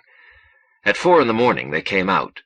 In the tortuous Rue de Tlön, as they stepped on the dead serpentines of the dawn, Treviranus said, "And supposing the story of this night were a sham?" Eric Lönnrot smiled, and read him with due gravity a passage underlined of the 33rd dissertation of the Philologus. Dies Judaeorum incipit a solis occasu, usque ad solis occasum diae sequentis. This means, he added, that the Hebrew day begins at sundown and lasts until the following sundown. Treviranus attempted an irony. "Is this fact the most worthwhile you've picked up tonight?" "No. Of even greater value is a word Ginsberg used." The afternoon dailies did not neglect this series of disappearances. The cross and the sword contrasted them with the admirable discipline and order of the last Eremitical Congress. Ernest Palast, writing in The Martyr, spoke out against the intolerable delays in this clandestine and frugal pogrom, which has taken 3 months to liquidate 3 Jews. The Yiddische Zeitung rejected the terrible hypothesis of an anti-Semitic plot, even though many discerning intellects do not admit of any other solution to the triple mystery. The most illustrious gunman in the South, Dandy Red Scharlach, swore that in his district such crimes as these would never occur, and he accused Commissioner Franz Treviranus of criminal negligence. On the night of March 1st, the commissioner received an imposing-looking sealed envelope. He opened it. The envelope contained a letter signed Baruch Spinoza, and a detailed plan of the city obviously torn from a Baedeker. The letter prophesied that on the 3rd of March there would not be a 4th crime, inasmuch as the paint shop in the west, the tavern on the Rue de Toulon, and the Hôtel du Nord were the perfect vertices of an equilateral and mystic triangle. The regularity of this triangle was made clear on the map with red ink. This argument, more geometrico, Treviranus read with resignation, and sent the letter and map on to Lönnrot, who deserved such a piece of insanity. Eric Lönnrot studied the documents. The 3 sites were in fact equidistant. Symmetry in time, the 3rd of December, the 3rd of January, the 3rd of February. Symmetry in space as well. Of a sudden, he sensed he was about to decipher the mystery. A set of calipers and a compass completed his sudden intuition. He smiled, pronounced the word tetragrammaton, of recent acquisition, and called the commissioner on the telephone. He told him, "Thank you for the equilateral triangle you sent me last night. It has enabled me to solve the problem. Tomorrow, Friday, the criminals will be in jail, we can rest assured." "In that case, they are not planning a 4th crime?" "Precisely because they are planning a 4th crime can we rest assured." Lönnrot hung up. An hour later he was traveling in one of the trains of the Southern Railways en route to the abandoned villa of Trist-le-Roi. South of the city of our story there flows a blind little river filled with muddy water made disgraceful by floating scraps and garbage. On the further side is a manufacturing suburb where, under the protection of a chief from Barcelona, gunmen flourish. Lönnrot smiled to himself to think that the most famous of them, Red Scharlach, would have given anything to know of this clandestine visit. Acevedo had been a comrade of Scharlach's. Lönnrot considered the remote possibility that the 4th victim might be Scharlach himself. Then he put aside the thought. He had virtually deciphered the problem. The mere circumstances, or the reality, names, prison records, faces, judicial and penal proceedings, scarcely interested him now. Most of all, he wanted to take a stroll, to relax from 3 months of sedentary investigation. He reflected on how the explanation of the crimes lay in an anonymous triangle and a dust-laden Greek word. The mystery seemed to him almost crystalline now. He was mortified to have dedicated 100 days to it. The train stopped at a silent loading platform. Tlön descended. It was one of those deserted afternoons which seem like dawn. The air over the muddy plain was damp and cold. Tlön set off across the fields. He saw dogs. He saw a wagon on a dead road. He saw the horizon.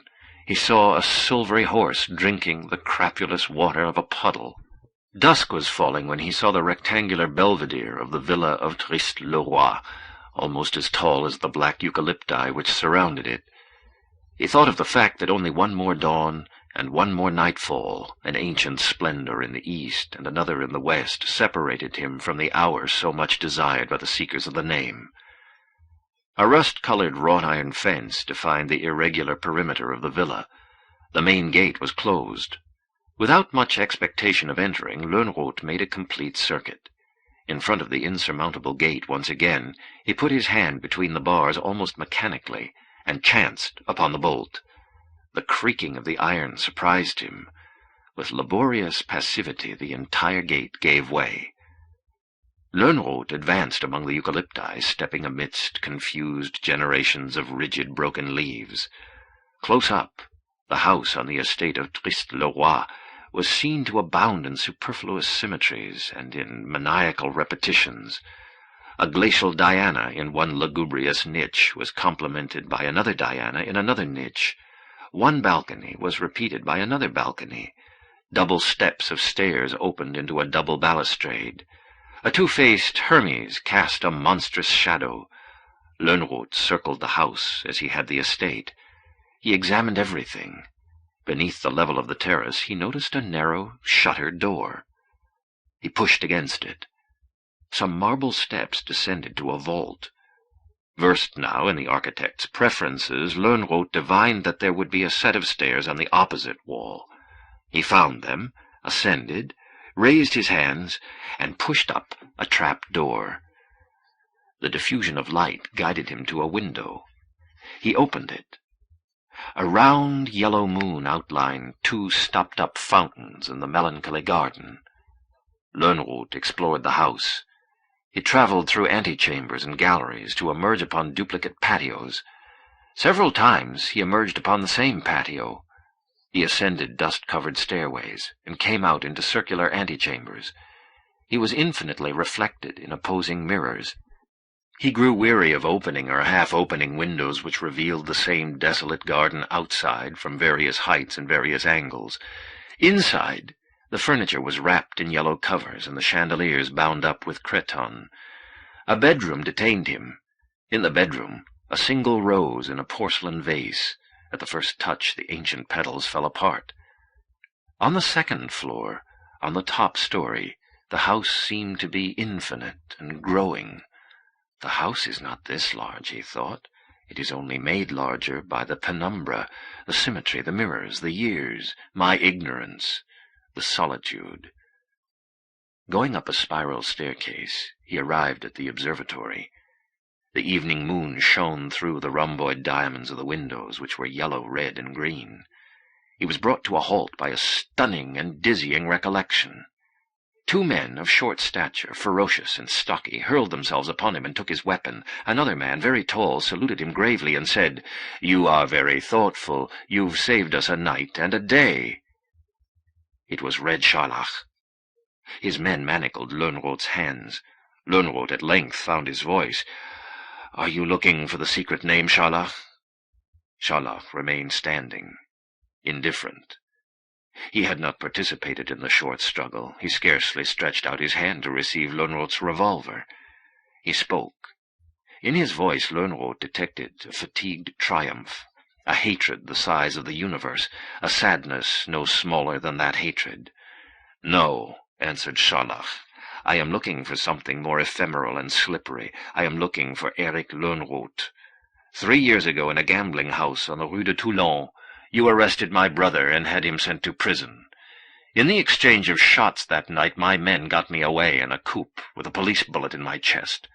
9 days and 9 nights I lay dying in this desolate, symmetrical villa. I was racked with fever, and the odious double-faced Janus who gazes toward the twilights of dusk and dawn terrorized my dreams and my waking. I learned to abominate my body. I came to feel that 2 eyes, 2 hands, 2 lungs are as monstrous as 2 faces. An Irishman attempted to convert me to the faith of Jesus. He repeated to me that famous axiom of the Goyim, "All roads lead to Rome." At night, my delirium nurtured itself on this metaphor. I sensed that the world was a labyrinth from which it was impossible to flee, for all paths, whether they seemed to lead north or south, actually led to Rome, which was also the quadrilateral jail where my brother was dying, and the villa of Triste-le-Roi. During those nights, I swore by the God who sees from 2 faces, and by all the gods of fever and of mirrors, to weave a labyrinth around the man who had imprisoned my brother. I have woven it, and it holds. The materials are a dead writer on heresies, a compass, an 18th-century sect, a Greek word, a dagger, the ROMs of a paint shop. The first objective in the sequence was given me by chance. I had made plans with some colleagues, among them Daniel Acevedo, to take the Tetrarch's sapphires. Acevedo betrayed us. With the money we advanced to him, he got himself inebriated and started on the job a day early. In the vastness of the hotel, he got lost.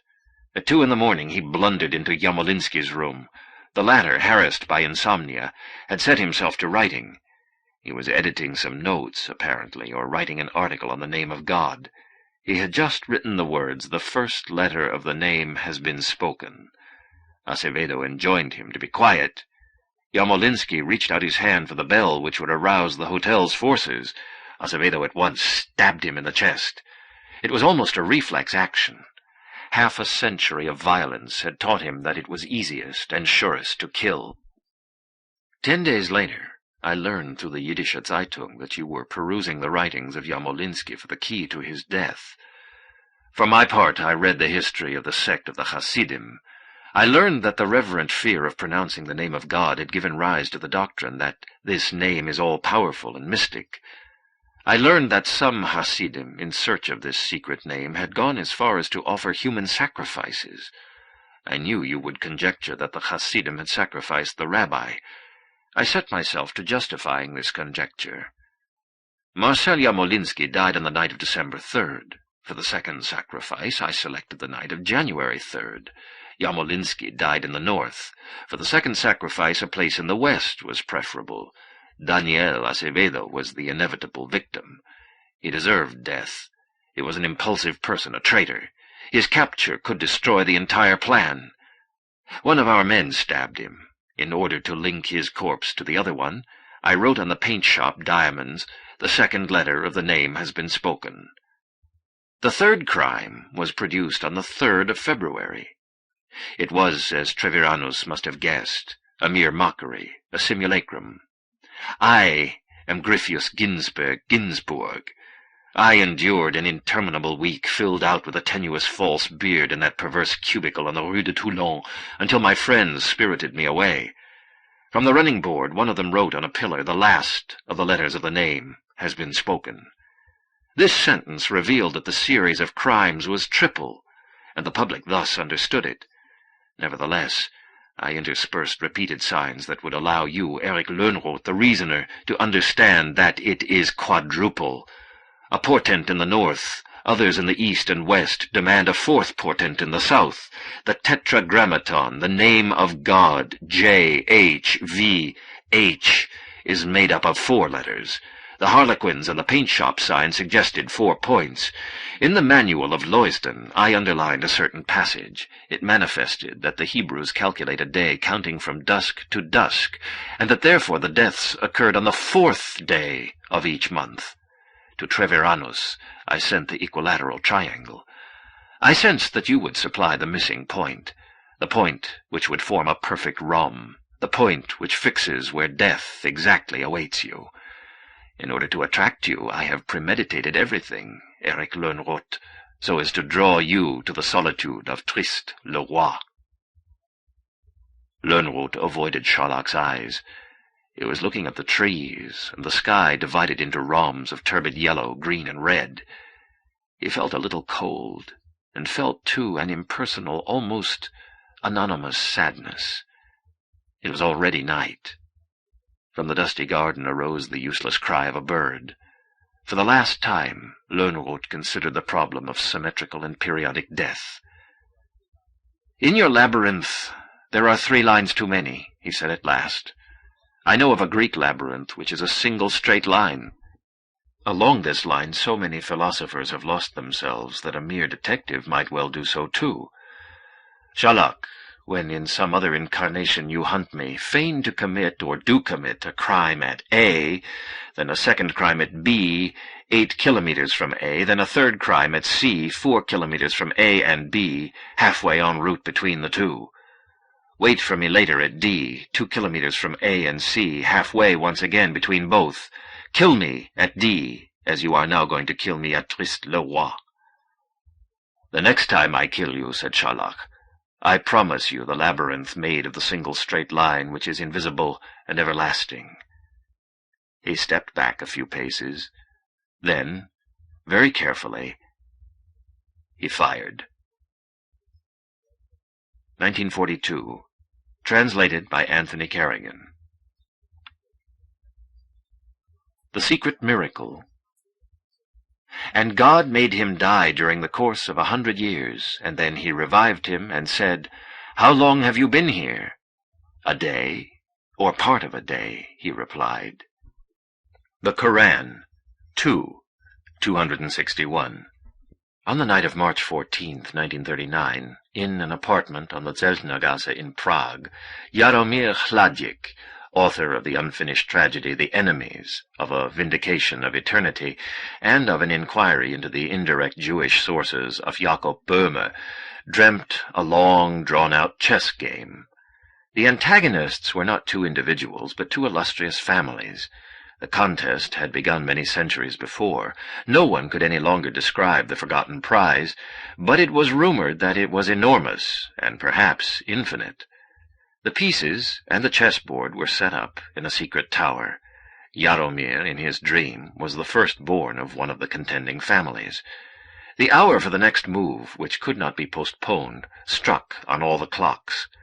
The dreamer ran across the sands of a rainy desert, and he could not remember the chessmen or the rules of chess. At this point he awoke.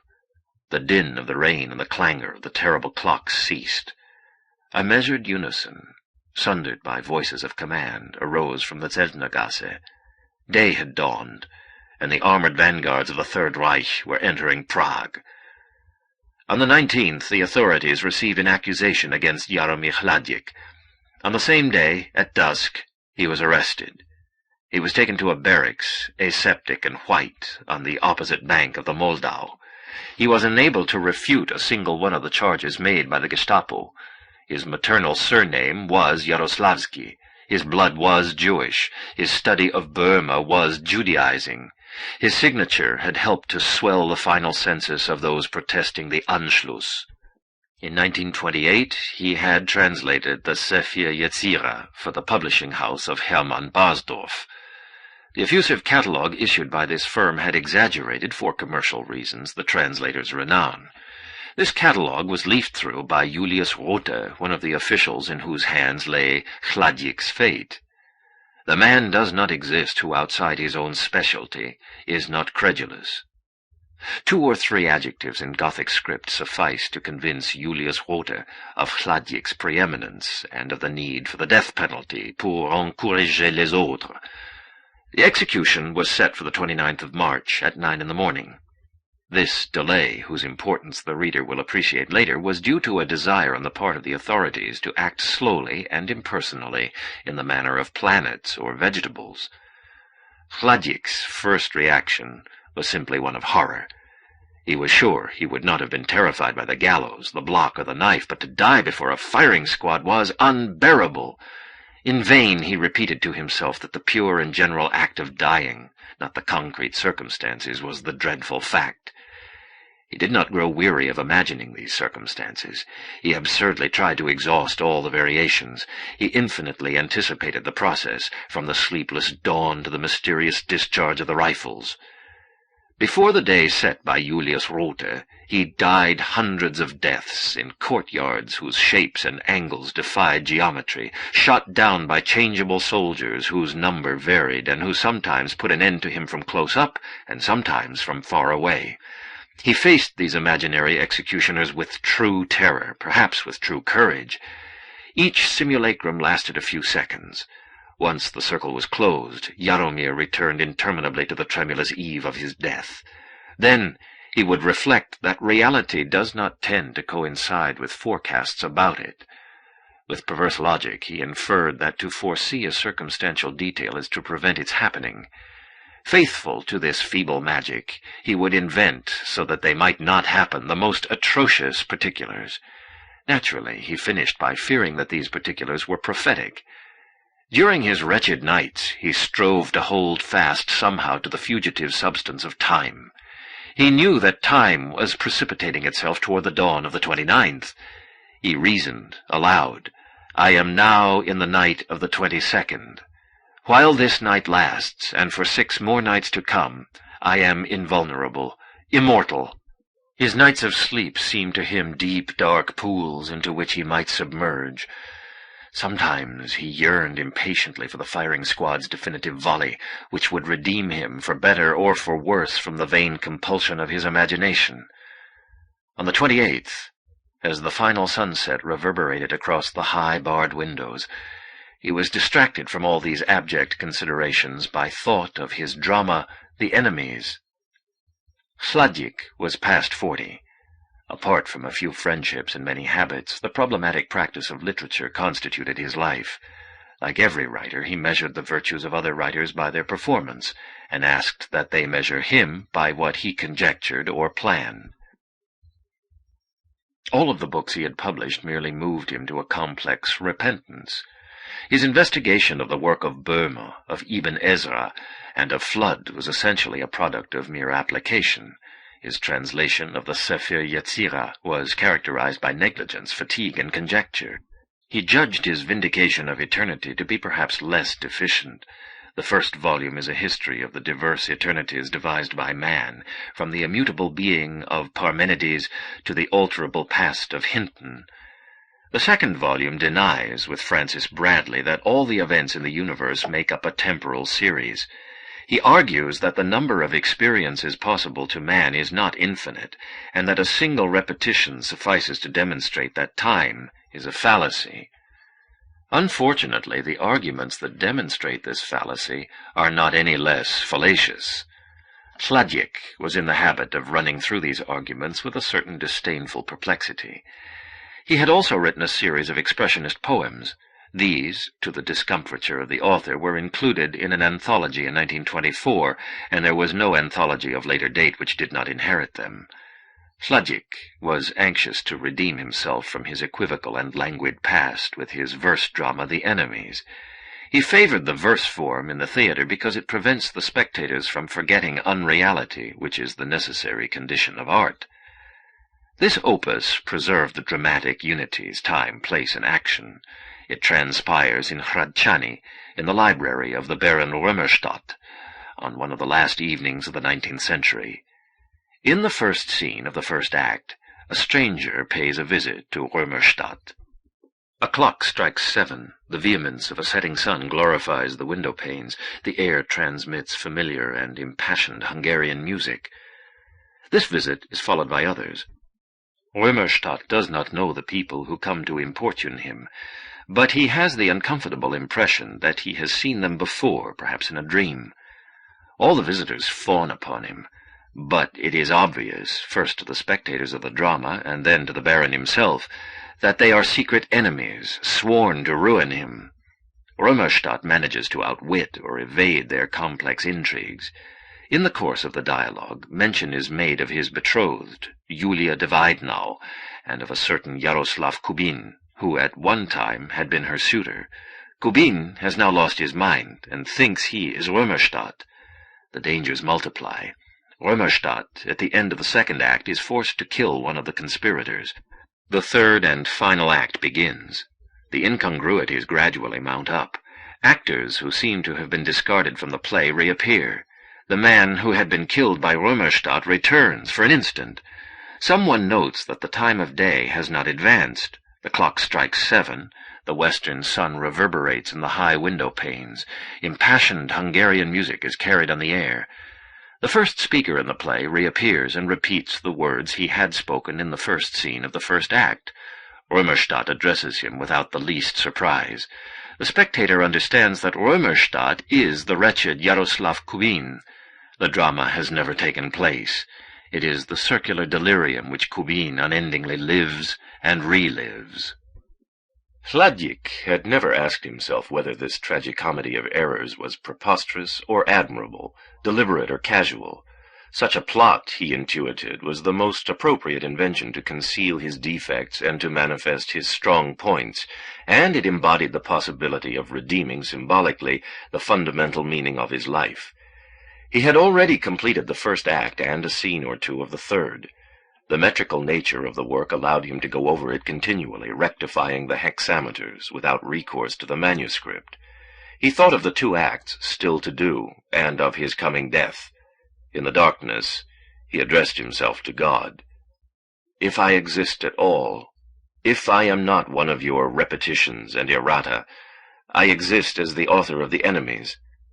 In order to bring this drama which may serve to justify me, to justify you, I need 1 more year. Grant me that year, you to whom belong the centuries and all time. It was the last, the most atrocious night, but 10 minutes later sleep swept over him like a dark ocean and drowned him. Toward dawn, he dreamt he had hidden himself in one of the naves of the Clementine Library. A librarian wearing dark glasses asked him, "What are you looking for?" Hladík answered, "God." The librarian told him God is in one of the letters on one of the pages of one of the 400,000 volumes of the Clementine. My fathers and the fathers of my fathers have sought after that letter. I've gone blind looking for it. He removed his glasses, and Hladík saw that his eyes were dead. A reader came in to return an atlas. "This atlas is useless," he said, and handed it to Hladík, who opened it at random. As if through a haze, he saw a map of India. With a sudden rush of assurance, he touched one of the tiniest letters. An ubiquitous voice said, "The time for your work has been granted." Hladík awoke. He remembered that the dreams of men belong to God, and that Maimonides wrote that the words of a dream are divine when they are all separate and clear and are spoken by someone invisible. He dressed. 2 soldiers entered his cell and ordered him to follow them. From behind the door, Hladík had visualized a labyrinth of passageways, stairs, and connecting blocks. Reality was less rewarding. The party descended to an inner courtyard by a single iron stairway. Some soldiers, uniforms unbuttoned, were testing a motorcycle and disputing their conclusions. The sergeant looked at his watch. It was 8:44. They must wait until 9. Hladík, more insignificant than pitiful, sat down on a pile of firewood. He noticed that the soldier's eyes avoided his. To make his wait easier, the sergeant offered him a cigarette. Hladík did not smoke. He accepted the cigarette out of politeness or humility. As he lit it, he saw that his hands shook. The day was clouding over. The soldiers spoke in low tones as though he were already dead. Vainly, he strove to recall the woman of whom Yulia Dividina was the symbol. The firing squad fell in and was brought to attention. Hladík, standing against the barracks wall, waited for the volley. Someone expressed fear the wall would be splashed with blood. The condemned man was ordered to step forward a few paces. Hladík recalled, absurdly, the preliminary maneuvers of a photographer. A heavy drop of rain grazed one of Hladík's temples and slowly rolled down his cheek. The sergeant barked the final command. The physical universe stood still. The rifles converged upon Hladík, but the men assigned to pull the triggers were immobile. The sergeant's arm eternalized an inconclusive gesture. Upon a courtyard flagstone a bee cast a stationary shadow. The wind had halted, as in a painted picture. Tlön began a shriek, a syllable, a twist of the hand. He realized he was paralyzed. Not a sound reached him from the stricken world. He thought, I'm in hell. I'm dead. He thought, I've gone mad. He thought, time has come to a halt.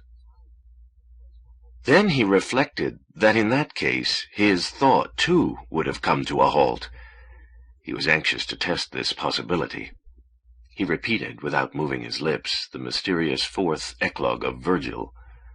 He imagined that the already remote soldiers shared his anxiety. He longed to communicate with them. He was astonished that he felt no fatigue, no vertigo from his protracted immobility. After an indeterminate length of time, he fell asleep. On awaking, he found the world still motionless and numb. The drop of water still clung to his cheek. The shadow of the bee still did not shift in the courtyard. The smoke from the cigarette he had thrown down did not blow away. Another day passed before Tlön understood. He had asked God for an entire year in which to finish his work. His omnipotence had granted him the time. For his sake, God projected a secret miracle. German lead would kill him at the determined hour, but in his mind a year would elapse between the command to fire and its execution. From perplexity, he passed to stupor, from stupor to resignation, from resignation to sudden gratitude. He disposed of no document but his own memory. The mastering of each hexameter as he added it had imposed upon him a kind of fortunate discipline not imagined by those amateurs who forget their vague, ephemeral paragraphs. He did not work for posterity, nor even for God, of whose literary preferences he possessed scant knowledge. Meticulous, unmoving, secretive, he wove his lofty, invisible labyrinth in time. He worked the third act over twice. He eliminated some rather too obvious symbols, the repeated striking of the hour, the music. There were no circumstances to constrain him. He omitted, condensed, amplified. Occasionally, he chose the primitive version. He grew to love the courtyard, the barracks. One of the faces endlessly confronting him made him modify his conception of Römerstadt's character. He discovered that the hard cacophonies which so distressed Flaubert are mere visual superstitions, debilities and annoyances of the written word, not of the sonorous, the sounding one. He brought his drama to a conclusion. He lacked only a single epithet. He found it.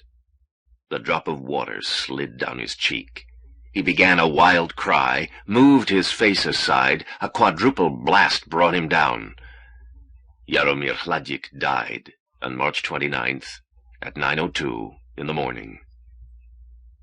1943. Translated by Anthony Kerrigan. 3 versions of Judas. There seemed a certainty in degradation. T.E. Lawrence, 7 Pillars of Wisdom.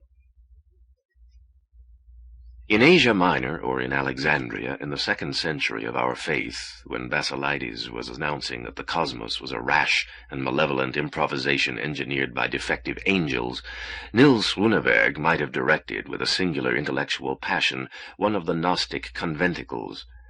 Dante would have destined him, perhaps, for a fiery sepulchre. His name might have augmented the catalogues of heresiarchs between Saturnibus and Carpocrates.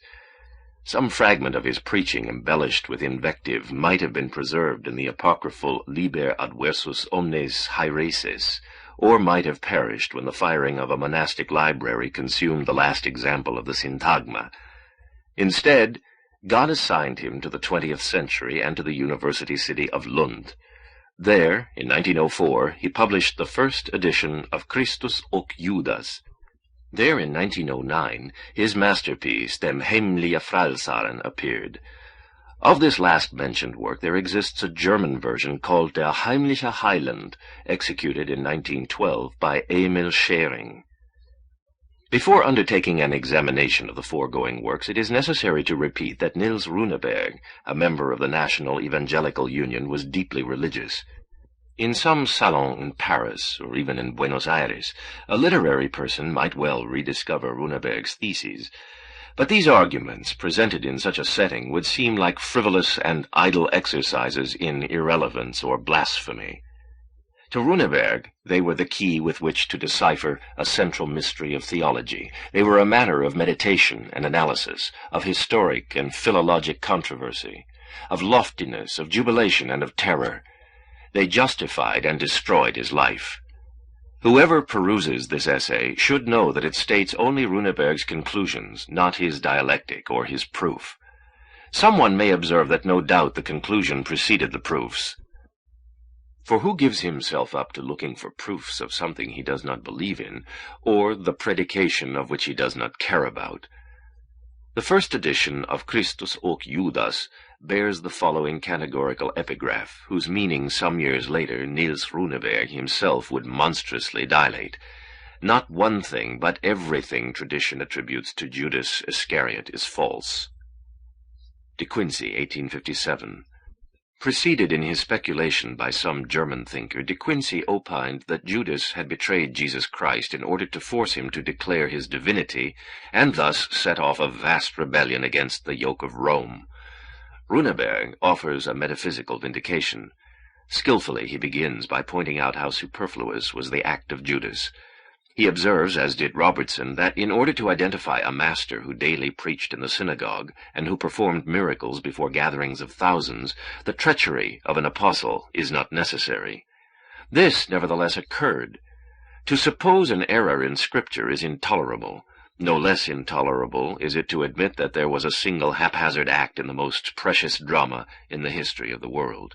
Ergo, the treachery of Judas was not accidental. It was a predestined deed which has its mysterious place in the economy of the redemption. Runeberg continues, "The Word, when it was made flesh, passed from ubiquity into space, from eternity into history, from blessedness without limit to mutation and death. In order to correspond to such a sacrifice, it was necessary that a man, as representative of all men, make a suitable sacrifice. Judas Iscariot was that man." Judas alone, among the apostles, intuited the secret divinity and the terrible purpose of Jesus. The Word had lowered himself to be mortal. Judas, the disciple of the Word, could lower himself to the role of informer, the worst transgression dishonor abides, and welcome the fire which cannot be extinguished. The lower order is a mirror of the superior order. The forms of the earth correspond to the forms of the heavens. The stains on the skin are a map of the incorruptible constellations.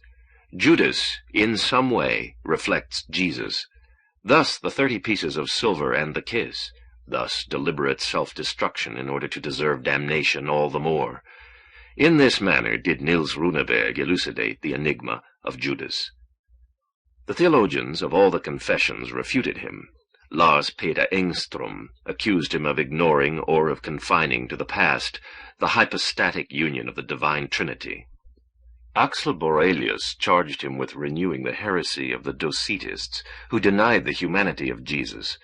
The sharp-edged bishop of Lund denounced him for contradicting the 3rd verse of chapter 22 of the Gospel of St. Luke. These various anathemas influenced Runeberg, who partially rewrote the disapproved book and modified his doctrine. He abandoned the terrain of theology to his adversaries and postulated oblique arguments of a moral order. He admitted that Jesus, who could count on the considerable resources which omnipotence offers, did not need to make use of a man to redeem all men. Later he refuted those who affirm that we know nothing of the inexplicable traitor. We know, he said, that he was one of the apostles, one of those chosen to announce the kingdom of heaven, to cure the sick, to cleanse the leprous, to resurrect the dead, and to cast out demons. Matthew, chapter 10, verses 7 and 8. Luke, chapter 9, verse 1. A man whom the Redeemer has thus distinguished deserves from us the best interpretations of his deeds. To impute his crime to cupidity, as some have done, citing John chapter 12, verse 6, is to resign oneself to the most torpid motive force. Niels Runeberg proposes an opposite moving force, an extravagant and even limitless asceticism. The ascetic, for the greater glory of God, degrades and mortifies the flesh. Judas did the same with the spirit. He renounced honor, good, peace, the kingdom of heaven, as others, less heroically, renounced pleasure. Note: Borelius mockingly interrogates, why did he not renounce to renounce? Why not renounce renouncing? End of note. With a terrible lucidity he premeditated his offense. In adultery there is usually tenderness and self-sacrifice. In murder, courage. In profanation and blasphemy, a certain satanic splendor. Judas elected those offenses unvisited by any virtues. Abuse of confidence, John chapter 12, verse 6, and informing. He labored with gigantic humility. He thought himself unworthy to be good.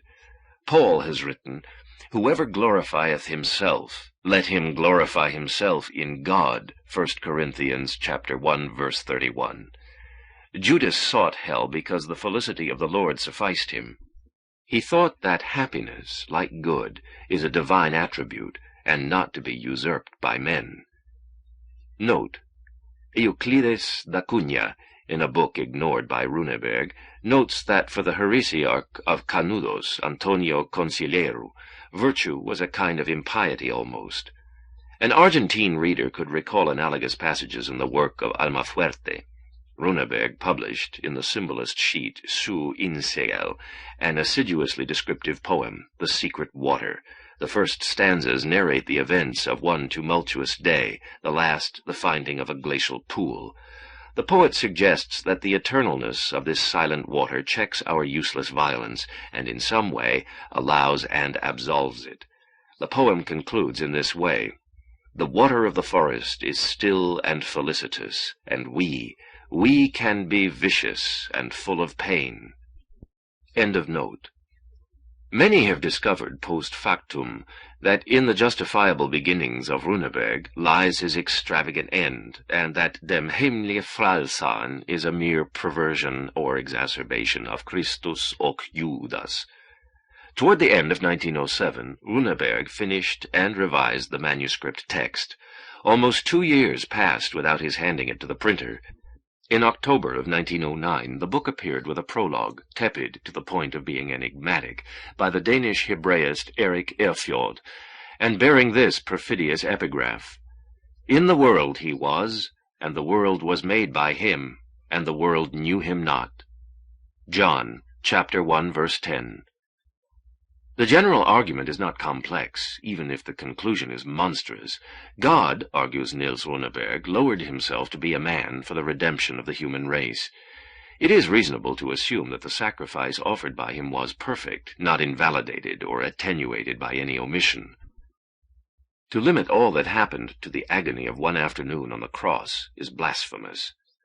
Note: Maurice Abramowitz observes, "Jésus, d'après ce Scandinave, a toujours le beau rôle. Se déboie grâce à la science des typographes. Jouisse d'une réputation polyglotte. Sa résidence de 33 ans parmi les humains ne fut en somme qu'une villégiature." Erfjord, in the third appendix to the Christeliche Dogmatik, refutes this passage. He writes that the crucifying of God has not ceased, for anything which has happened once in time is repeated ceaselessly through all eternity.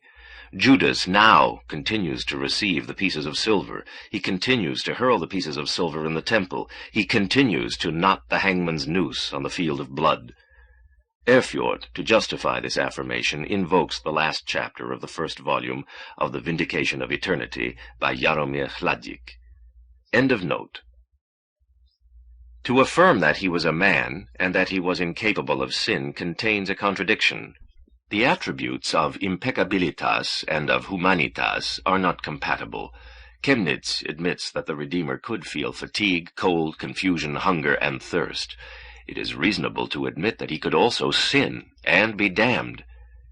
The famous text, "He will sprout like a root in a dry soil. There is not good mean to him nor beauty, despised of men, and the least of them, a man of sorrow, and experienced in heartbreaks." Isaiah chapter 53, verses 2 and 3, is for many people a forecast of the crucified in the hour of his death. For some, as for instance Hans Lassen Martinsen, it is a refutation of the beauty which the vulgar consensus attributes to Christ. For Runeberg, it is a precise prophecy, not of one moment, but of all the atrocious future in time and eternity of the Word made flesh. God became a man completely, a man to the point of infamy, a man to the point of being reprehensible, all the way to the abyss. In order to save us, he could have chosen any of the destinies which together weave the uncertain web of history. He could have been Alexander, or Pythagoras, or Rurik, or Jesus. He chose an infamous destiny. He was Judas. In vain did the bookstores of Stockholm and Lund offer this revelation. The incredulous considered it, a priori, an insipid and laborious theological game. The theologians disdained it. Runeberg intuited from this universal indifference an almost miraculous confirmation. God had commanded this indifference. God did not wish his terrible secret propagated in the world. Runeberg understood that the hour had not yet come.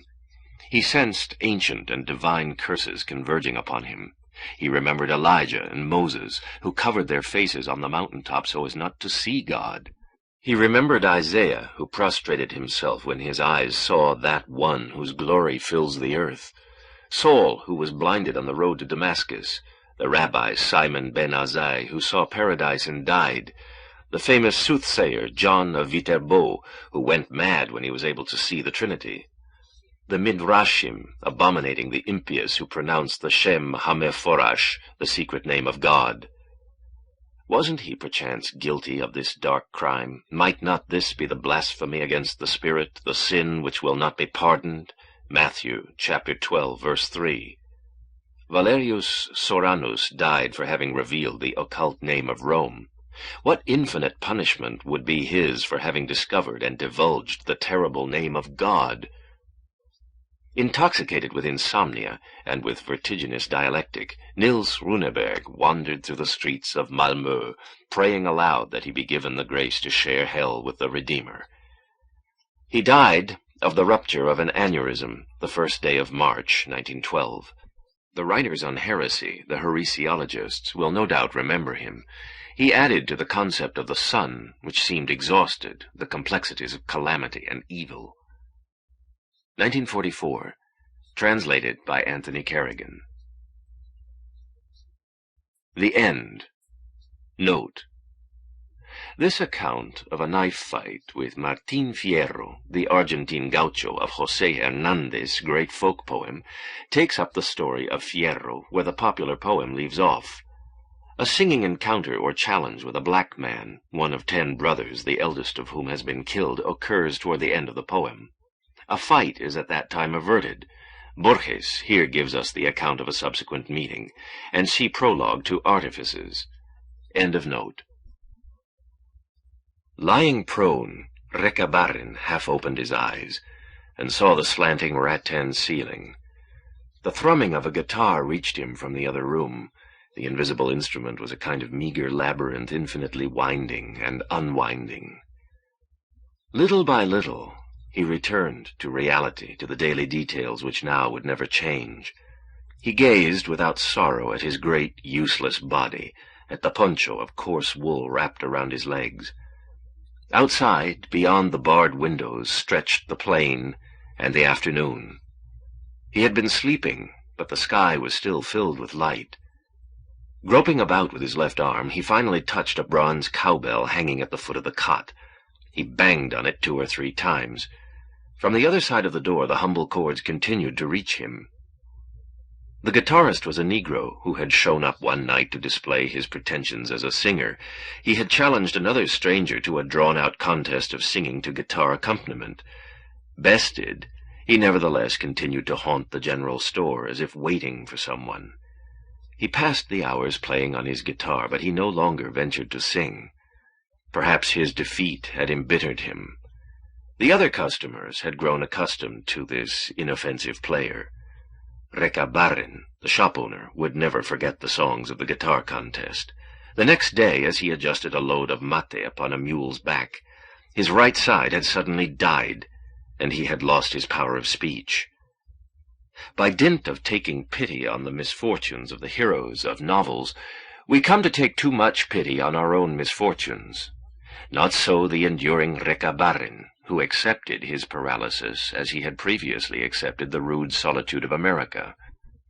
Habituated to living in the present, like the animals, he gazed now at the sky, and considered how the crimson circle around the moon presaged rain. A boy with Indian features, one of his sons perhaps, half opened the door. Recabarren asked him with his eyes if there were anyone in the shop. The boy, taciturn, indicated by terse signs that there was no one. The Negro, of course, did not count. The prostrate man was left alone. One hand played briefly with the cowbell, as if he were wielding some power. Beneath the final sun of the day, the plain seemed almost abstract, as if seen in a dream. A point shimmered on the horizon, and then grew until it became a horseman, who came, or seemed to come, toward the building.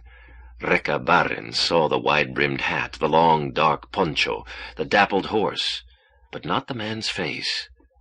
At length, the rider tightened the reins and cut down the gallop, approaching at a trot. Some 200 yards away he turned sharply. Recabarren could no longer see him, but he heard him speak, dismount, tie the horse to the paling, and enter the shop with a firm step.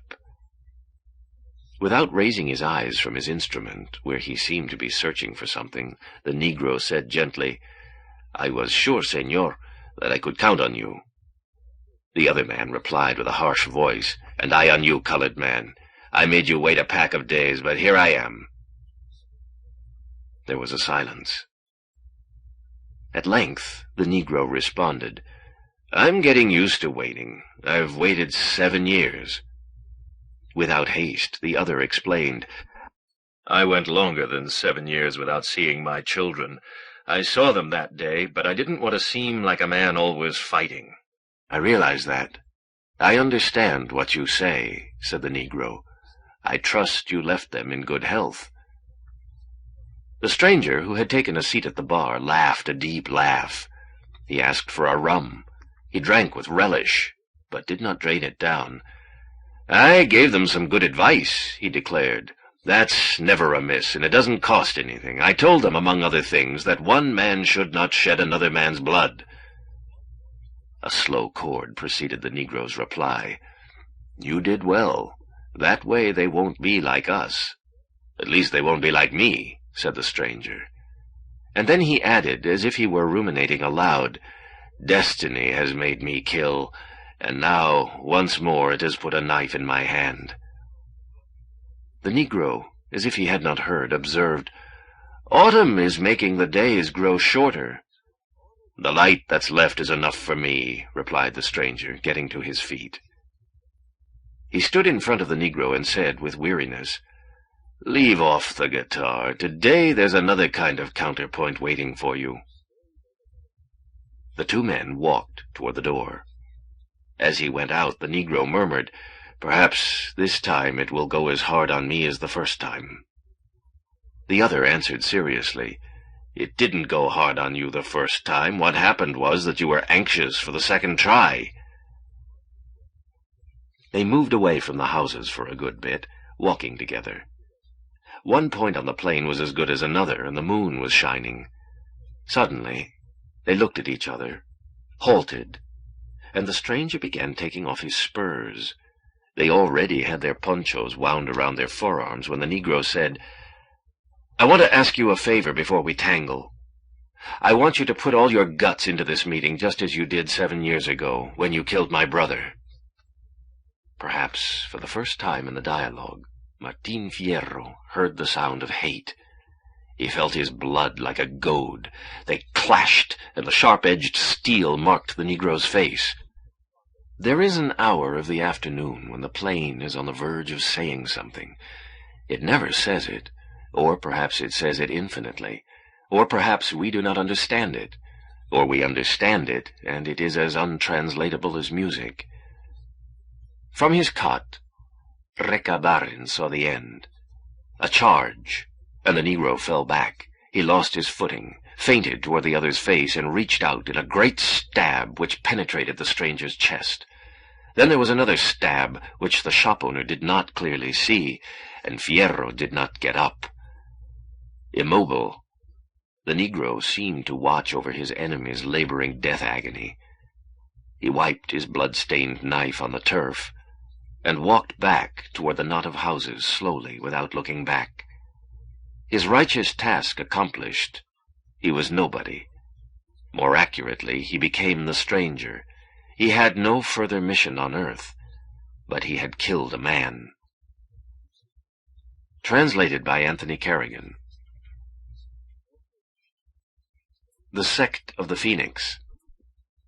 Those who write that the Sect of the Phoenix originated in Heliopolis, and make it derive from the religious restoration which followed the death of the reformer Amenhotep IV, cite texts by Herodotus, Tacitus, and inscriptions from the Egyptian monuments.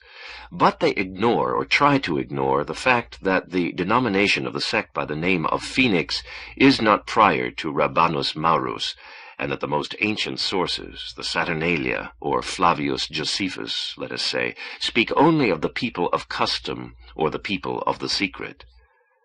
Gregorovius had already observed in the conventicles of Ferrara that any mention of the Phoenix was extremely rare in oral language. In Geneva, I have spoken to artisans who did not understand me when I asked if they were men of the Phoenix, but who admitted in the next breath that they were men of the secret. Unless I am mistaken, the same phenomenon is observable among the Buddhists. The name by which they are known to the world is not the same as the one they themselves pronounce. Mikloshitye, in an overly famous page, has compared the sectarians of the Phoenix with the gypsies. In Chile and in Hungary there are sectarians of the Phoenix, and there are also gypsies. Beyond their ubiquity, they have very little in common. The gypsies are horse dealers, tinkers, smiths, and fortune-tellers. The sectarians tend to practice the liberal professions successfully. The gypsies are of a certain definite physical type, and they speak, or used to speak, a secret language. The sectarians are indistinguishable from the rest of the world. The proof of it is that they have not suffered persecutions. Gypsies are picturesque and inspire bad poets. Narrative verse, colored lithographs, and boleros pay no heed to the sectarians. Martin Buber declares that Jews are essentially pathetic.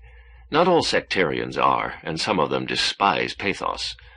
This public and notorious fact suffices to refute the vulgar error, absurdly defended by Uqbar, which sees in the Phoenix a derivative of Israel. People think more or less as follows. Uqbar was a sensitive man.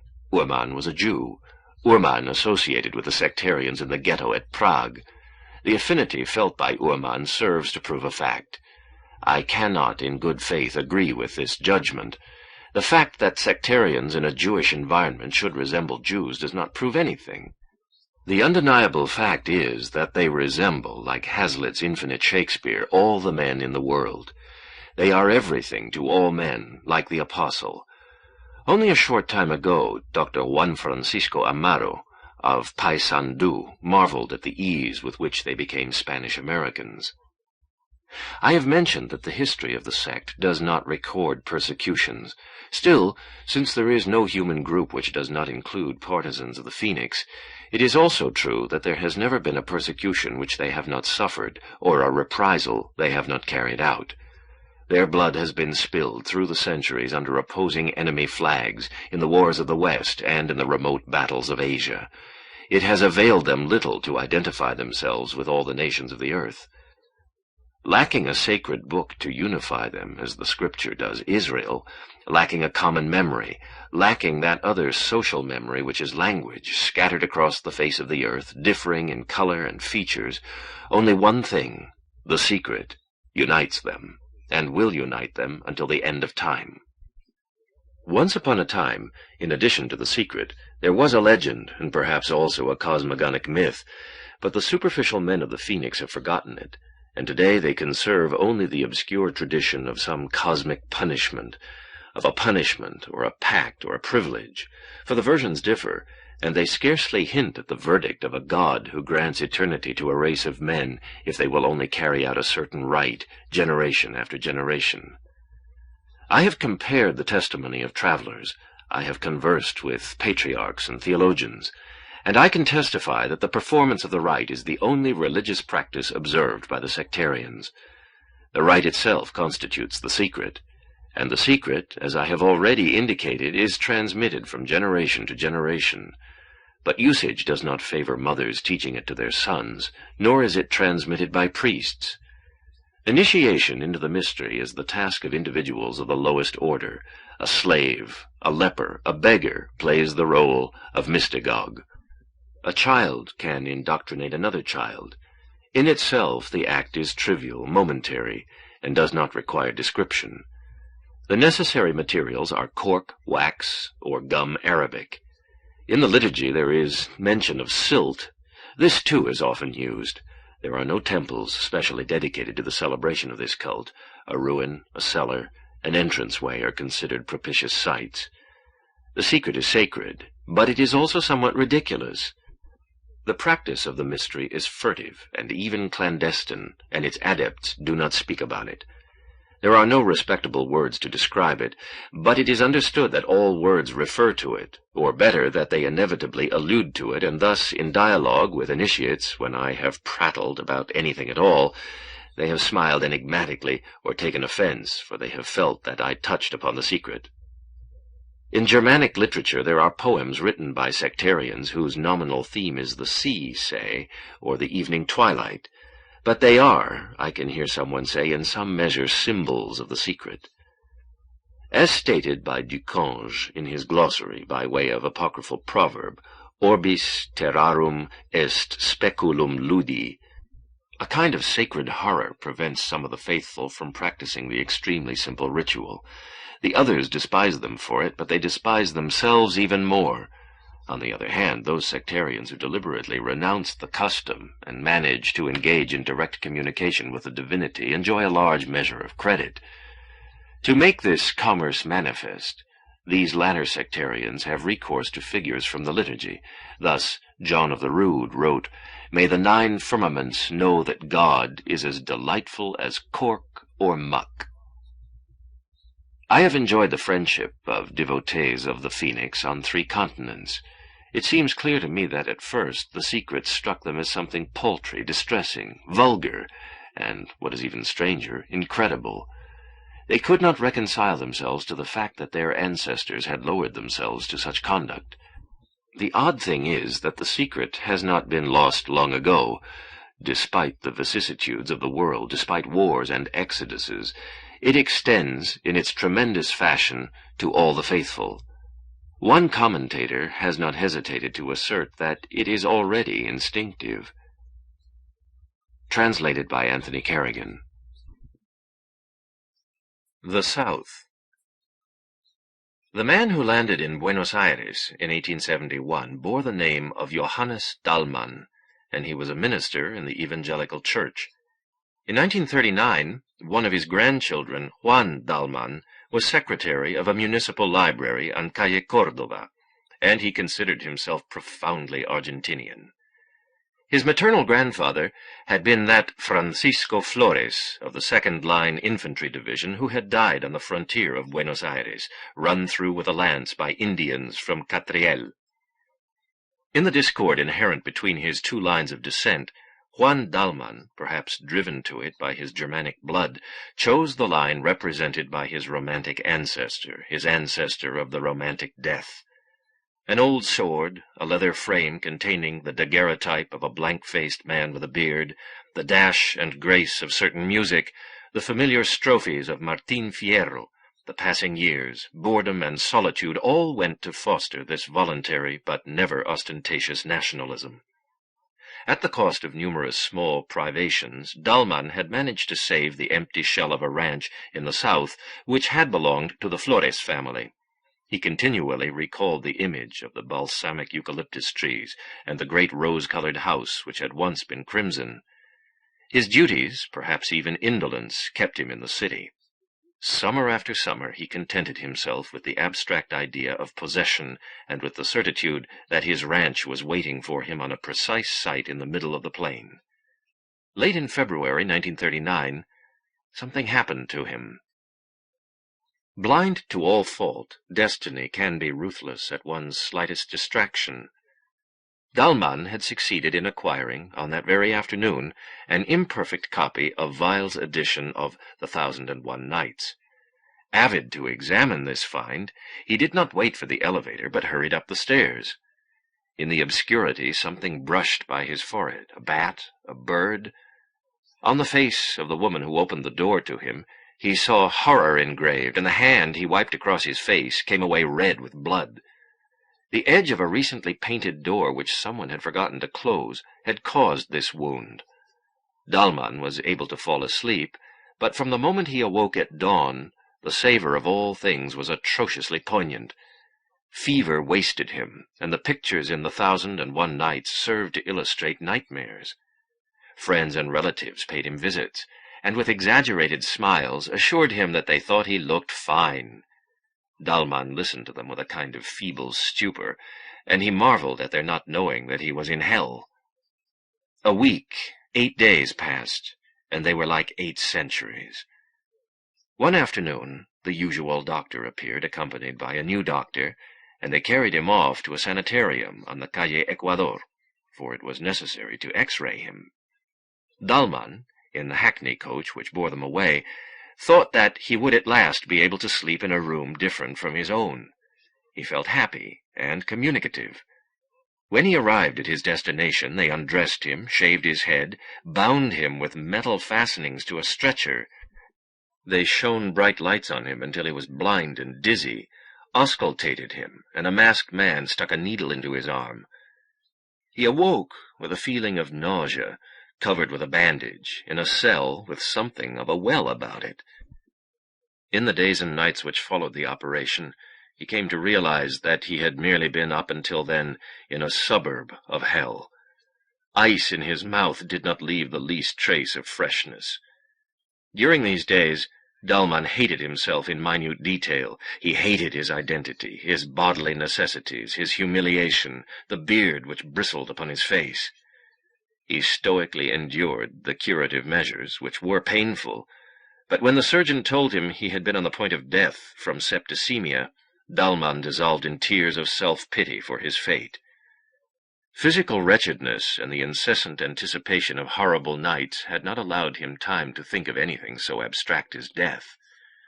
On another day, the surgeon told him he was healing, and that very soon he would be able to go to his ranch for convalescence. Incredibly enough, the promised day arrived. Reality favors symmetries and slight anachronisms.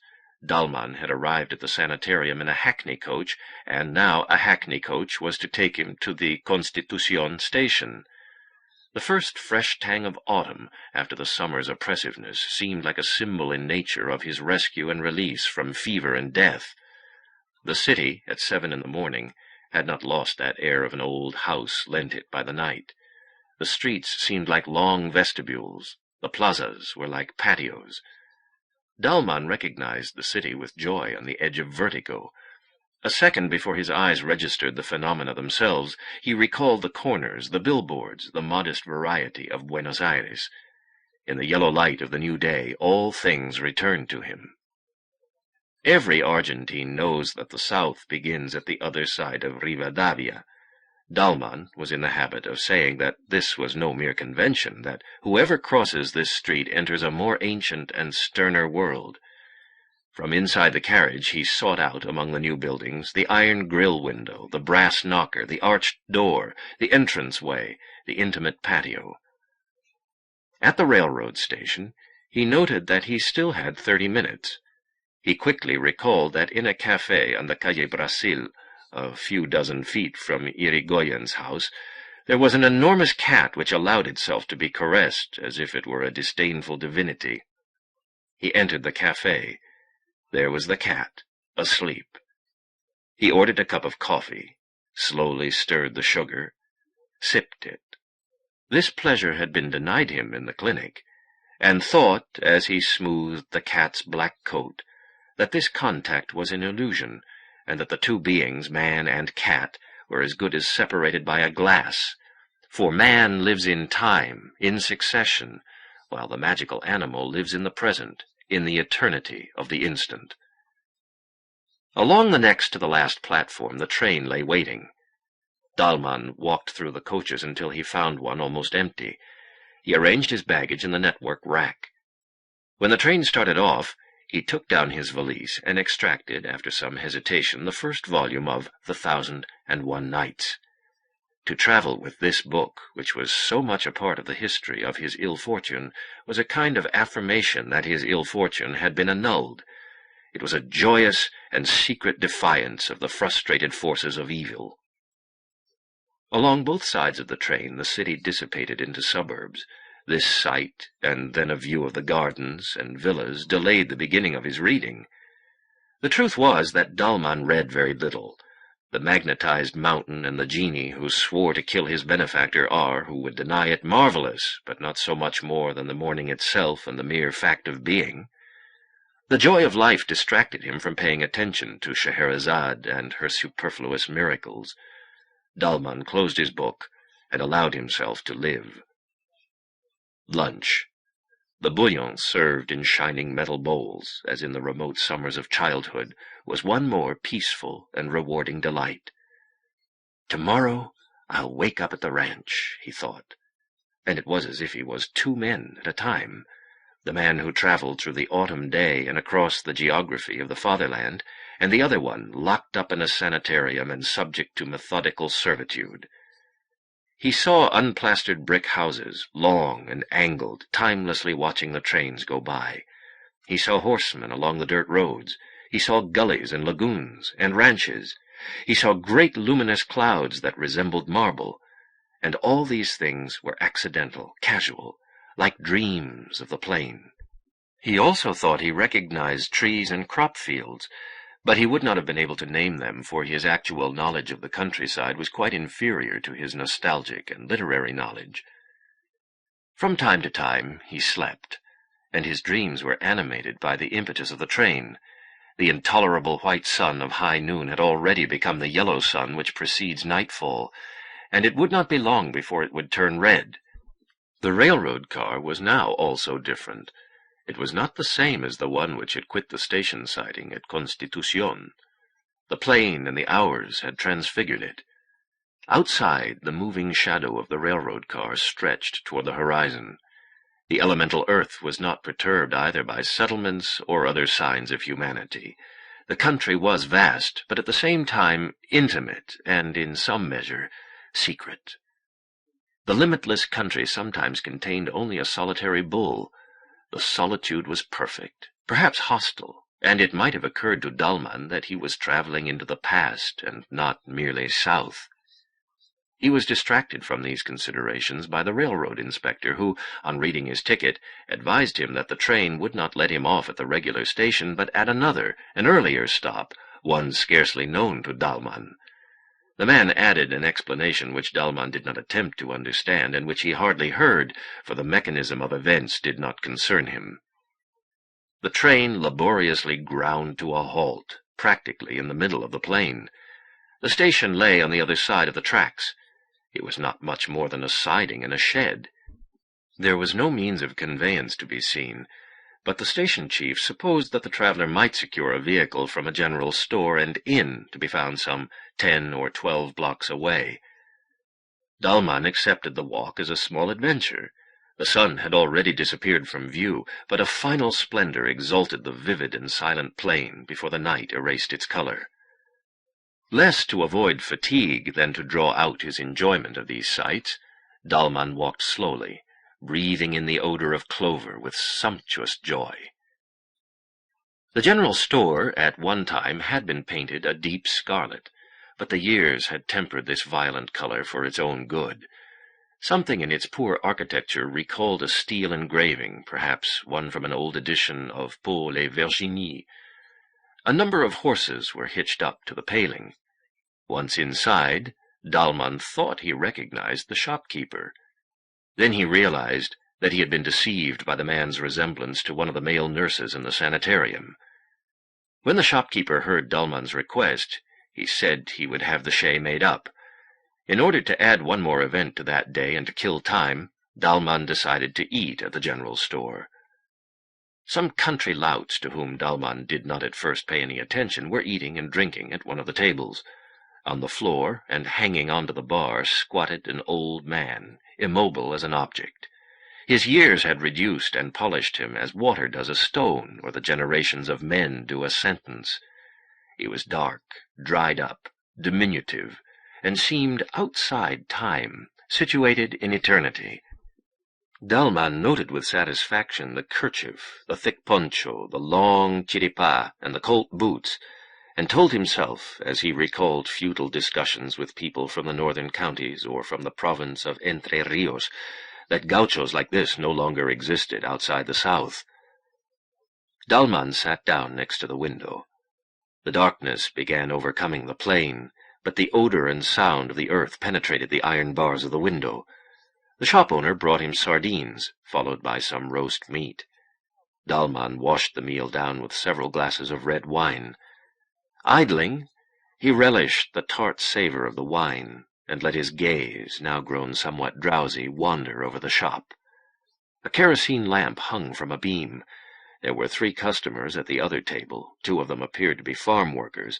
The third man, whose features hinted at Chinese blood, was drinking with his hat on. Of a sudden, Dalman felt something brush lightly against his face. Next to the heavy glass of turbid wine, upon one of the stripes in the tablecloth, lay a spitball of breadcrumb. That was all. But someone had thrown it there. The man at the other table seemed totally cut off from him. Perplexed, Dalman decided that nothing had happened, and he opened the volume of the 1001 Nights by way of suppressing reality. After a few moments, another little ball landed on his table, and now the peones laughed outright. Dalman said to himself that he was not frightened, but he reasoned that it would be a major blunder if he, a convalescent, were to allow himself to be dragged by strangers into some chaotic quarrel. He determined to leave, and had already gotten to his feet when the owner came up and exhorted him in an alarmed voice, "Señor Dalman, don't pay any attention to those lads. They're half high." Dalman was not surprised to learn that the other man now knew his name, but he felt that these conciliatory words served only to aggravate the situation. Previous to this moment, the peones' provocation was directed against an unknown face, against no one in particular, almost against no one at all. Now it was an attack against him, against his name, and his neighbors knew it.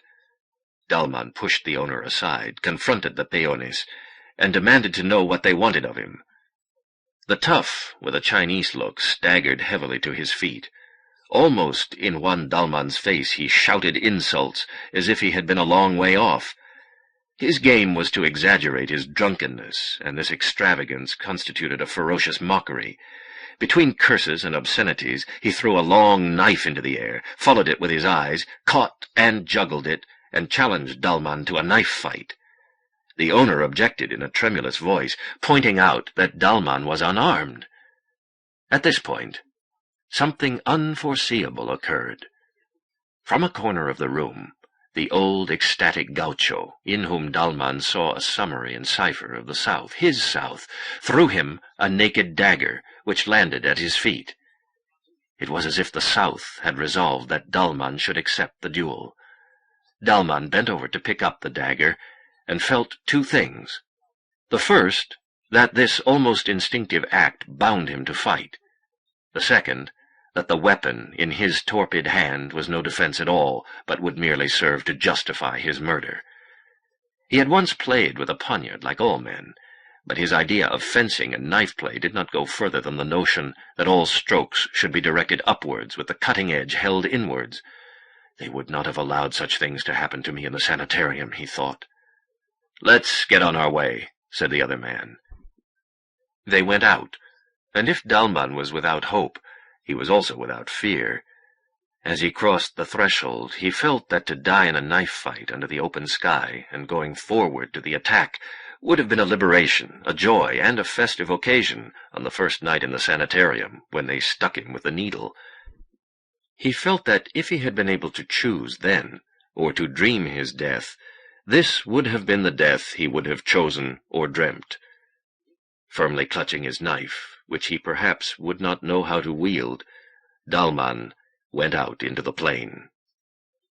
Translated by Anthony Kerrigan. End of Ficciones by Jorge Luis Borges, edited and with an introduction by Anthony Carrigan, narrated by George Backman in the studios of American Foundation for the Blind, Incorporated, for the Library of Congress, November 1980. For special distribution as authorized by Act of Congress under Public Law 89-522, with the permission of the copyright holder and the publisher, Grove Press, Incorporated. End of book.